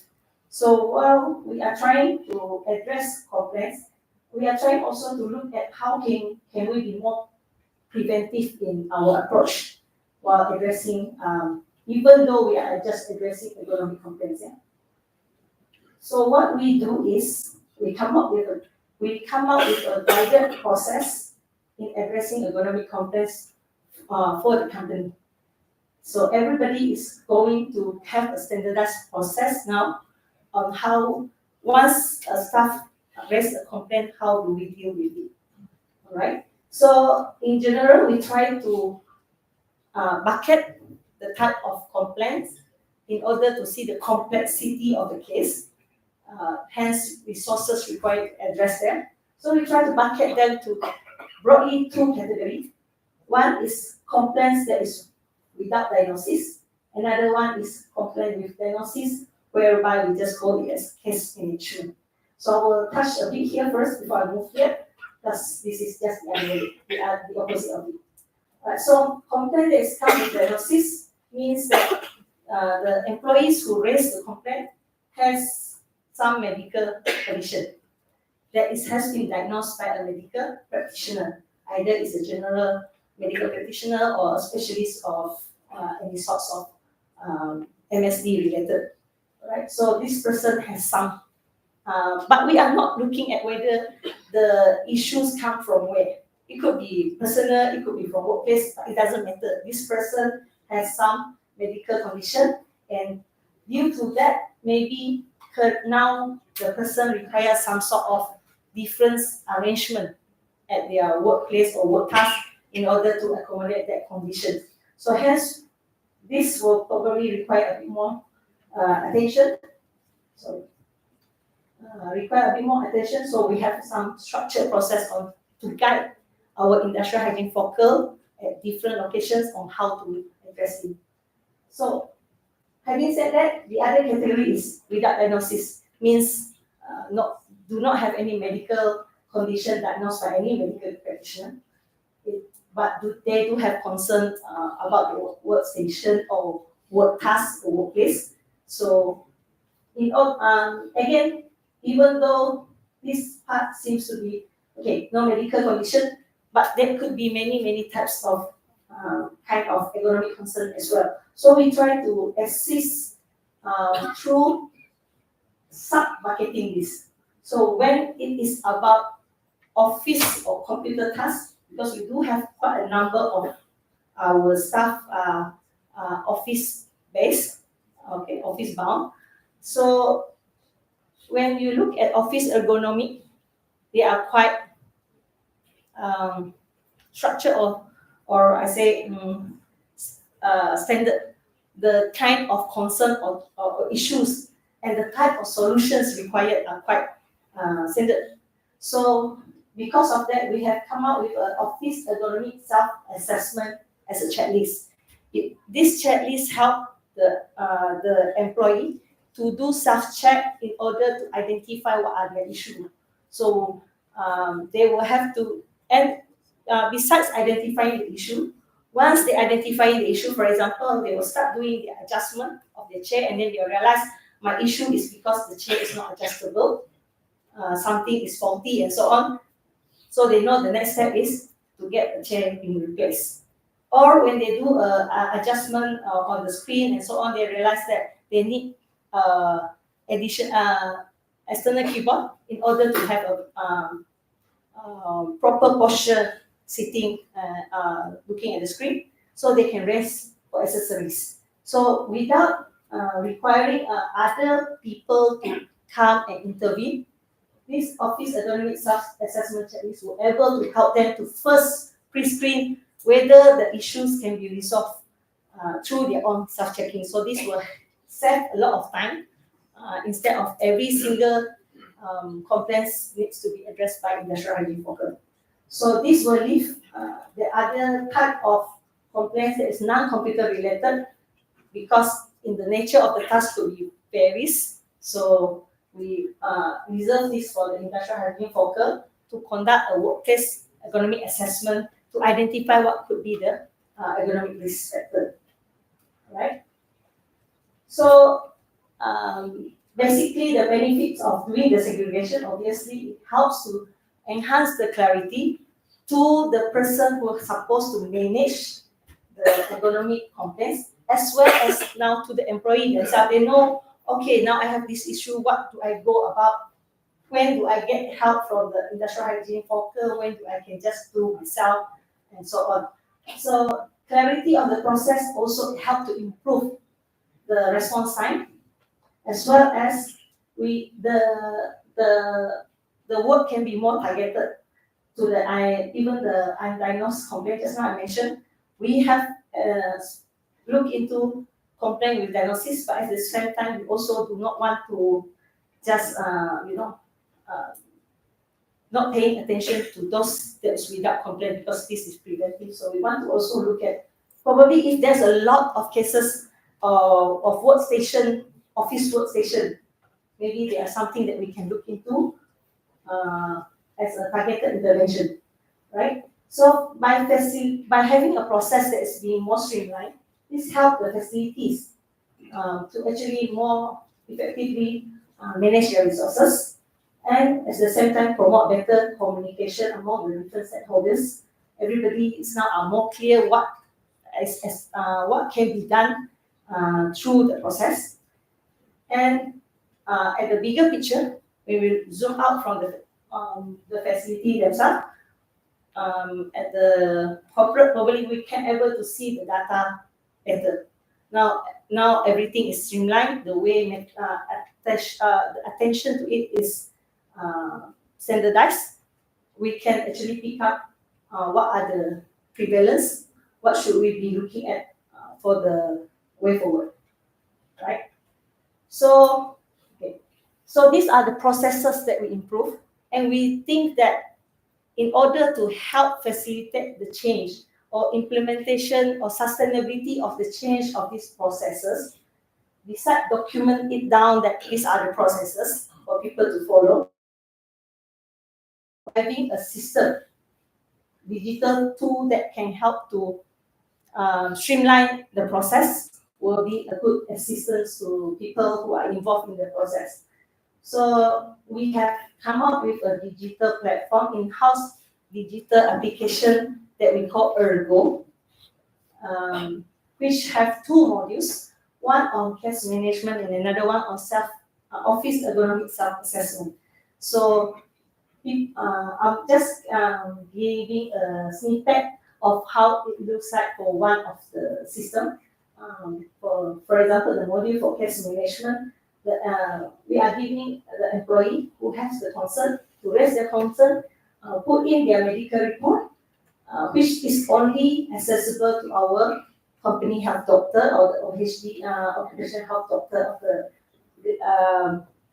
of the approved company facilities that they are managing on, right? So while the industrial hygiene worker are the one who actually manage the whole process, through this system, the confidentiality of the data can be managed better.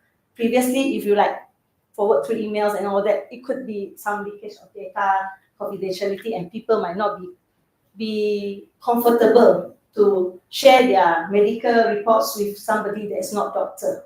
So this process through the digital platform allows the staff to upload themselves their medical report and making the report only accessible to the company health doctor. So even though HFOCA will manage through the workplace assessment, they are not reviewing the report. right? So the company health doctor will be looking at both the medical report of the employee as well as from the workplace assessment conducted and making some judgment on any recommendation additionally, specifically for the employees, since they have a specific medical condition now, what will be the assistance required for this particular person, right? But at the same time, we also want to not forget to look at the potential work-related of this medical condition. So we wanted to know whether this MSD condition is resulting from the workplace or it is not.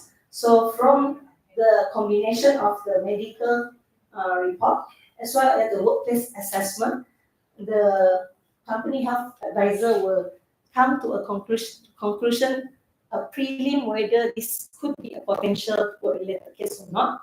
If it is, then we will our internal process of investigation incident, incident investigation. But either yes or no, the staff will receive the recommendation on how to improve their autonomy, right? So there will be conclusion and action item, and this action item will be tracked through the system. Hence, it's going to be very much more structured and helping everybody in the process.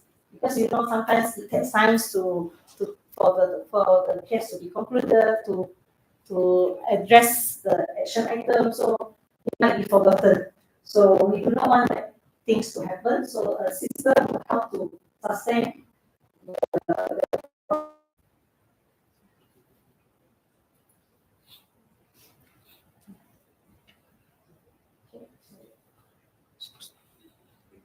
it's not okay.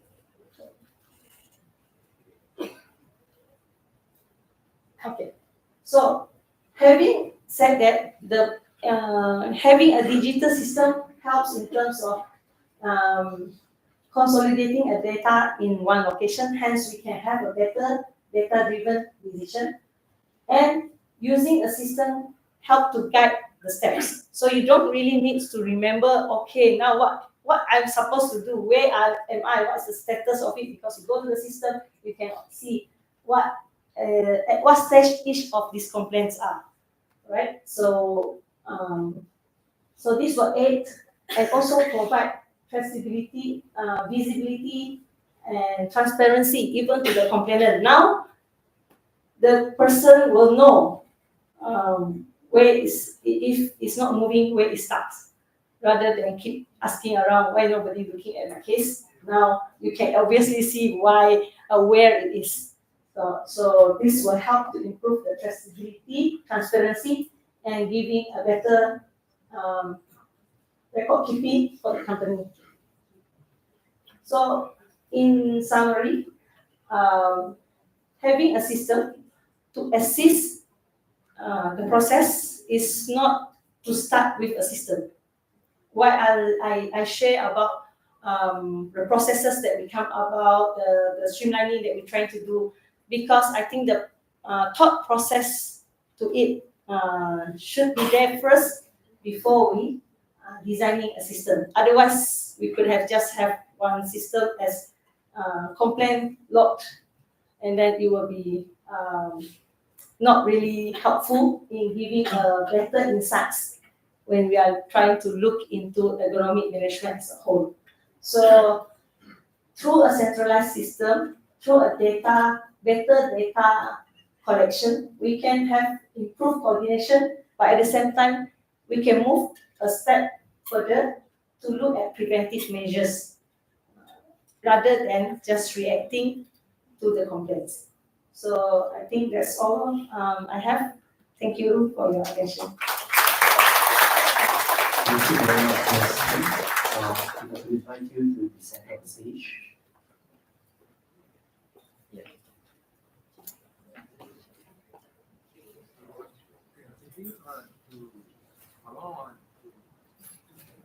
Okay, thank you. Right, thank you. Yes. Thank you. I know that time is not for me, but for Miss Lee. Right, it's time for food again. Yes. So cannot blame us for not feeding you enough. Right. We are really in the final stretch of the conference. It's almost bittersweet experience of having to almost conclude the conference at this point in time before I let you go for a final break. Time right now, but just a quick time check, is 2:40. Can I request for everybody to be back in the auditorium at 3:15? 3:15, we shall begin the final one of our final session of our conference. So thank you. I'll see you back here at 3:15.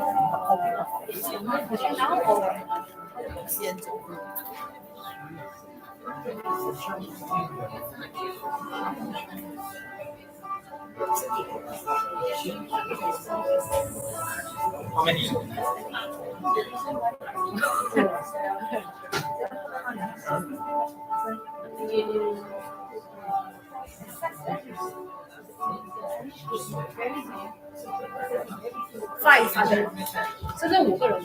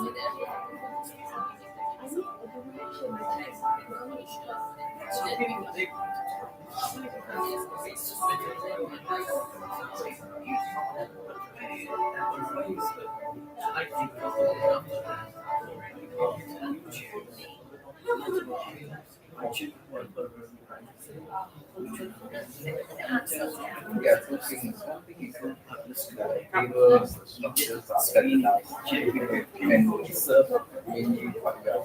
So usually ergonomics problems people have for the healthy research usually a lot of techniques they don't have to come up and that's why I believe that's secondly when we talk about research, research orthopedic surgeon or medical practitioner to advise whether can this particular person sit in his job can he walk around the side looking outside yeah the vertical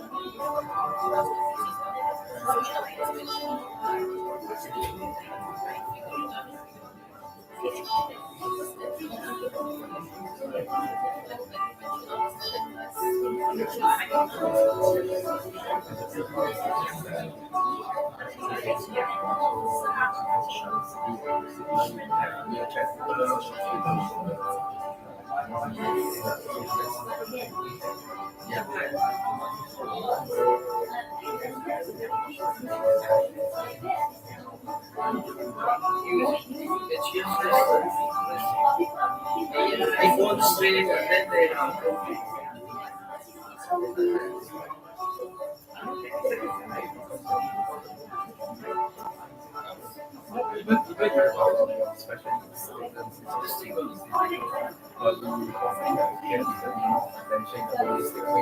say, for example, the number wall maybe it's okay, but initially you have been acoustic or something like that. Yes.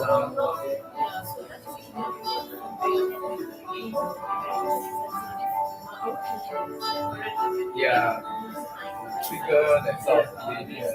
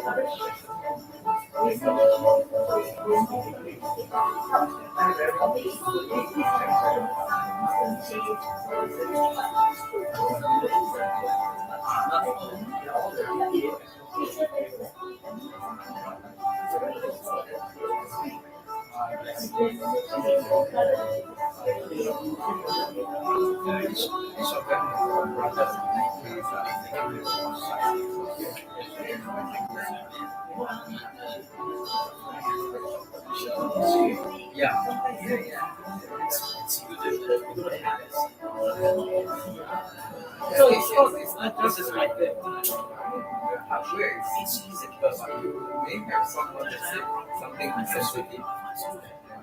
And that happens everywhere. Whether you shop, whether you big or small.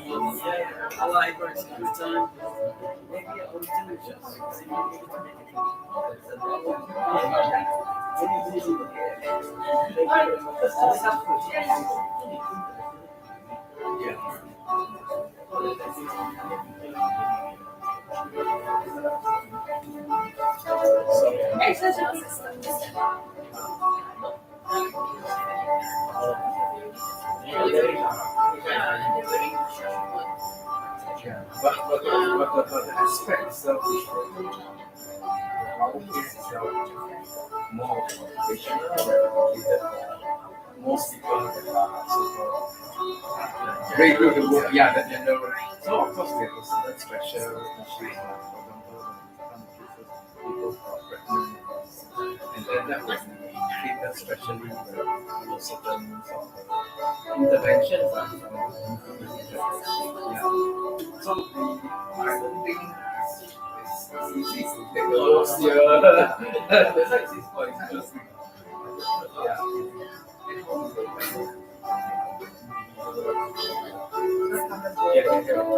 What's the assumption of what's the rotation the other one is a more pattern like the power.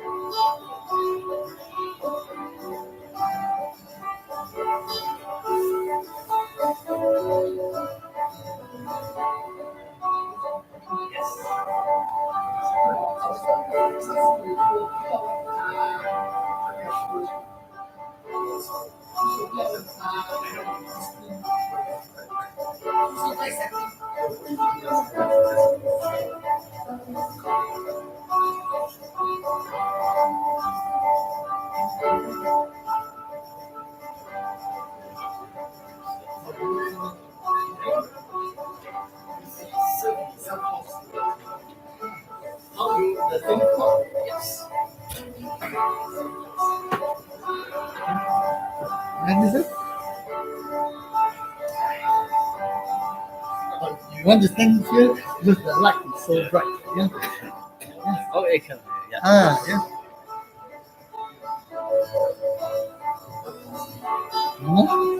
Yeah, another one. Let's see. You check. Let's take. I see. Very good. But I think the last one you didn't cover the. You take the last one? Yes. The last one is half. Yeah, let's take another one. Let's see. Capture the other thing. Yeah. Thank you very much. Thank you. Thank you. Tomorrow night, send me the. You say. Yeah, come back tonight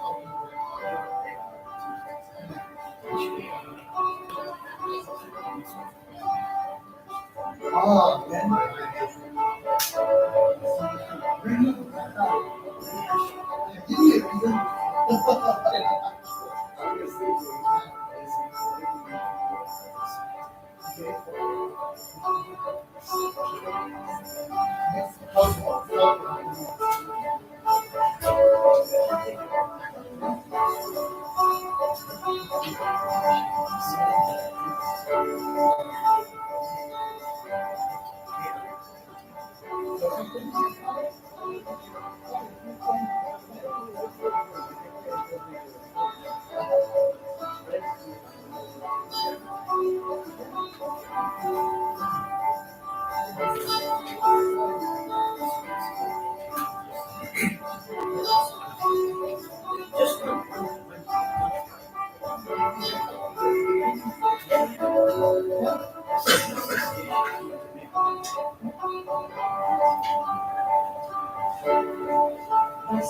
Does Qatar has association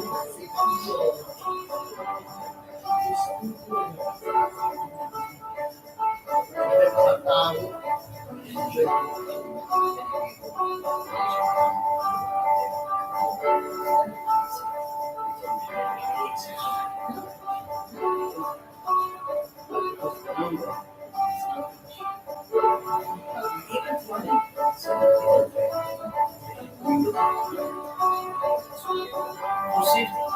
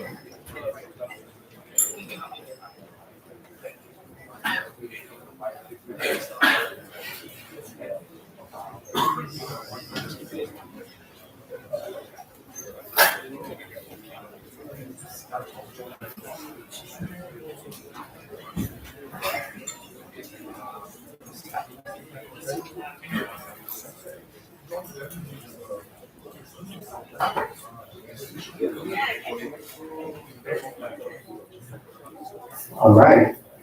Thanks for coming back on time once again.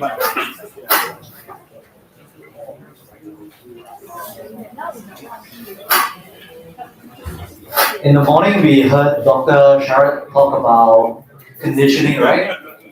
You put on headphones with the ANC, put it on for too long, your brain won't function, and that's a matter of conditioning. And I see that actually happening in the midst of this conference. How so? The first tea break that we had yesterday, it's supposed to be 11 o'clock come back, after tea break, all quiet, or 11 o'clock come back. No bell ringing, no nothing. But once we started ringing the bell to remind, now no bell, people don't come back already. All got conditioned, because hear the bell, they're coming. No, but thank you very so much. Hope that you enjoyed all the fun, all the networking, all the conversations, and all the presentations thus far. We are on the final leg of the conference right now. And for that, it's not on the program. It's a special appearance, special request. I'm going to invite Dr. Charles from University of Newcastle to come and share something very passionately from you.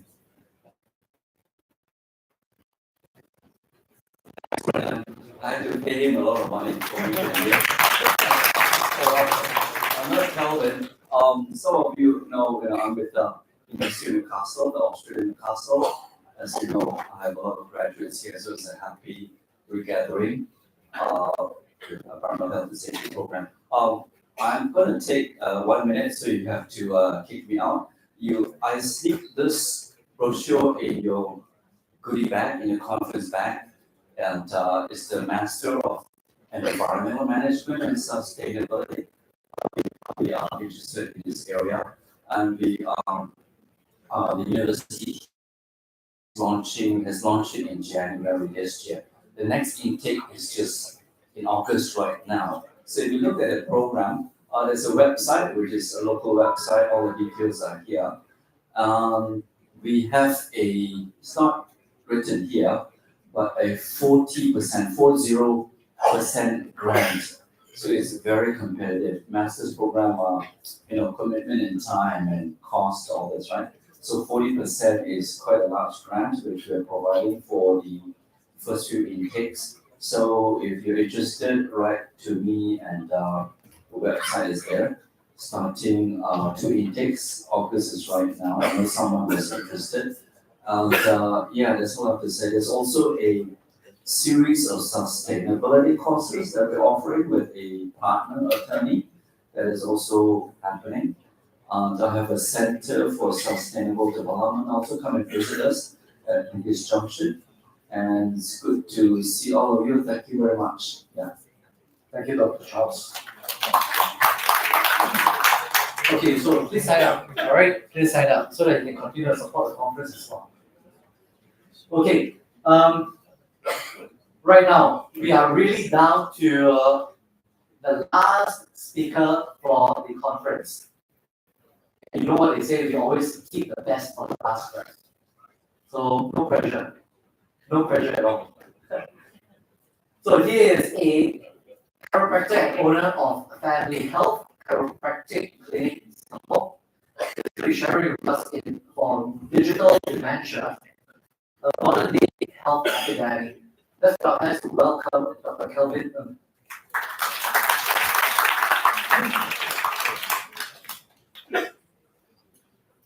Thank you, Vernon. Thanks for pronouncing my name correctly. I was just telling Alex that my name is not easy to pronounce in America because my name gets slaughtered and brutalized and massacred all the time. So they call me Kevin Nuk, Kevin In, but it means the L Kelvin. So I think Eric, maybe you might share the same sensations because you share the same surname. So anyway, I'm very glad to be here to share this topic with you. Thank you, Zafan and committee for inviting me. Yeah. And before I start, I just want to give a shout out to the committee. I think they've done a really good job for this conference. Let's give them a round of applause. This is my first time attending this conference, and I'm very impressed with how the way the conference was run. It's very smooth and it's on time. So thank you.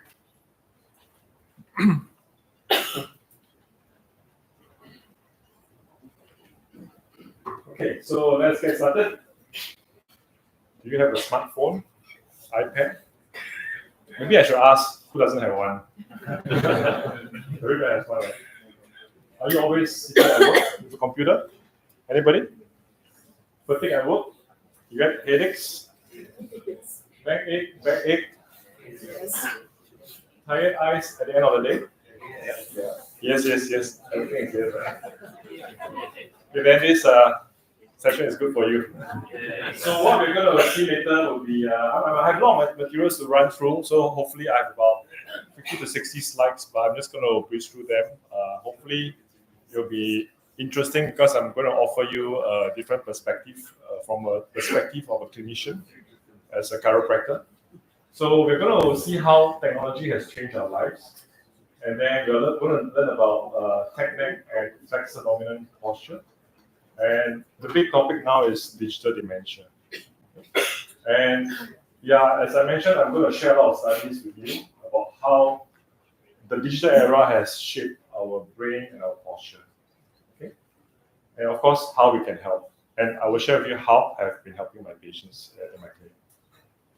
So my name is Kelvin, again, and I'm a chiropractor by training. I have a clinic over in Somerset, and I'm the director over there. I got into the ergonomic community not too long ago, probably about 2-3 years ago. Mostly motivated by what has happened during the pandemic. Everybody gets locked down, and then everybody's working from home. And then I have a lot of patients coming in, neck pain, back pain, and then when I ask them about the ergonomics, it's terrible, right? So I was motivated to get some certification. I mean, everybody knows about simple ergonomics, but then to get certified and really know what to advise your clients is another thing. So that's how I got started with my certification. And I also found that a lot of patients, when they come in, they always have the repeated pain. And even after we've done the ergonomic setup, the muscles don't hold and they keep having the same problem. So they got me to be motivated to get certified in posture specialty program. And also I got certified in helping patients reverse the muscle memory. That's how I got this. And of course, I am a member of the Human Factors and Ergonomics Society of Singapore, and the board member of the Chiropractic Association of Singapore. I have 2 publications that was published in US in 2018 and 2020.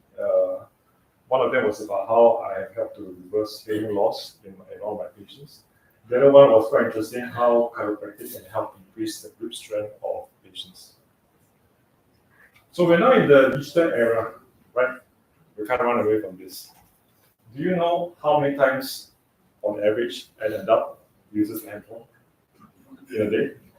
How many? All the time. What is a number? Everybody, throw a number out. 6 hours. But how many times do you touch your phone? 6,000. So the average is 85. How about this? How much time do you spend using your phone on average in a day?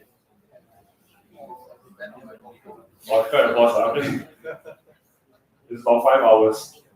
This study was done in 2015, but probably more now because everybody is so addicted to their Netflix and all the social media, right? How about this? How much time did a person spend on average on screen time outside work? This is applying to local context. This number was derived by ActiveSG. Anyone? About 3.7. Is it a lot or not? I think most of us are guilty of this. So, and how many hours are we seated a day at your office? 7.8 hours a day. Just imagine how much stress you're putting on your spine. So technology has changed the way we live and function as a society. And can we get rid of it?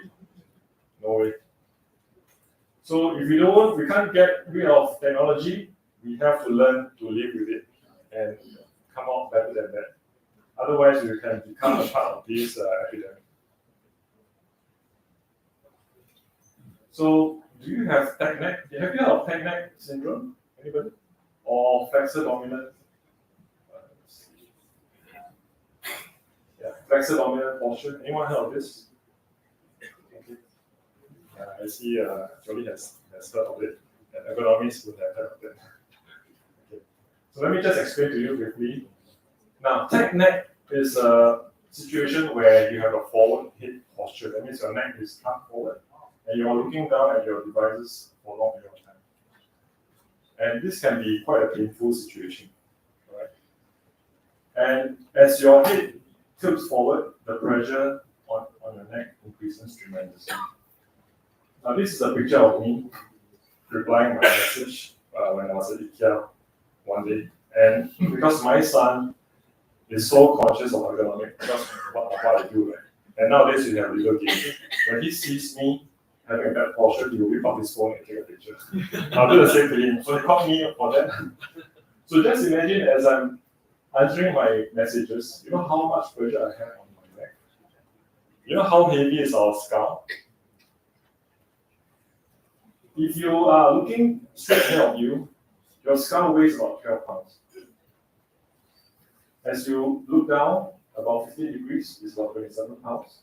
And of course, at the extreme end is about 60 pounds at 60 degrees. So if you are spending a lot of time looking at your phones, this is probably where you have a lot of neck pain. And of course, flexor dominant posture. This is a classic example of a flexor dominant posture. And this is characterized by overactivated flexors. Flexors are muscles that pull you forward. Extensors are muscles that pull you back. So you can see for this guy, his flexors are is working too hard, and he's probably a lot stronger. So if you have a pulley system, the springs in front is pulling very strong. And this over time has led to muscle memory. And other than that, we also have anterior pelvis. So that means to say that his pelvis is kind of rotated forward. So that will create an increased lumbar lordosis. That means the arch will be increased because the whole pelvis is going forward. Then of course, you have the hunch posture, and this will lead to forward head carriage as well. And of course, results. Research has shown that a poor posture like that can lead to various symptoms. One of them is depression. Do you know that forward carriage is now one of the indicators for depression? So it means you're walking around like that. It probably indicates that you may be having depression. Now, of course, this will affect your respiration. This can lead to poor balance, negative mood, early mortality, and of course, spinal misalignments and causing neck and back pain. This is where much of specialty comes in. So as a chiropractor, I read a lot of X-rays and MRIs. So I get fascinated by all these images because X-rays always tell a story. It's almost like a policeman going to a crime scene. The evidence is always there. And I'll show you some images later. But have you seen this report before? This was dated 2018. It talks about how prominent exosomes, I mean, it's a big word, trying to impress nowadays. So I use a data article. So prominent exosomes projecting from occipital squamous, more substantial and prevalent in young adults than older groups. Let me explain a bit more about this. But before we do that, I'm going to just give you a very brief introduction to an X-ray, a neck X-ray. Okay, want to see an X-ray? Anybody? Okay, so this is what we call a cervical X-ray. This is the X-ray of the neck. You can see that this is the jaw. The orientation is like that. Just my left is towards you. And then we have the vertebrae. There are 7 bones in the neck. Then we have also got the disc. These are the discs. The gaps between the soft jelly that will cushion the weight of the skull.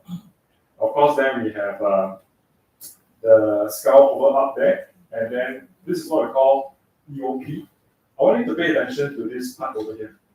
EOP, it stands for external occipital protuberance.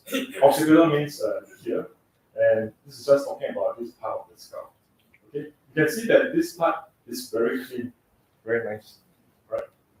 And you can see also this line over here, vertical line. How we draw it is that we come to this 7th bone, which is the last bone.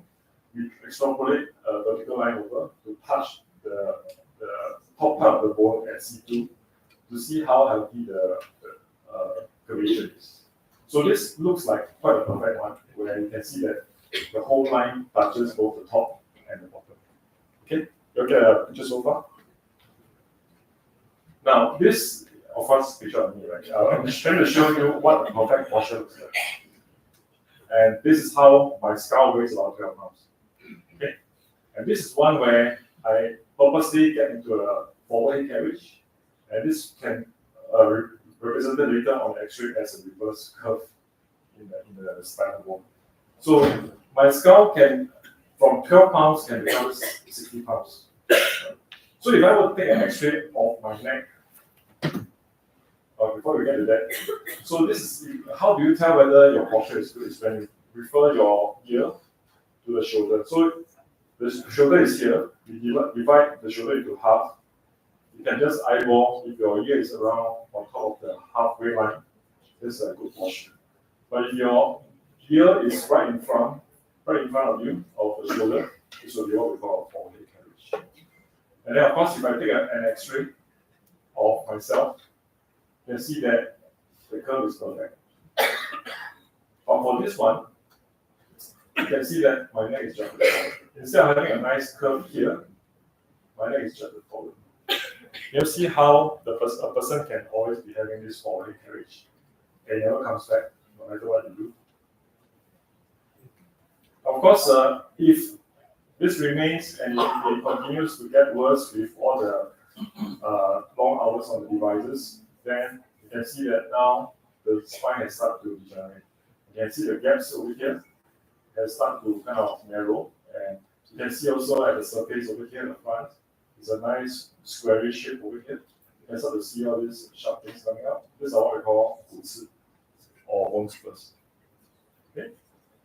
And of course, if you take an MRI of this patient, a patient like that, you might start to see that there are some disc bulges or what we call slip discs. You heard of that term before, slip disc? So clear so far? Okay. Now, for this paper that I showed you, they look at the X-rays of patients of the profile from young people, I think 20 years old, to old folks. So what they found that their EOP over here has very strange prominence over here. This is not expected of a young person. So for their study, they found that someone at 28 years old, they have this sharp object coming up. On the other hand, someone at 58 years old, they also saw something like that.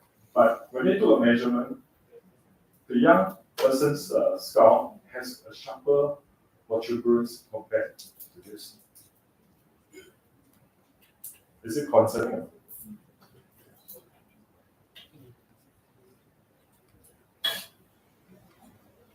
So also what they have seen is that just now as I was sharing with you, we look at this line, right? We measure how the top part of the second bone and the 7th bone. And you can see from here the second bone has a big distance here. This is what we call for 2.6 mm. And this is what we call forward carriage. And they found that they did a study about in 1996, and they compared to the recent one in 2018. They found that this number has gone up by 26 mm. That means to say, the younger population now, their neck by default is more like that than this way. So it is actually quite a big concern.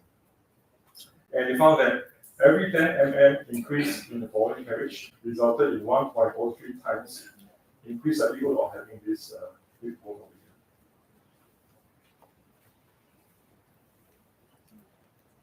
So what they found was that they have this development of the prominent exostosis, which is the EOP.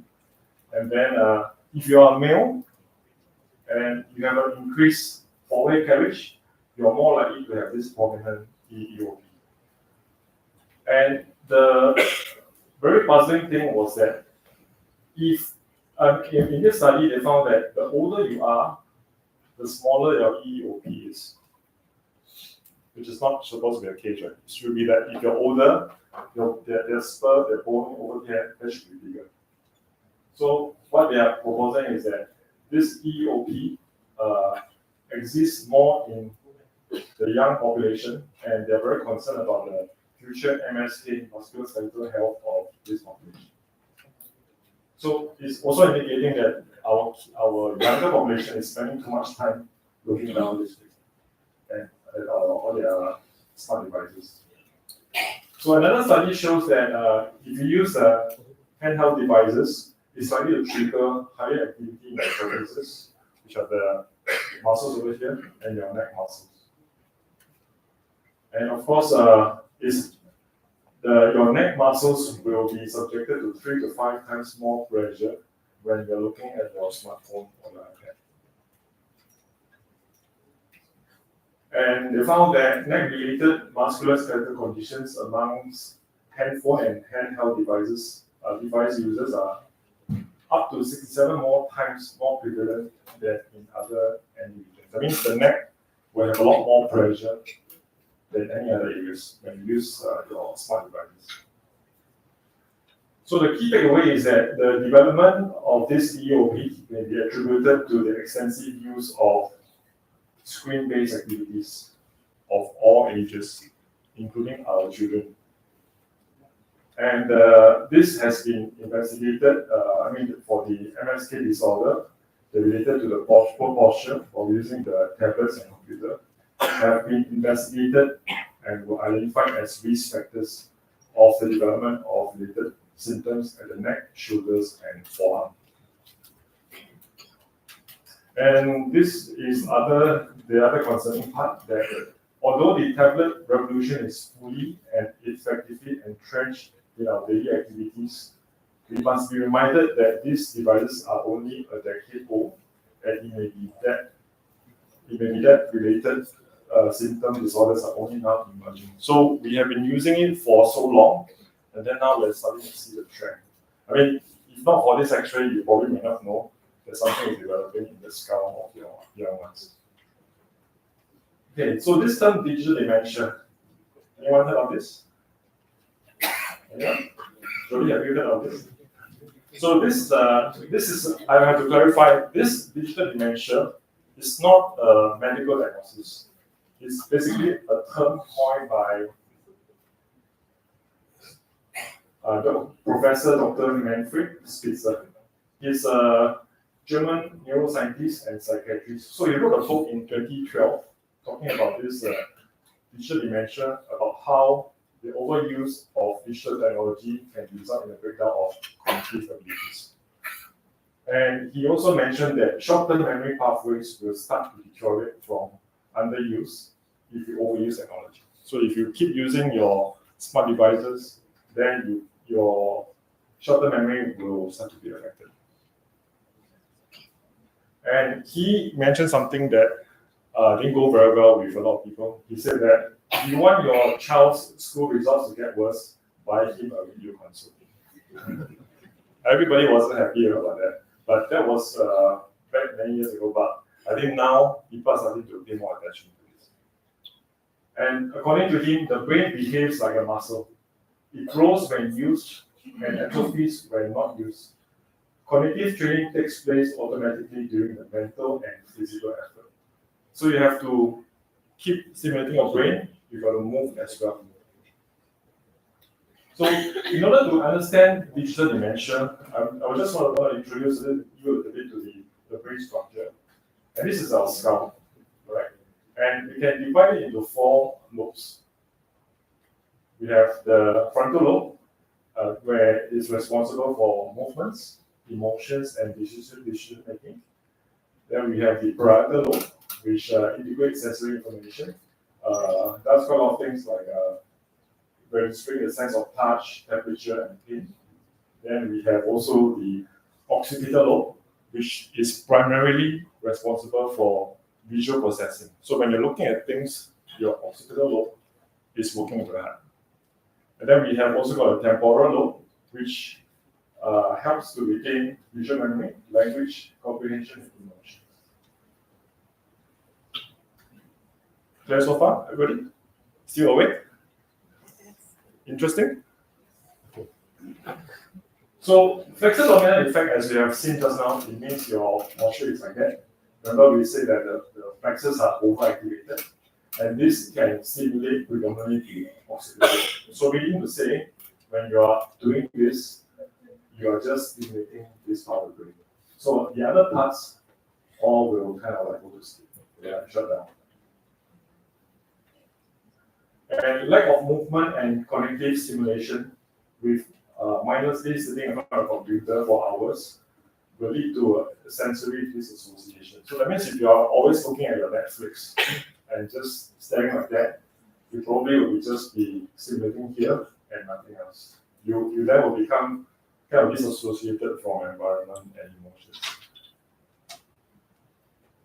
Of course, this, when you look at the screen for too long, your eyeball can get elongated and it can lead to your degree increasing, and then of course it can lead to your flexor dominant effect and the external EOP being extending to be a bit longer. So in effect, this digital dementia is very closely related to all this. It could be interrelated stuff. What are the signs of digital dementia? One is forgetfulness. Any of you always forget things? I see some hands. Secluded. So that means if your friends show you to go out, then you're like, let's stay at home and use my computer. Lack of motivation, depression, poor concentration. So should you be concerned? Are you concerned? Yeah. How many parents over here? Almost everybody, right? So I am very concerned because I'm worried about the next generation, how this digital dementia and following careers can affect them. I'm going to show you some publications locally. I think the medical profession and health authority has got on this information and they are getting quite concerned as well. So in 2024, last year, this annual's publication is actually the official journal of the Academy of Medicine in Singapore. So they found that Singapore parents are found to use screen time during meals as a practice and a cultural habit. So I think it might sound familiar to you when you go to food court or restaurant, you always see a kid having an iPad in front of them. All they do is just click on that. And sometimes they get a helper to just play along. You see that? I think it's very prevalent in Singapore. How about in other countries?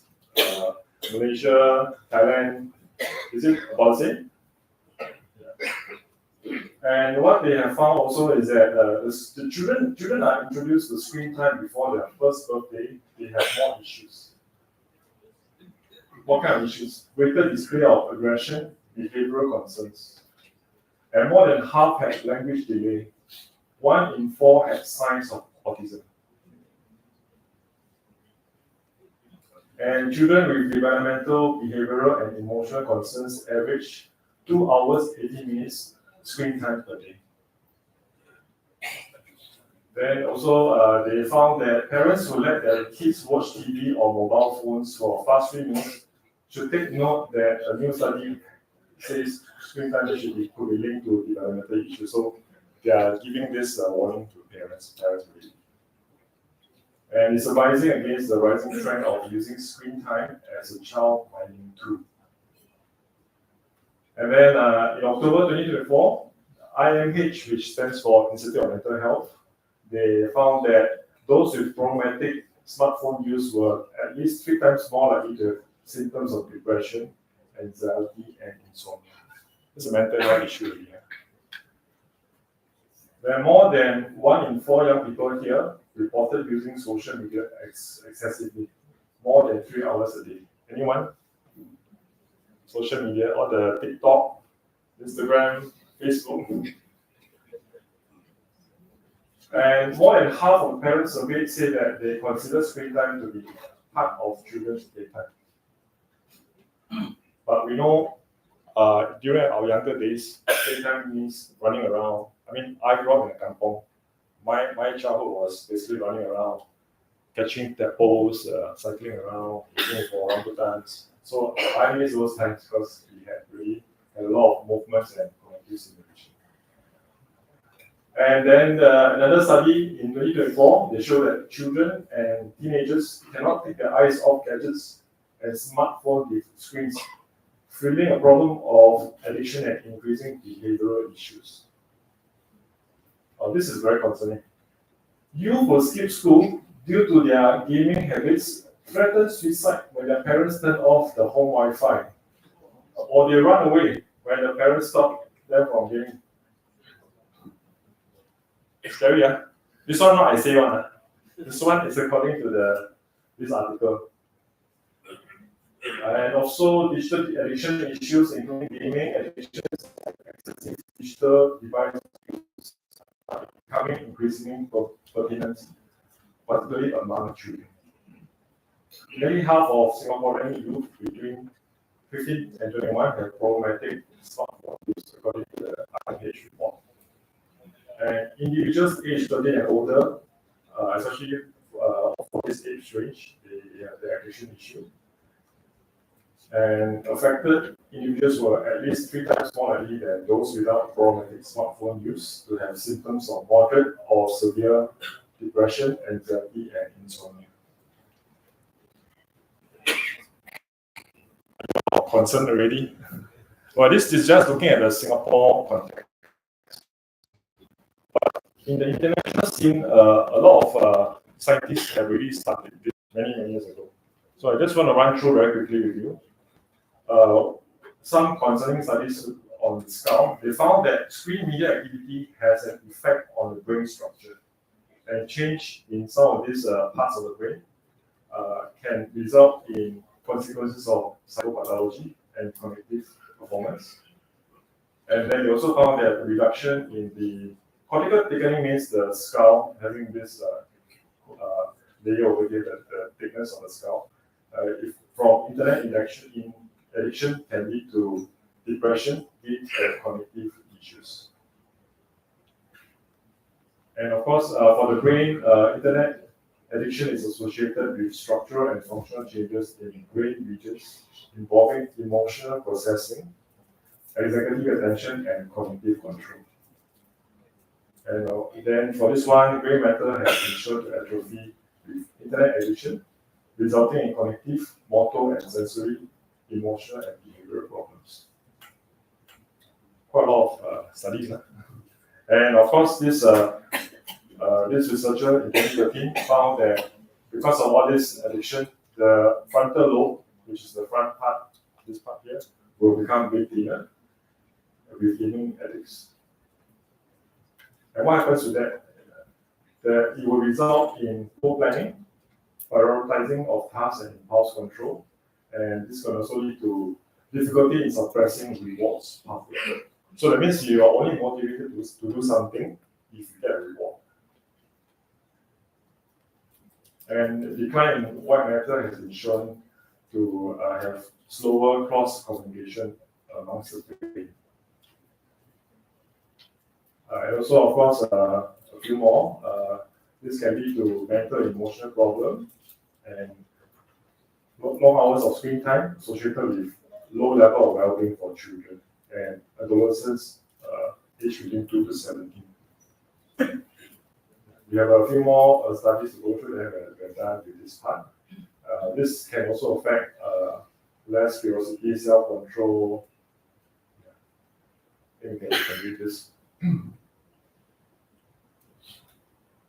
And the other thing that people are talking about is the electromagnetic field, how it can be introduced to the brain when they're using their handphone for a long period of time. Now, this study or this research is still ongoing. The National Institute of Health in the US, they conducted a 10-year research study on the brains of 11,000 children.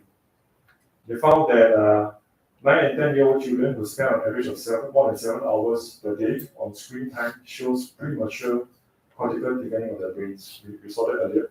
Can result in cognitive impairment, emotional disturbance, sensory motor deficit, visual spatial abnormality, and neurological symptoms.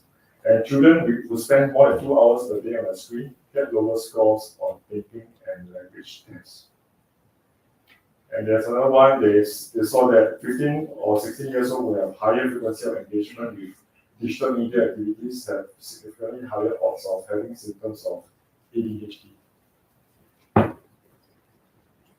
So, of course, I think the authorities are very concerned as well. In January this year, the MOH along with MOE, they launched a national scheme to try to slow down this problem. And they gave you an advisory that there should be more devices for children at meal times, or you should even turn on the TV. They started to issue stricter screen guidelines. Have you ever seen this? That is, they also published this on the same day that if your kid is below 18 months, you should not use any screen unless for interactive, like chit-chatting on the phone. Let's say you're overseas. You know, talk to your kid, yeah. And all the way up to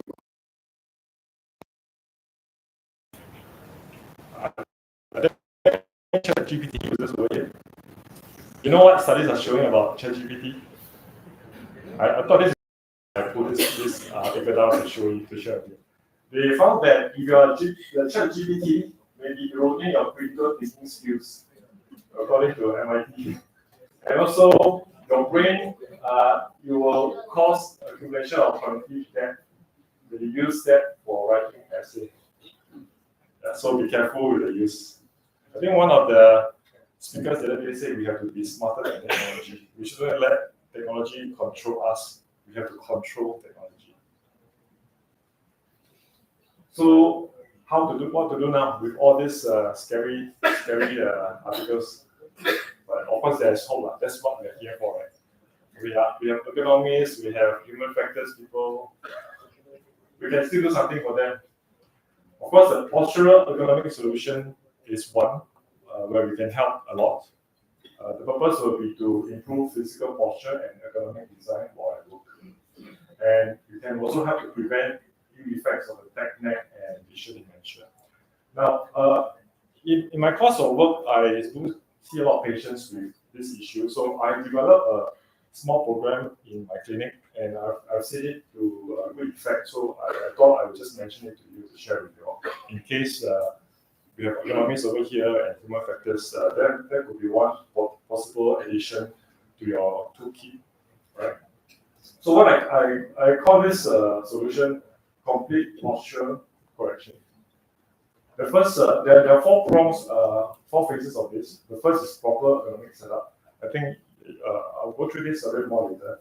And then we have the posture habit rehabilitation, and then we have the spine alignment and posture rehabilitation. So for this ergonomic setup, I mean, ergonomic arena, I think you guys are the expert. You know how we can, by changing the table setup, keyboard setup, chair setup, we can help them to a great extent. So to minimize looking down and stressing out the spine. Of course, there are several areas of the ergonomics: functional, postural, brain-based, and ergonomics, and environmental. Then, of course, for those of you who are doing human factors, product design. This will be another good source, good area where we can help them. This is have you all seen this technology before? This is in Amsterdam. There's a library in Amsterdam where this bicycle is connected to a port here to charge the laptop. So in order for the laptop to be charged or the charger to be used, right, you have to cycle. So they force you to move, right? And then now we have also some of these concoctions where you go on a treadmill and use your laptop. So the idea is actually to move. Just keep moving as you're working. And of course you take breaks so that you simulate the connective functions of the brain. So over in my clinic, because I'm as a chiropractor, by the time patients come to me for help for spine issues, ergonomic issues, these issues will have been there for many years already. So what I find is that they almost always have got spinal misalignments. And this is how it looks like. So this is over here, this is the back of the spine, these are the nerves, this is the spinal cord that goes up to your brain. So when you have a misalignment, it will cause an impingement, and then you see the color changes to it. Of course, there are a lot of layers of muscles that is attached to it. When you have a bone that's sitting in the wrong position, it stays fixated there, and the muscles will become unbalanced, and it can cause one side to be tighter than the other. And some people like to have that urge to, it's not good. So as a chiropractor, what I do is, I don't do the traditional cracking. I use an instrument to correct the spine, to release the pressure over here. Okay? Thumbs up. So because as I've seen many patients, after when they come in to see me, I do the correction for their spine. They always come back with the same problem, partly because of ergonomic problem. It's not set up properly. Many of them during the COVID days, they work on their dining table, and then some of them use their kids' table and they sit on the floor. Yeah, that's terrible. So I found what I found is that despite changing the ergonomics and changing their habits, the issues still keep coming back. Although the adjustments will help take some pressures away, the posture exercise will reprogram the muscle memory. And these are some of the exercises that I teach them. And I have been doing this posture exercise program for the past 2 years, and we have had some very evidence-based results. But this is one good case I need to show you. This patient comes in, he's about 17 years old, came in with a very bad forehead carriage. You can see the shoulder and ear don't line up together. So after the correction, after doing ergonomic change and changing his habits, we retrain his muscles. About 5 months later, this is how his hip is lined up to the shoulder. It's a pretty significant change. So this is like pretty much my solution for in my clinic. We have the ergonomics, posture, habit rehabilitation, spinal alignment, and also posture rehab. So I know many of you are ergonomists and here, but do consider that spinal alignment and posture rehab may be another tool that you can add to your repertoire. Okay? And of course, it's my hope that someday we can all work as a team to help patients with such issues. So, of course, all these issues, they can't just, it's a collaborative effort. We can't just function on our own. We need to work with each other. And even some of the speakers I mentioned, you can't just solve this all by yourself. You need a few expertise to come in together to help those in need. And for me, because I joined the ergonomic community just maybe about 2 years ago, and I'm the only chiropractor probably in Singapore and also in Asia who has certification in ergonomics. So I made up a term to call myself ergonomic chiropractor. There's no such term, I just made up my term. So it's a lonely journey. I can see that a lot of people need my help, especially the young ones. So I make it a personal aim to try to get out there and try to help as many people as I can. So if someday we can cross paths and work together, that would be great. And I look forward to that. And this is the last slide. Thank you very much. And back to the center of the stage to have our token of appreciation.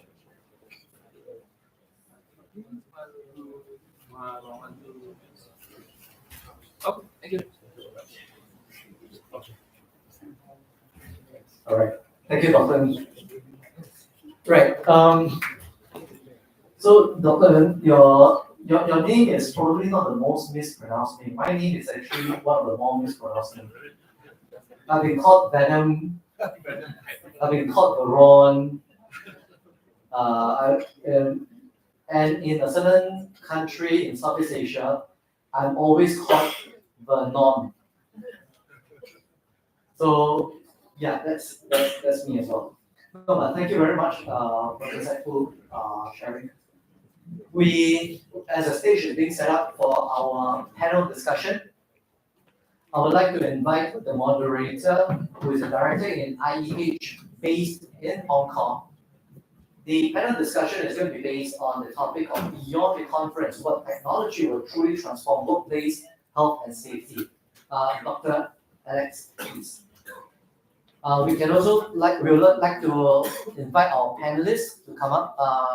Dr. Kelvin, Dr. Eric, Mr. Eric, Zephan, as well as Ms. Muftian. Okay, you know the drill. Your headphone, the app. Okay, so there's an icon over there that says panel discussions. You want to type in any questions, you can do it.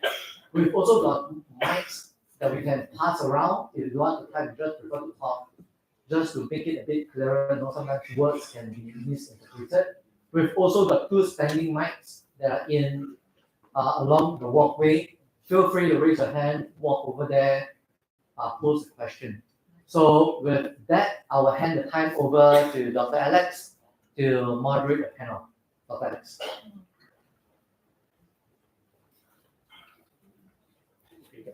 Thank you very much for the information, and I'm very glad to attend the conference for this conference, and I'm very glad to also share and get a lot from different speakers. I've seen a lot of questions wrapped into the topics, different topics these 2 days. So I would like to see if any of you would like to ask questions on the box to us, and then I will also take a question from the side so we can ask our speakers or any of you to any question to us, and then we will try to answer your questions. So maybe I would like to see the one more recent one. So I'd like to see about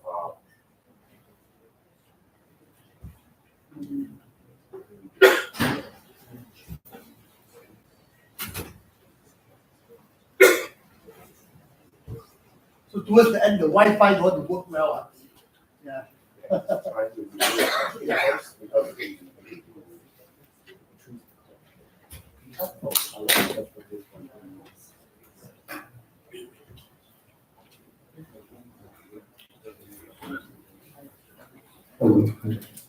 Okay, so one of the questions will request about children's issue because children are future. So your concerns related to children cases, maybe I will ask Dr.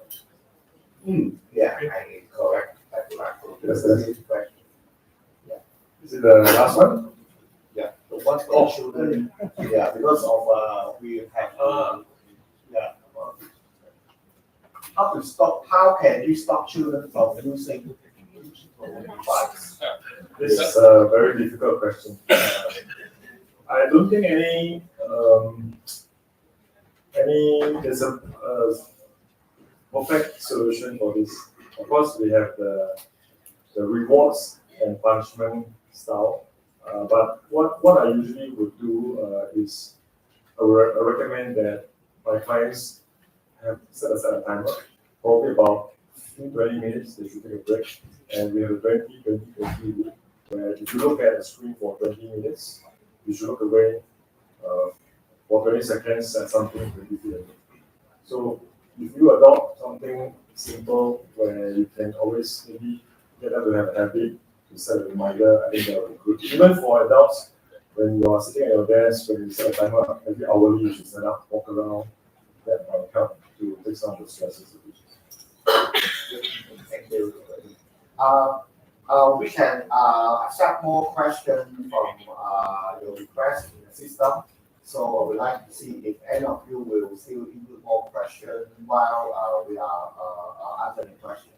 So you are welcome to put your questions in the list so we can choose a single question for our speakers here and we can give you the answer. Maybe you all can vote, because there are so many questions, we really do not know which is the burning question that most of you are interested in. Maybe I could help to summarize a couple of questions I see here. Combining two questions into one. Part A, will AI replace the role of an OHS advisor? Or part B, or how can AI aid the daily work of OHS? One thing that is the answer for that. Thank you, Bernard, for the question. I hope I'm saying your name right. Okay, I think AI, from my perspective, I think AI can help each profession, but it's not going to replace or change currently for our professional decision making or our judgment. Because again, occupational health and safety is like a multidisciplinary approach. And it's not just based on the technical aspect, it's not based on the engineering or the digital aspect itself. We also have like an art sense from our perspective that we can say, is this the right thing to do, or is this the proper and prudent way for us to approach how we manage and mitigate the occupational health and risk at our workplace? Because it's very diverse. Each one of you, I believe, have a different industries, has a different business process approach itself also. And again, we also have to ensure and approaching it as low as reasonably practicable for us, and also as economical for our decision. So I think AI or digitalization can help us to make those decisions, but currently I think it will not change 100% all of our roles as a OHS practitioner. I add that because it's my topic, right? Will AI replace the role? Some of you will be familiar with this term called human in the loop in the AI term, human in the loop. As of now, and I think from very long, we shouldn't remove human in the loop. The idea is how to adopt the various AI system and workflow, but still have a minimum human as an oversight. I think there are also some discussion about, I think, especially Dr. Ern saying that, if we stop, if the humans stop using the brain underused, then there will be problem for ourselves. And of course, we are worried about AI replacing our work anyway. Thank you.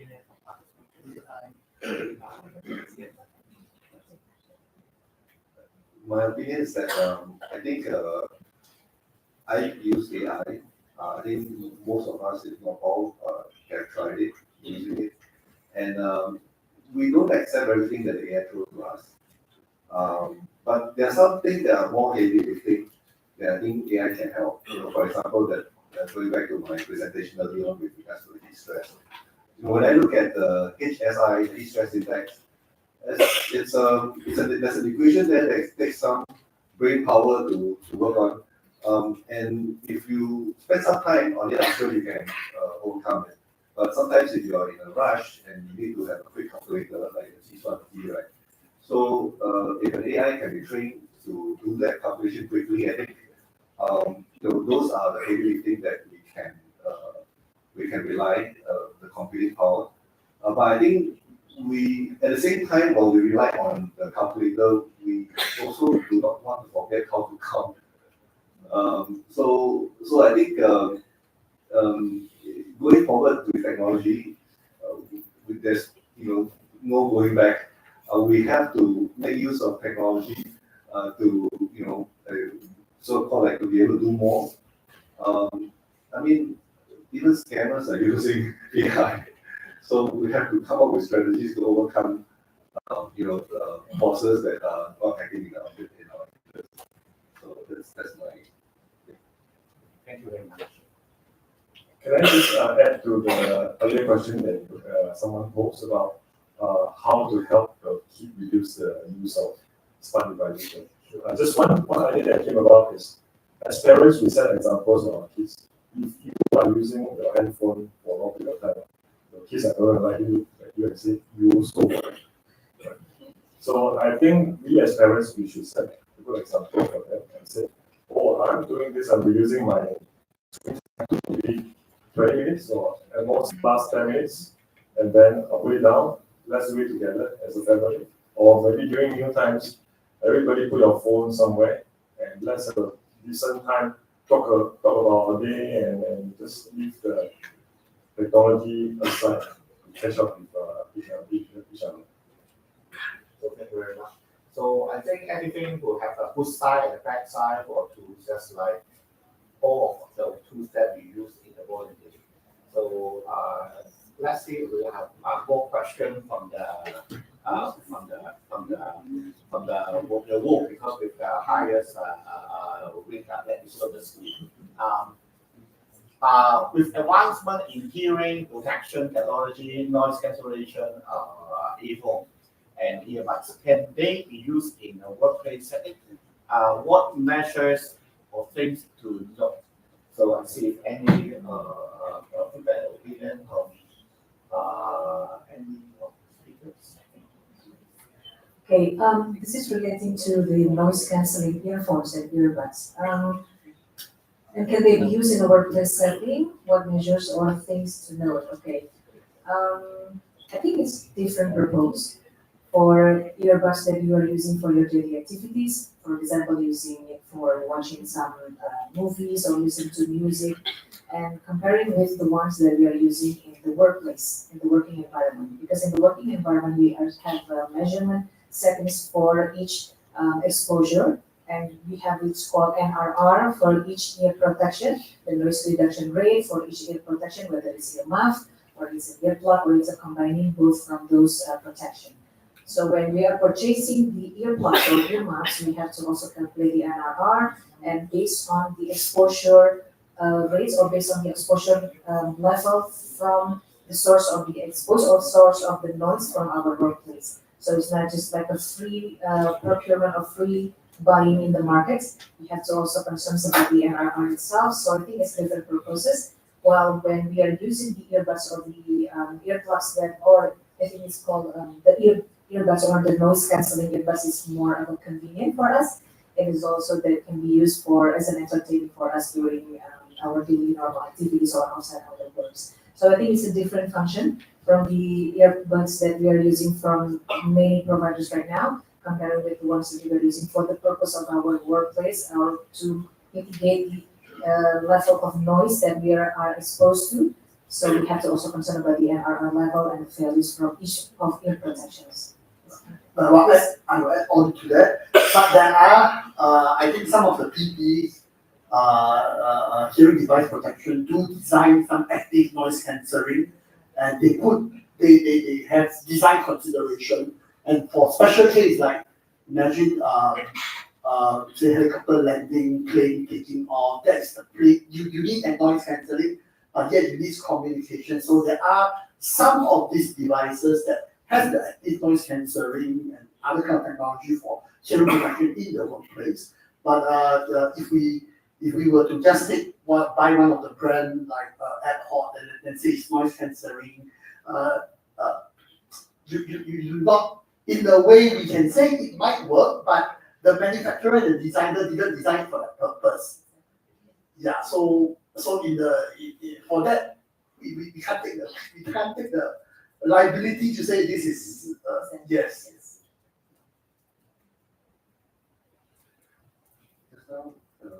The doctor go. Yeah. So I think if he's here, he will be a best person to answer this question. For me, I've been teaching noise quality class when we discuss the anatomy of the human ear, we always discuss the three parts: outer ear, middle ear, and inner ear. So we have the cochlea and inner ear, whereby you have the upper hair cells and inner hair cells. 4 rows of them, about 16 to 20,000 hair cells, and at different part, the cochlea is like a seashell-like organ at our inner ear. It's probably about 4 mm in diameter.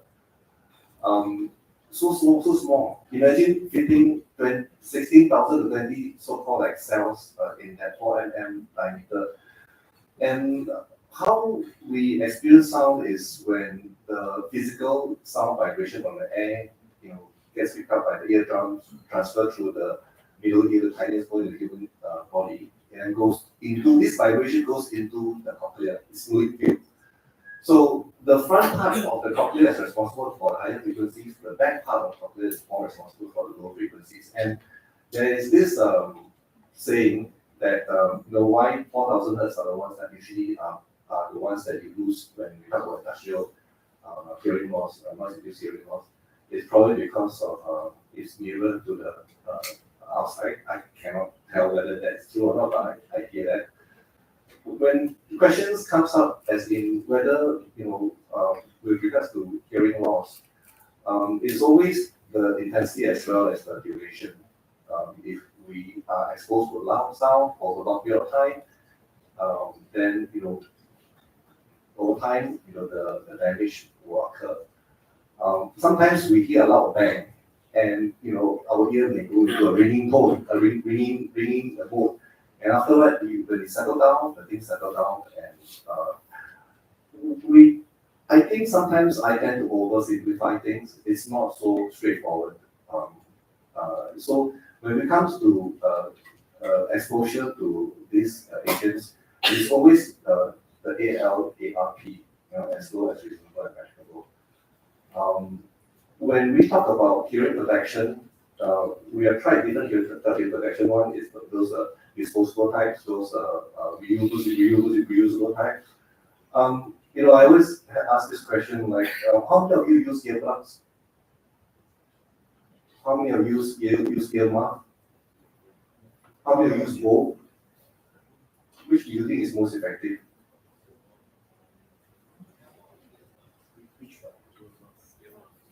Some say earmuff, some say earbud. The one that you use correctly is the one that is going to be more effective. The earbud, sometimes you go to site and you do a noise risk assessment, right? And then you see people don't want hearing protection. You ask them where hearing protection was in the cupboard, in the pocket. Some don't even answer you. So, the one that they use are the one. So when we talk about, this noise cancellation thing, I go back to how this hearing loss occur. When we have sensory neural hearing loss, right? Sensory neural hearing loss means that the hair cells in the cochleas are damaged beyond repair. So when we have those sensory neural hearing loss situations, one of the common ones are the long exposure, high duration, as well as intensity. These are the two ones. When you talk about noise cancelling, what kind of frequency are they cancelling? If really you can cancel it, then those the kind of stimulus that the cochlea are being exposed to are kept to the minimum. I guess maybe that's how you protect. Then people will ask earplugs, those AirPods or earmuff or those different type of those load conduction so-called like those earphones, right? I like to use those for running because I can hear the surroundings so that if there are cars coming from behind, so there is, I guess, if people were asking me, I would say, use earplugs, use earmuff that are effective, comfortable, focus to use them. I know I prefer those disposable types, not those street types. Doesn't work for me because it is hard and it is painful and it's not effective. 3 ways to test whether the earplugs works for you or not. One is a humming test. If you have your earplugs on and you do a humming test, and you can hear the sound if you did your head, then it's there's no leak. Another effective way of seeing whether your earplugs are working for you or not is to cover your ear when the earplugs are on. Because when your earplugs are working, your hands are not going to affect the sound attenuation so much. You will hear some difference, But as long as the difference are not that much, next time when you and then if you don't hear a lot of difference, right, or the difference is not too much, then your earbuds are well fitted because there's no leaks. But if you do this and you can hear a difference, it means the earbud not properly. It's a logical way, it's a mechanical way. You just flip it and it comes off easily. Right? It is just there for show, but it doesn't really fit properly. So I'm not sure whether you answered the question directly, but I hopefully give you some information on what to do when you're dealing with that situation. So any information you'd like to add for the question? Okay, so maybe I will come for another question that the most popular one is what is the simple and the cheapest AI tools to help OS as a profession? So do you have any suggestion that simple and cheapest AI tools that would be suggested? And they are all very cheap actually. Yes, because the most of the model is goes by monthly subscription, right?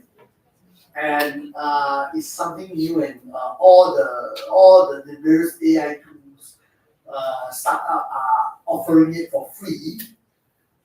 Get you stuck on it, and then you start paying a monthly subscription. They know you will start paying thousands of dollars. They say, okay, pay $39.90, pay $19.90 a month, and then if you want the 12-month subscription, you get 30% off. And they are really all very affordable. So I think the question about cheapest, they're all very cheap. Simple, like all the LLM model, like I think you are all familiar with the LLM model, the large language model, kind of agent, ChatGPT famous, integrated with your Microsoft. Now you have your Copilot, right? Yeah, but so I don't think there's a simple way to answer this question. Remember this morning I shared in my slide that there are several types of technology, and on the other hand, there are these other Gen AI where you can generate text to speech, generate photo, generate video. So if it is for OHS training, that you no longer need to get two actors to stand at an actor on the construction site. You can get some text to speech, text to video, generate a safety video if that is a simple tool. That is not overly relying, you're not overly relying on AI to do some very safety decision kind of thing. So have you come across any AI tools that you are using, or from the ground? What some of the AI tools that you use? Yes, thank you. One thing that we are using currently right now, that we're proposing to one of our projects in the following, relating to the direct reading monitoring assessment, because one single tools or gadget that can monitor the indoor body temperature and can be also measure the direct noise level, and also can be also assessing for the heat stress level. So again, I cannot say the brand or any kind of the marketing place for that, but I think you can do the assessment for that first. What is beneficial and is the best for you to manage the occupational health risk or safety risk in your working areas or in your projects. But we can also do the pre-assessment, because some of the providers, they can also provide us with sampling. They can send us the free samples of their equipment or their tools. We can also make an agreement with them. Let's say we can have a trial phase around 3 to 6 months. And if we feel like confidence enough to buy their products, and then we can proceed furthermore and then make it more formal for us to do the buying or the purchasing process itself. So you can test your markets and you can see whether it is applied for your business or your risk specifically for your health and safety risk. Since my focus or specific aspect is in industrial hygiene, we try to make a purchasing for the one tools that can assess those three aspects, or those three parameters for the indoor body temperature, for the noise level, and also for the heat stress. Again, because our working areas in the mining sites and in South Carolina is very humid, and also sometimes it's dry, sometimes it's very humid, and because of the exposure from the open pit and open area too, and also when someone is exposed to a level of noise from the plant activities, and also the coal planting and coal-fired power plants. I think that probably can give you guys an example. But again, you can see so many options out there. like as they can also say, the simpler one, I think we can use it like ChatGPT or Microsoft Copilot. But again, we need some human touch in there. You have to verify and validate again the results from those resources. That's it from me. So any suggestion or opinion from others related to the AI tools? Okay, so we go to the next question. This is also, I think, related to the digital net. So quite specific. Is the digital net show earlier reversible some kind of symptoms? And anything can be done home based? So I think this is also The answer is a combination of yes and no. So, strictly speaking, from a structural point of view, when you see a person losing their curvature in the neck, it's very hard to bring it back. So, one of the ways is to prevent it from getting worse. But of course, how to mitigate the effects or the symptoms that they have will be to cut down, firstly is to cut down the use and prolong bowel carriage. The other one is actually to retrain the muscle groups. There are things that can be done at home, but before I was certified as the posture professional, I would give very generic exercises like neck retraction. I mean, these are very simple exercises you can do. Maybe it can help a bit, but in the long run, as I observe over the years, you need someone who's qualified with a roadmap to help you to change the whole extensors. You know, we talk about flexors and extensors to activate the back row muscles in a certain sequence to strengthen the back, middle back, and neck together. Yeah. And then, even when we talk about an exercise to do at home, it's not like, oh, today I go to the gym, I work out for half an hour, and the next time I go, next 2 weeks later, you do it again. You're not going to do anything. So, with any exercises, you have to do it every single day. So, if I were just to mention about a bit about my exercise program that I do, I give my clients over a span of maybe 5 to 6 months about 20 exercises to do, so they have to do it every single day. On top of that, they have to get a correction, they have to change ergonomics, they have to retrain their habits. So all in all, put together, you might see the change in the structure to get that digital neck back in a more ideal situation. So technically, if you talk about the neck curvature, it's not that it can't be done, it can be reversed, but in Singapore, unfortunately, we don't have access to that technology. Because when I was in the US, I was trained to help the correction of the neck, but that would involve the use of some technology to do like like you watch cartoons, right? You see dinosaurs walking past the X-ray, you can see the bone movement. We have this technology in US, it's called fluoroscopy. So what we did was we got the patient to look down and then look up. So from that motion fluoroscopy, we can take a measurement to exactly know which bone is the bone that we have to adjust or unlock. So once we go in there and do it, then after that we have to do a fractional extension again to see whether we got it. And over a period of time, you can see the neck changes from having a straight neck to back to a curve. But then when I came back to Singapore, over in the US, the difference is that we are able, as chiropractors, we are able to own X-ray machines and maybe just X-ray machines and the fluoroscopy as well. But coming back to Singapore, we are not allowed to do that. So even when we want to refer a patient for an X-ray, we need to go through a medical doctor to get an endorsement, and it makes it very difficult. So the limitation is that we can't do that precise measurement to unlock the bone. But at best, what we can do now is to look for any interfering misalignments and then retrain the musculature and then also work on the ergonomics. Thank you very much.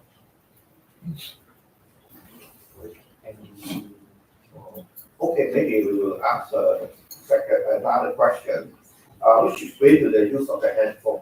Usage of handphone while walking within company premises, which will result in sleep track falling. If anything could be done for this. So anything that we can answer for this part, yeah, it's a good for the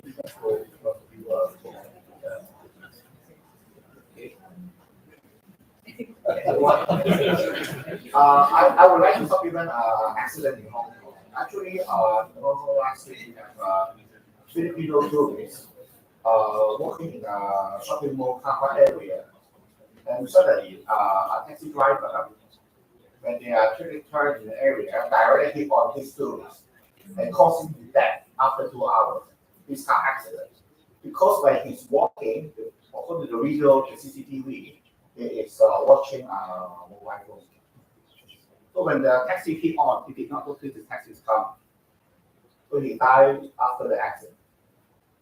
Although it's not occupational cases, but I can reflect that some people keep walking and watching the phone always. I think not only in Hong Kong, but in Singapore and also in other places as well. So I think it would be causing some kind of accident, not only as it before, but maybe some other unexpected accident that come to people who watching the phone while walking.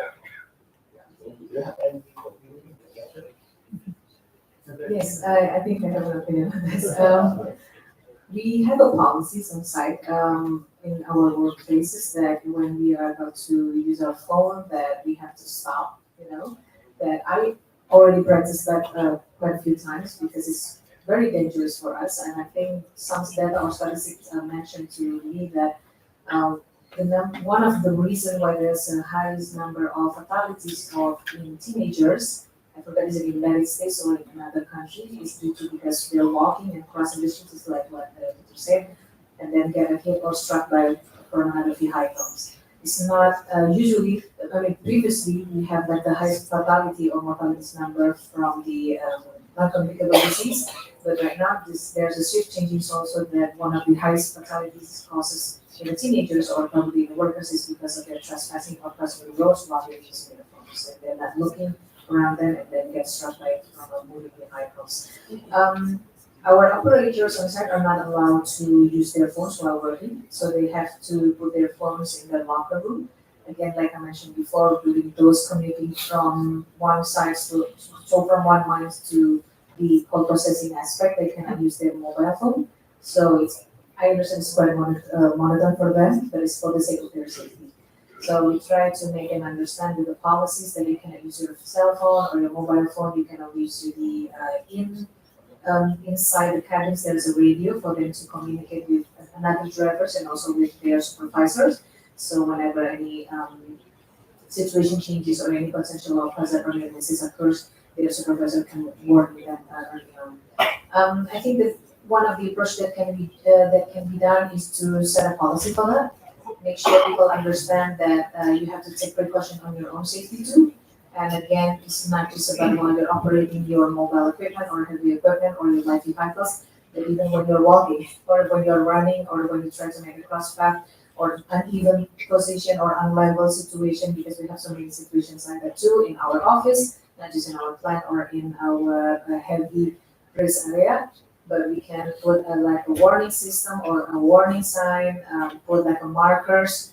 Again, I think we should have a markers here in the station to make sure that people are aware that there's a different level between the station and also the floor, to make sure that people are aware of any kind of hazardous situation. We can start with putting up, a standard, policies, or make it more rigid like what we did for our operators because they're not allowed to use their cell phone during their working shift because it's like a distraction for them. And then I can say that we can also put it in place like probably monitoring system. You can put a CCTV probably or like put a virtual reality that can monitor them whether they're using their cell phone. Probably you can give them kind of like a notification or hazardous noise or like an alarm system to make them understand that, okay, you're about trespassing some hazardous area, then you need to put your focus on the situation. I mean, like the basic one, I think that you can stop if you're going to texting while you're walking or running. At least you have stop, take a moment, pause, and then reply your text or do some checks, and then you can continue your walking or running. If it's that urgent, then probably you can do your phone calls and then again make a stop. Sometimes when you're taking a stop, it can save your lives. Is that what the case that the doctor said? And during those probably few seconds or like a few minutes, you can really save your lives and everybody's lives. Yeah, that's the best. Thank you. Just add on to it. But it's a very genuine concern because there are now workplaces that start to adopt digitalization. They actually expect workers, the employee to use some display screen. You probably go to some restaurant that start to adopt ordering system where the waiter needs to be carrying a phone, and that is part of the work. So in some, and I do see that some of this adoption of digitalization is not considered. So it's a good point to point out that if we as safety and health professionals re-examine our workplace risk assessment and really identify that there's a adoption of digitalization and is people supposed to use display screen, then this becomes something that we put some policy, how to reduce those kind of risks, because it becomes part of the work, not just using personal mobile phone. Any suggestion or opinion? Because it should have some kind of rules or requirement, right? Yeah. Just curious in this group here, whether what are your company policy with regards to use of handphone while working? Do you have any policy for a handphone to use in your company, such as while using the mobile phone for work, you have to stop instead of walking? Is there any such policy in your working companies? Actually, my company, actually some of the HB project, they actually stopped using mobile phone during the works. So they asking the people staff to just bring their phone to put in the cabinet and put the numbers. And after the during the rest time they can take. After they need to bring that to the cabinet, and the camera is monitoring by the CCTV. 4 times. So during the last time they can use also, and after last our finish they will put back. Then during again one that time they can take back. Obviously monitoring by the CCTVs. It's the control mechanism. Thank you, sir. Because that was what I wanted to say, but I want to see whether anybody in this group here. That's true, with construction sites, you have all the CCTV that's being put up, as well as heard of contracts that actually restrict the use of mobile devices by workers, and mobile devices actually being kept. Thank you very much for answering. How about anybody else want to share? Is there any on construction site or other? I'm not on the construction side, but I teach in a school. So what we do is we try to give each student a locker and put the phones inside. But it becomes a problem because nowadays we try to digitalize and we have Mentimeter, question, Kahoot, and Play.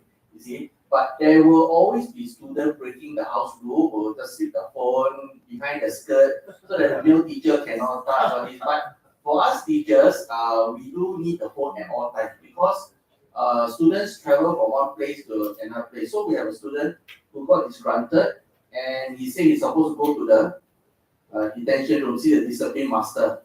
So we will text each other, okay, student left the room, but you didn't turn up there. See, so he ran out of school. So you'll be alerted. That's why the teachers, we have to regularly check our phones. But the student, we try our best to control, but no choice. They will still have to use their devices, sneakily or whatever. All right, thank you. Thank you. So any other opinion or for those in other industry that would like to share with us?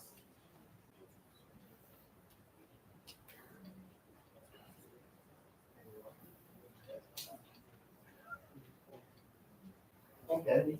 Any question from the crowd?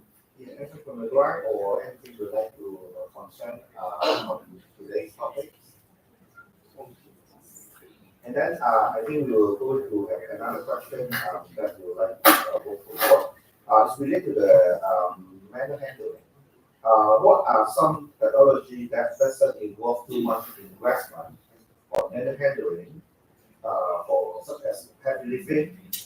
Some products actually, new products like exoskeleton or rectum meter are very costly.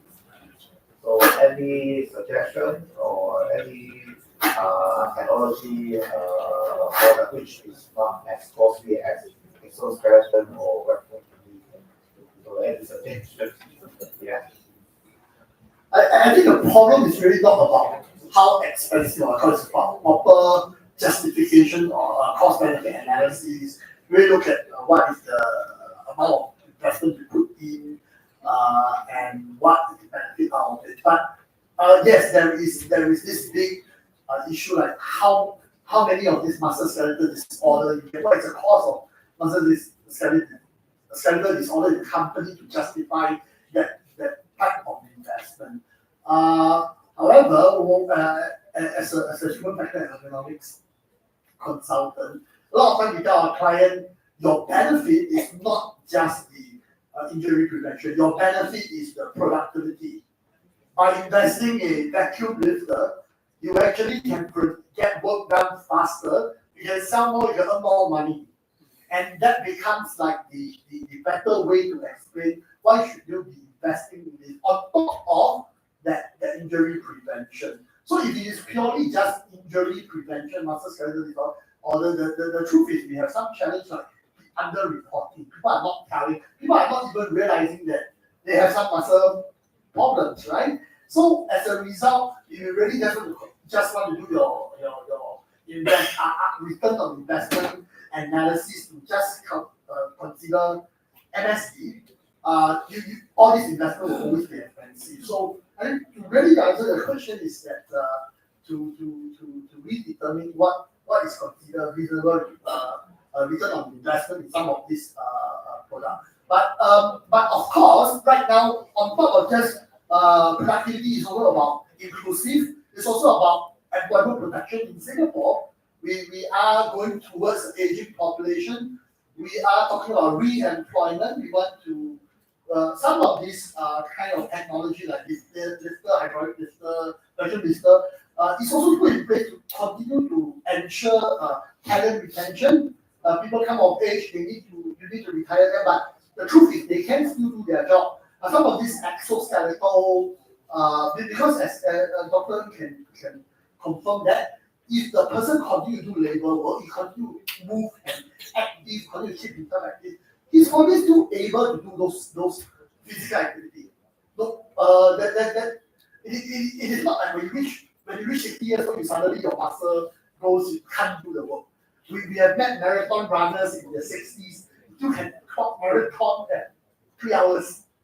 Yeah. So as long as they are, but the problem with age worker is that if they have an accident, the recovery is very slow, or it can be very severe.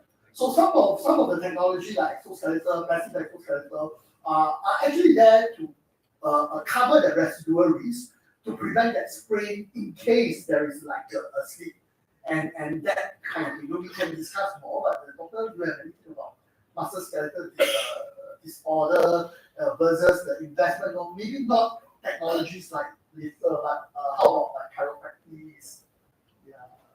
Disease. Yeah. That's involved too much. I guess in a way, I think from my perspective, usually when it comes to that question, the problem has really happened. And let's say from a chiropractic angle, when someone comes to an office with a musculoskeletal problem, a lot of time has lapsed already, and probably in their work, they may have been subjected to a lot of repetitive stresses, and there wasn't any safety aspect being accorded to them to protect themselves. So when they come in, then the question of what are they going to get out of a chiropractic treatment? Is it just going to help them get out of pain, or is it going to help support the muscular structure so that they can continue to work and be in the same task, or have a very holistic approach and then to see whether this person is capable of doing the same task again, and maybe get an orthopedic evaluation. Yeah, to say maybe this person is not capable of this task anymore. Yeah, so I think in a way, prevention is better than cure. And it's definitely worth investing in some good tools, no matter how expensive it is. It depends on how also valuable your staff is and your workers are to you as an organization. So if you are stinging penny wise pound foolish, you stinge on technology, and then ends up you get one person get injured, you spend a lot, you can claim workman comp, but then if because of the lack of protection, maybe a whole group of people all within the same division gets injured, that's going to get very expensive. So I think you've got to do a cost benefit analysis to see whether it's good. So it's a good idea if all of you, of course, in the cost benefit analysis, see the expenses reduced if you are not using those issues and of course some case to involve. Okay, so I'll go for the next. Sorry. Just a quick question. I myself have never seen a chiropractor practitioner. You're the first chiropractor practitioner that I know. Just out of curiosity, like in this group, how many of you actually have gone to a chiropractor practitioner?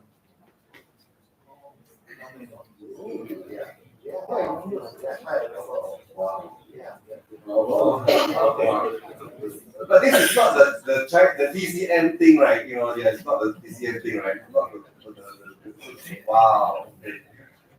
Thank you very much. I was just curious. Yeah, since we're on this topic, I want to make a public service announcement. If I can, I just mention this.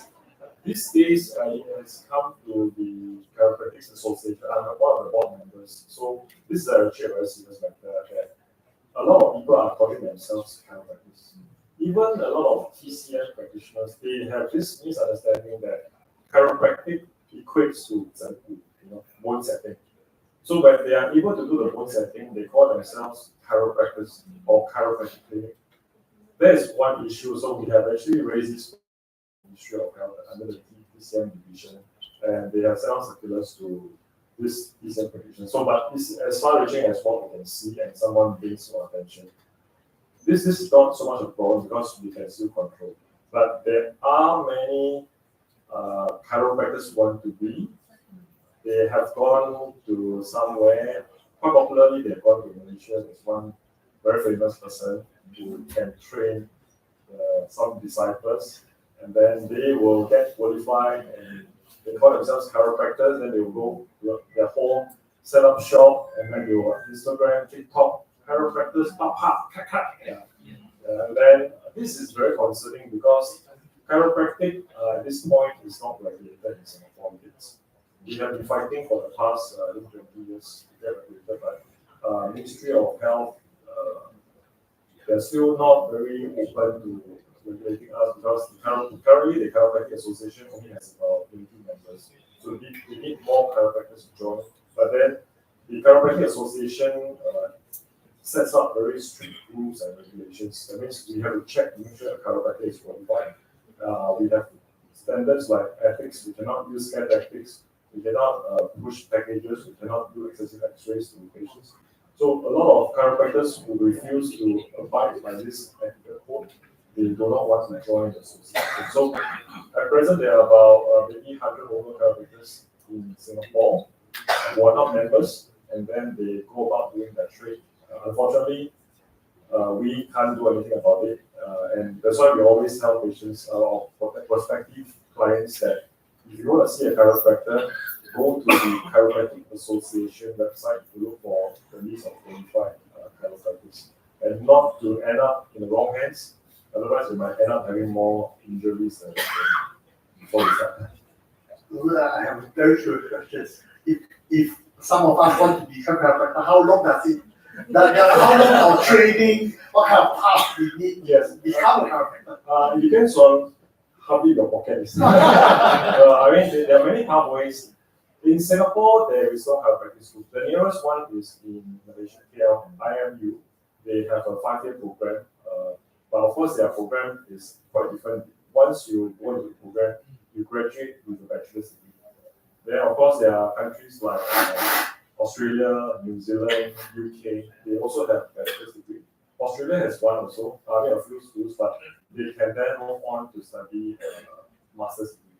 Like for myself, I have a first degree. It can be any first degree. So then I went to US to study. It's a professional degree. So I went on a PhD track, and then I have a PhD in chiropractic, and that allows me to call myself a doctor. And if you have a bachelor's degree or master's degree, under the MOH guidelines, you can only call yourself a doctor if you have a license in the country that you graduate. So if you are, let's say in Australia, they allow chiropractors to be called doctor and you have a license there, they call yourself a doctor. But otherwise, then you should only call yourself minister. But then in Singapore context, there are many chiropractors who call themselves doctor anyway. To layman, everybody is the same, but how can it be the same? Everybody who has a bachelor's degree can call themselves doctor, right? It's not how it works. So I think ethics is very important. Basically the public service announcement is just if you want to see someone who's qualified. Of course, you can kind of see me. I mean, it's just joking, but we have about 20 chiropractors in Singapore between association. But I'm the only ergonomic chiropractor going to go.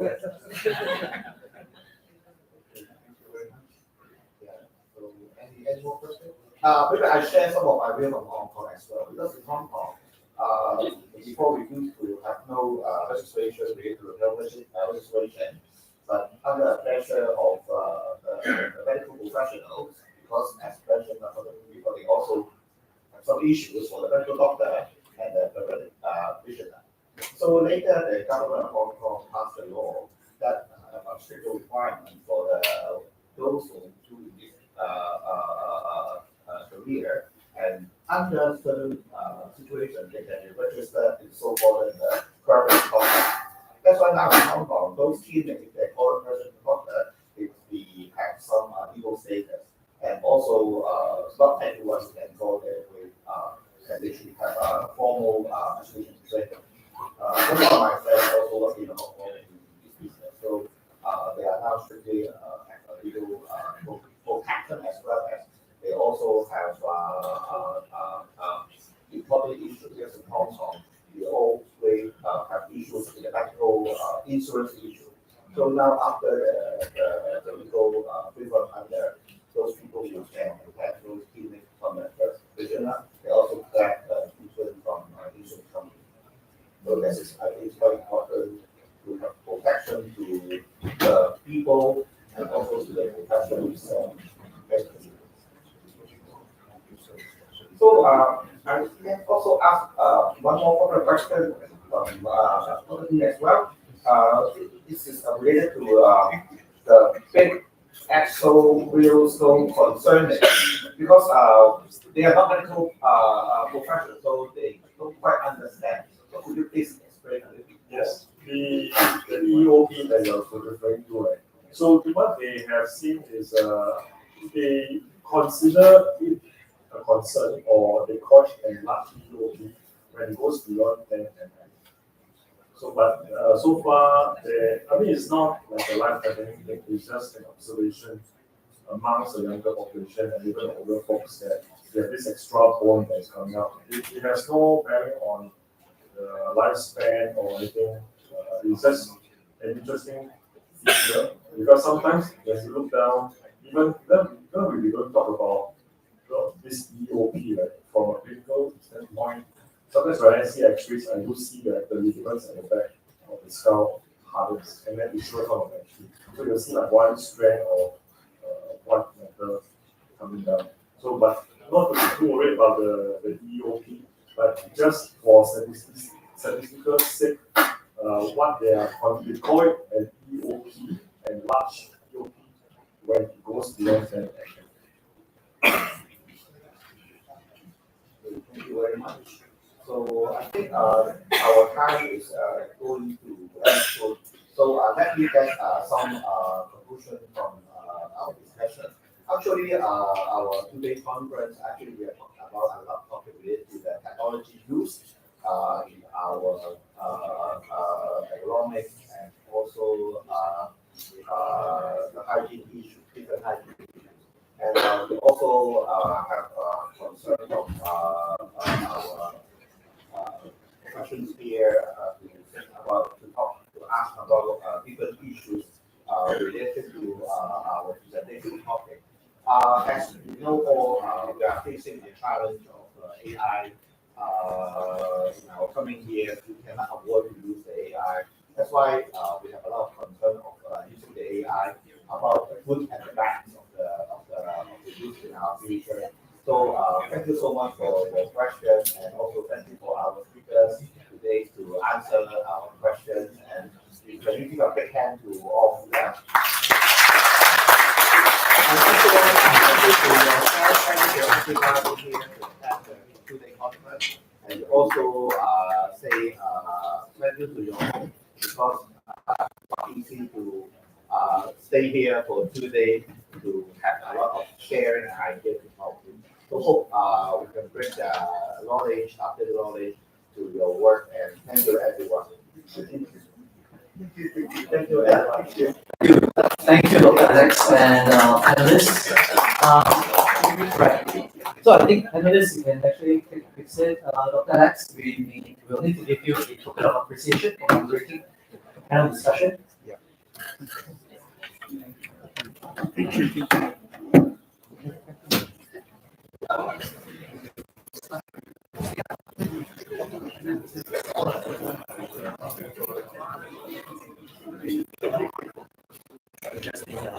Yeah.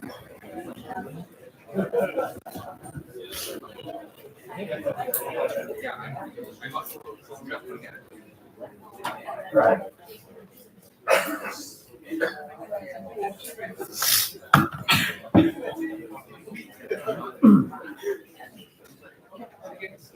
Thank you, Dr. Alex. Okay. So we are really coming towards the end of it. As usual, we are being very casual and very non-formal about it. So Zephyr is here on stage, and he's going to give his conclusion to the entire conference, and then I'll come back and I'll just deliver something else. Okay, so Zephyr, take it away. Oh, no, can I have, is this working? Okay. I don't have, I think we have all come together two full days. I think just some of my thoughts how we have put the speakers and everything together. Some of you probably have realized that we two key themes that focus on surrounding our Singapore occupational disease, musculoskeletal problem, ergonomics, and noise-induced deafness. This is our still our two highest occupational disease. And it's not so different, because I think if you look at Malaysia, Indonesia, it's also musculoskeletal disorder and noise-induced hearing loss. It's probably the same for Indonesia and Brunei. So at the end of the day, human are human, work pretty the same. So I think in the 2 days we have discussed quite a number of issues about some of this technology use of AI. Olivia and myself talked about some of our concern about the AI adoptions. We have some of the speakers sharing of the actual implementation of digitalization in their companies or AI or some of this. So I think it's a good. It's actually quite a challenge to bring speaker and stitch them all together. But thanks to our partners. So how we have been doing this conference is since the second year was IEH, while we are the hosts, we reach out to OEHS, HMESS, MIHA, reach out to IHA, we reach out to HMESS. We say, hey, we're going to run the conference again. Can we give you a slot? Can you bring in your speaker? We stitch a team together, and the various supporting organizations and co-hosts really try to help us to reach out. We had a very, very good panel session yesterday by HMESS, bringing a very good panel. And we want to continue to thank all our supporting organization representatives here, because without them, we couldn't bring this together. thanks for coming up and being very encouraging, telling us that we do quite well. But all IH did is like, oh yeah, we make sure we have a value, we make sure we run the conference and everything.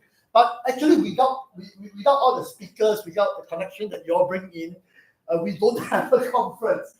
But we'll still have good food. I mean, if you all don't mind next year, okay, we just come here and eat 2 days and then we get our SDU point. We can't do that. But I have put in what I realized that this year a lot of people are putting a lot of questions in the Slido, and I really thank you because if I really go and analyze from first year to now the 4th year, there's really a lot more engagement. And the thought behind of trying to put all this into this conference app is really to facilitate the discussion, because I know not everybody wants to raise their hand and speak on the mic and ask the question. But your participation through the whichever discussion board and the Slido is really valuable. What we will do for the Slido is we will download all these questions. We download all these questions from Excel, and then we will try to see we from the start of question we know you are directing to which speaker. So we will actually consolidate them, send them to some of these speakers. If they can give us some answers, then we will continue. So we will continue to be on this app. So this will still work quite at least for the next half a year. And then after the half a year, we will migrate this into another site and we will inform you. So the truth is, whatever discussion, questions, answer, chat, photo will continue remain active until Google closed down. Yeah, so as long as Google don't shut it down for us, it will still. So if you go to our actual conference website, Ergonomics and Hygiene .org, you can still find all the PowerPoint slides, all the discussion from first year, second year, third year, 4th year, and you will still find. You'll continue to own that discussion. But of course, after 2-3 years, it's not things. Some of this information are quite outdated, but it keeps some of our memory. This is what we really want to try to create. So I think this morning I've already mentioned that we are continuing trying to stitch the team. And this year, since we are talking about innovating the workplace using technology, and these 2 days we are being, I definitely know that some of you already know. I want to share about this. This is what I've been doing in my workplace. What the speaker share, I resonate. And some of you will go off thinking that yes, I think I may want to try out some of it. I want to explore some of it. So one of my challenge in about 1 year's time that I see 1 year, 5 days time, when I see some of you again in this conference, is that you come with telling us what have you done the last year in your workplace, what has been adopted. So we actually already decide on the theme next year, and the theme next year is from innovation to impact. What will be the measurable outcome? Dr. Alex was telling me, impact can be both ways. It can be positive or negative impact. And we probably want to hear both. We want to hear people coming up to share about what is the positive outcome in the early AI adoption or digitalization. We want to have people coming up to warn us, we have went down some path and created some problem for ourselves. I'll give you one. So, and next year, certainly, I think the AI team is going to be even more stronger with the agentic AIs and all that. So, and besides the AI, we also want to think about human-centered design. Because if we are pushing so fast, going towards technology and AI without thinking about how to make sure human is still in the loop, human-centered design, then we have we're going to have some challenge. So thank you for staying these 2 days, and I really enjoyed myself. I have a friend. I think he left. Amil. He comes 4 years. I took some photo. I shared. for the past 4 years, he come from Qatar. For past 4 years, he has been attending. So, but he had to rush off. I thought of asking him. But I believe some of this friendship has been built, continue that sharing, and continue to use the app. I pass the time back, and thank you, everyone. Thank you. Thank you. As promised, we won't keep you here more than necessary, but I need you to do me a favor. Again, let's bring up your headphones. Go to your calendar right now. Very soon I'll know all your headphones really.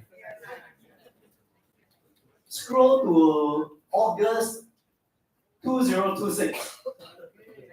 On the 19th of August and the 20th of August, mark it down. This is Ergonomics and Hygiene 2026. Must come. Must come. I also must come. I try. Okay. The reason for that is this. Right. Most of you, if not all of you, have paid good money to come for here. And you have probably paid in excess of at least 260, 270 and above. For those who joined us with early birds, you get a bit more discount. No early birds, you pay 300 plus, right? Right. Exclusively for those who are here on the app, you will realize that we have just opened up a early registration. Sign it up between now and end of August, which is August 2025. August 2025, 2359, this link will stop. It's 2:48. You do not need to pay now. What you do is that you register your interest, you book your slots at 2:48, regardless of the venue whatsoever, it's going to be 2:48. We can be pretty sure that when we release the pricing for the conference next year, it's going to be quite a fair bit more than this. So only for you guys, it's going to be 2:48. Second advantage of that is that, like some of your friends may have experienced, they want to try to register late. No more seats. That one we also cannot help. You can see that. It's only this space only. So it's really a limited seat and limited registration slots only. Okay. So do us a favor, register early so that we would have. Sorry? It's zero because you are not paying right now. We will send you the invoice later. That's why you don't have to pay now. Okay? So we will see each other next year at a venue that to be selected. You've got additional feedback as to I want better food, I want better MC, I want prettier girls. Let me know. Put in a feedback form. Alright? With that, thank you everyone. Drive safe, travel safe. See you next year.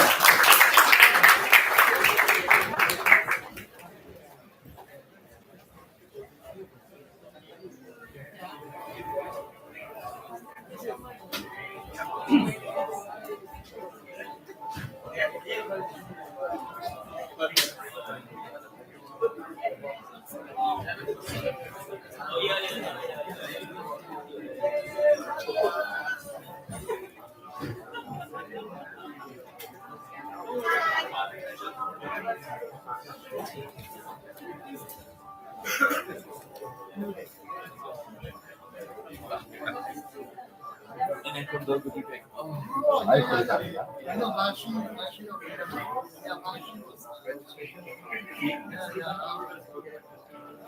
do you find it?